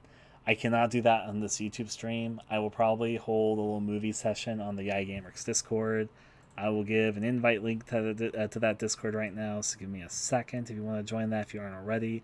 I'll be doing the voice call after I'm done with this stream here. But I'll probably decide some movies in just a second from there, so... Let me move this up and then get the Discord invite link. Invite people. Copy. Okay.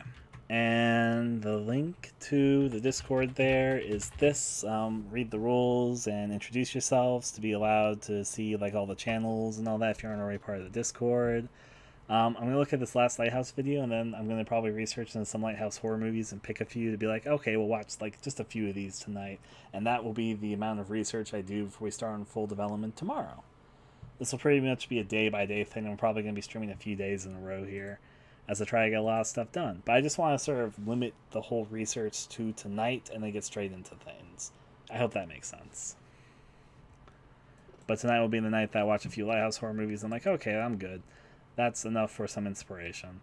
But I'm going to watch one more regular Lighthouse video and then go from there. Trip to Bridgewater. I'm just going to zoom in to... I'm going to ruin it like this. Okay. Sorry, it's like on such a small part of the screen here. It's probably the biggest thing.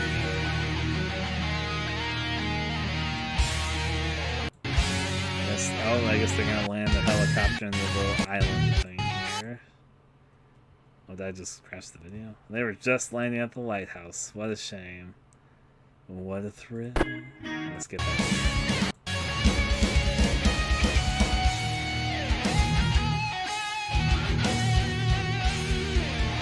It's only showing the helicopter. I'm more interested in the lighthouse. It's a very small lighthouse, so I'm still more interested in it.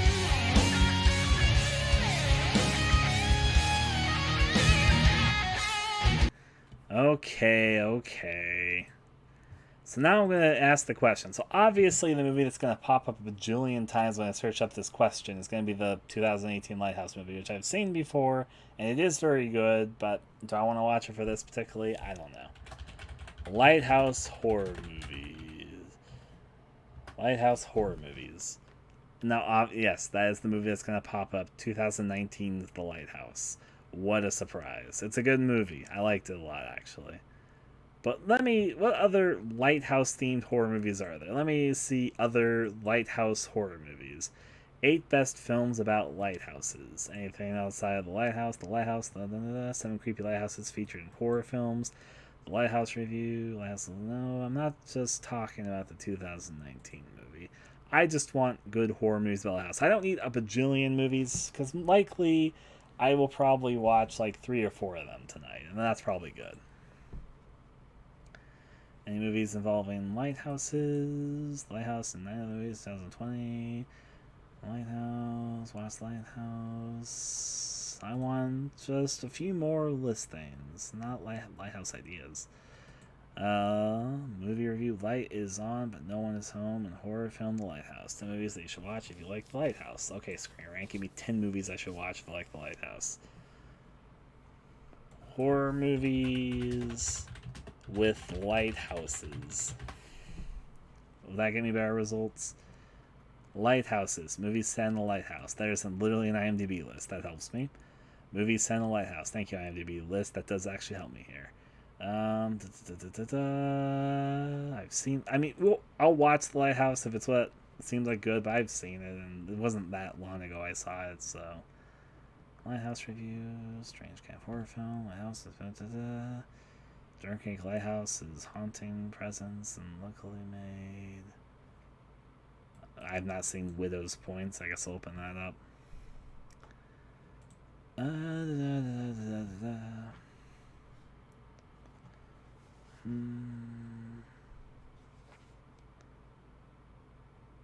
Okay, maybe I have enough maybe list open. Let's see what we got. Give me movies with lighthouses that aren't just the lighthouse. Darkness Falls. Actually, I think I've seen this movie before. I guess there was a lighthouse on that one, but it's been a long time since I've seen it. Is it me or is this movie an underrated gem? Granted, I haven't watched it for some time. I remember really enjoying the twisted take on the Tooth Fairy mythos.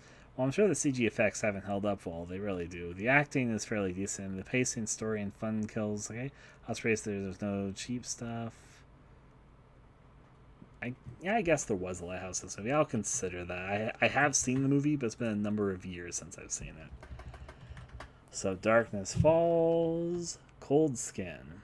I'm sure a lot of folks missed out on this one. If you haven't seen it, it's definitely worth a look. Especially if you like myself, you watch it without knowing anything about it going in. That's me. What starts out as a movie where about a young man in 1914 is sent to a lighthouse to... You know what? That's enough I need to know about. And you said don't know anything going in. I'll throw it in there. The Fog. Oh, right. I haven't seen The Fog, but I've been meaning to. I've seen this movie on a few lists before, and it's been on my to-do list, so... Then we got, of course, The Lighthouse. Then we got The Vanishing. Well, a huge part of me wanted to put The Fog at number one just because I'm such a huge Carter fan. I had to fare with my choice. Well, The Vanishing is a movie haven't seen... What year did this movie come in? Because The Vanishing is a pretty general name.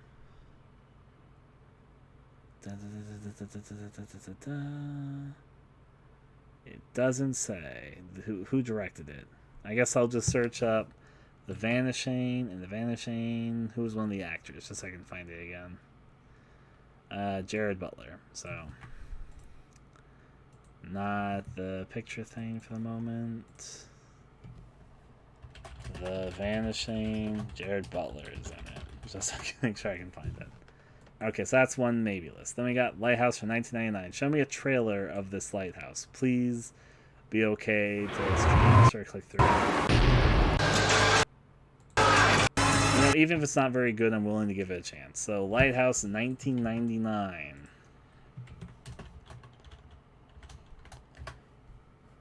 Alright, is there any other like horror movies or anything just called Lighthouse? More title matches. Give me a few. We got the 2019 movie. We got a 2014 TV movie. We got Edgar Allan Poe's Lighthouse Keeper. We got Lighthouse Hill. Not all these are going to be horror movies, but I just want to get like a list of maybes. Lighthouse Keeping, short. The Night House. The Lighthouse. The Night House. The Lighthouse from 2016. The Lighthouse. The Lighthouse. It's a TV miniseries. The Lighthouse from 1968. The Lighthouse. I don't want to watch a short specifically. I mean, I guess it could be fine, but yeah. Okay.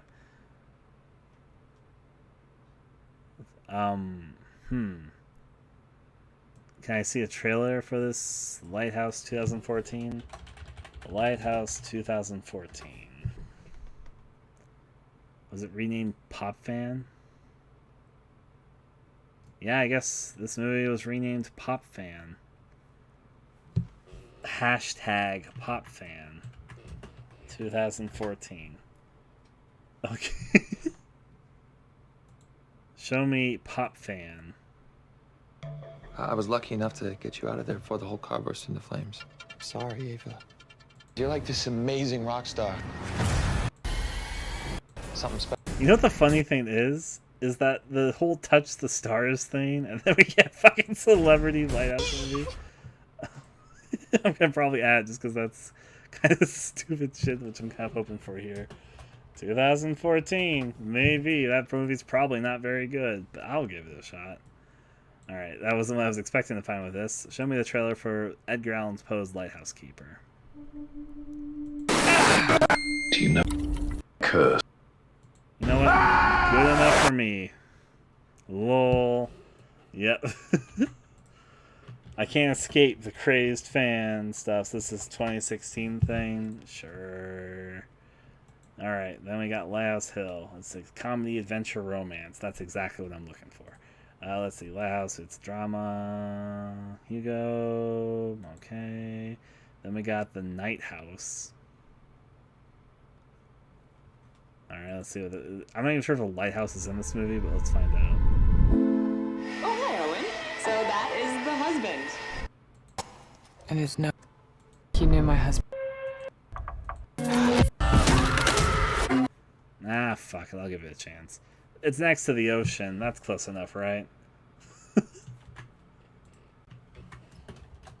2020. Alright, we have a few maybes building up here. This is a thriller. The Lighthouse, 2016. Sure, thrillers are close enough to horror.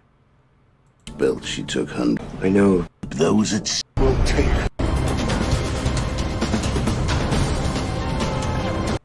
There we go. Good enough for me. Give me The Lighthouse 2016. Did I not already have that on my list? I guess I did not. It was Edgar Allan's Poe Lighthouse I was thinking of. Alright, then we got The Lighthouse, drama thriller, fell to the bottom of the old lighthouse, Carrie. What year did this come out in? Usually I have the year listed someplace.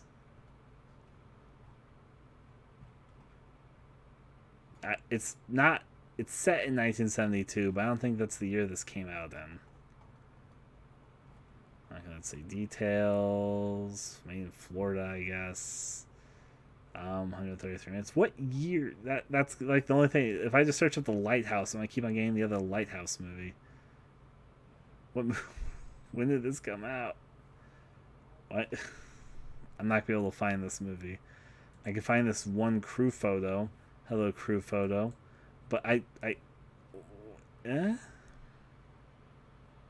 me look this up for a second. Lighthouse. I'm going to copy and paste some of its aspects. 1972. Carrie. Trip. Nick. Kevin. Samantha. Derek. Jessica.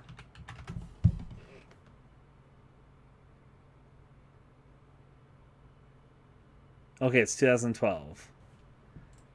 Lighthouse 2012. And also names of characters that I may or may not be able to find. I might not be able to find this movie. We'll fucking look into it. Drama is fine. 8 films about lighthouses. Of course, I'm looking for horror movies. Cape Foreland, Foreboding Tile Set, and Foreboding Place, but a film that's something of an unsung classic. Made in 1931, the story of passion and betrayal set in a remote lighthouse on the other side of the world where a frustrated housekeeper falls for a handsome shipwrecked mariner with less than happy consequences. Less loss than Lighthouse. What more could you want? Okay, sure. Give me fucking Cape Foreland over here. Okay. The Phantom Light. Before he teamed up with Empire Press to make his best British films of all time, Al Capurro learned his trade making a surprisingly low-budget effort like the comedy thriller. Alright. Under Rock. It's based off of a stage play. Tormented of ghosts that remind him of his obligations. Sure. Fucking give me my old-fashioned lighthouse movie. Tower of Terror. Thunder Rock didn't simply act as overture to the Second World War. It showed that the conflict, this early example of much more straightforward film, much more fun too. After some dare-do in Germany, he winds up in a Tunis lighthouse. Unfortunately, the keeper is completely blarmy and wants to kill him. Show me a trailer of this one. I want to see this one.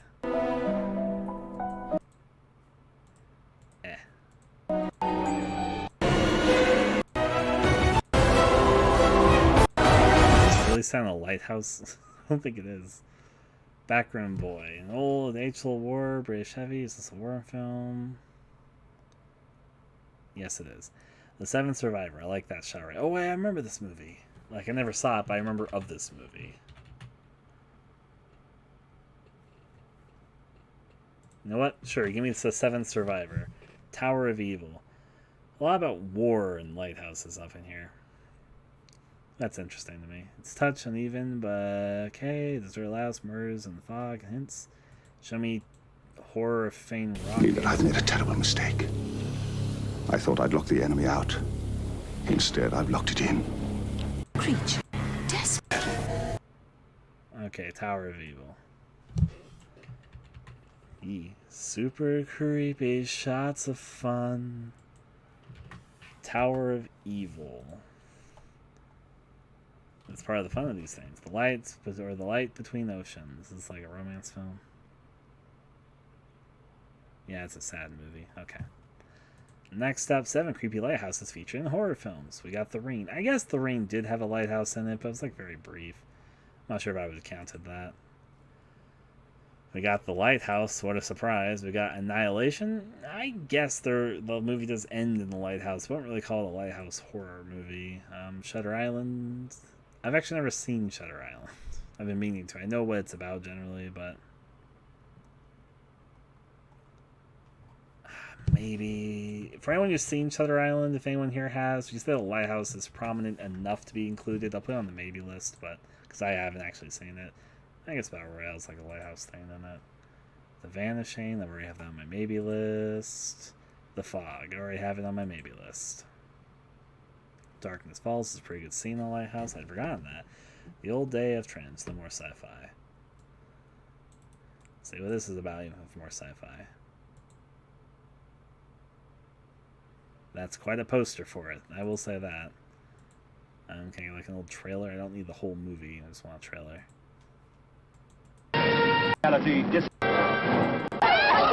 Then how does it move? It might have its points. I see.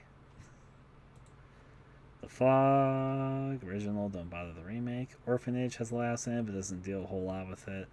The Ring has a lighthouse in it. Yes, I've seen it too. The Ring is one of my favorite horror movies of all time. 2 movies that we've seen mentioned, and including the horror Fane Rock. Battle Royale is a big sequence. Yeah, that's true, but alright. 10 movies you should watch if you like The Lighthouse. We should watch The Witch, same director. We should watch Jaws, Oceanic Horror. We should watch Good Time. Why? Oh, it's about the Twilight film actor. Okay, then we should watch The Signal Man. Do you love the genius life, secluded maritime location? What about the period accurate dialogue? So you might take a trip to a desolate train depot with a fairly similar, but while that's fair, I'm not sure. I'm specifically looking for a lighthouse, not specifically a movie like Lighthouse. So The Others, I've seen that one before. Yup. I like The Others, actually. The Shining, I guess that makes sense. Borderlands, I'm surprised to see this movie mentioned, but I liked it. The Fog, it's on our maybe list. Cold Skin on our maybe list. A Field in England, I didn't like it. I don't think that really belongs on this list. I guess Pete's Dragon is on the Lighthouse. 1990 movies on the Lighthouse. Lighthouse. All these lighthouses. The Fog, Hysterical, Shutter Island, Haunted Lighthouse, Lighthouse Lane. Let's see what that one's about. I'm sort of looking at what genres they are and where I'm like, just as I go down this list. Taxidermia, Beast 2000. I've seen Paper House before. Was there a lighthouse in that movie? I guess there must have been. Phantom Light, Portrait of Jenny in Another Country, My Wife and the Dog, Girl in the Bikini, Marius, Under the Lighthouse Dancing, Lighthouse Hill, The Wee Man, The Final Analysis, Forever Young. I'm going to stop reading off the names, but I'm just kind of glancing over them. No, I don't really want to say the Nest, not the romance thing. Lighthouse Keepers, Summer Solstice, Oh, Thinner had a lighthouse in it, right. I guess Jaws technically counts. Okay, Half-Life. So we got through that list. We got Lighthouse Lane. So this was a 2010 movie. Barely anyone has seen it. Trailer. I guess show me your movie trailer.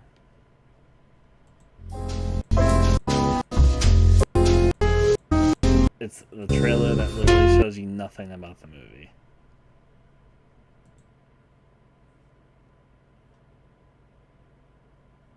I want you out of this house!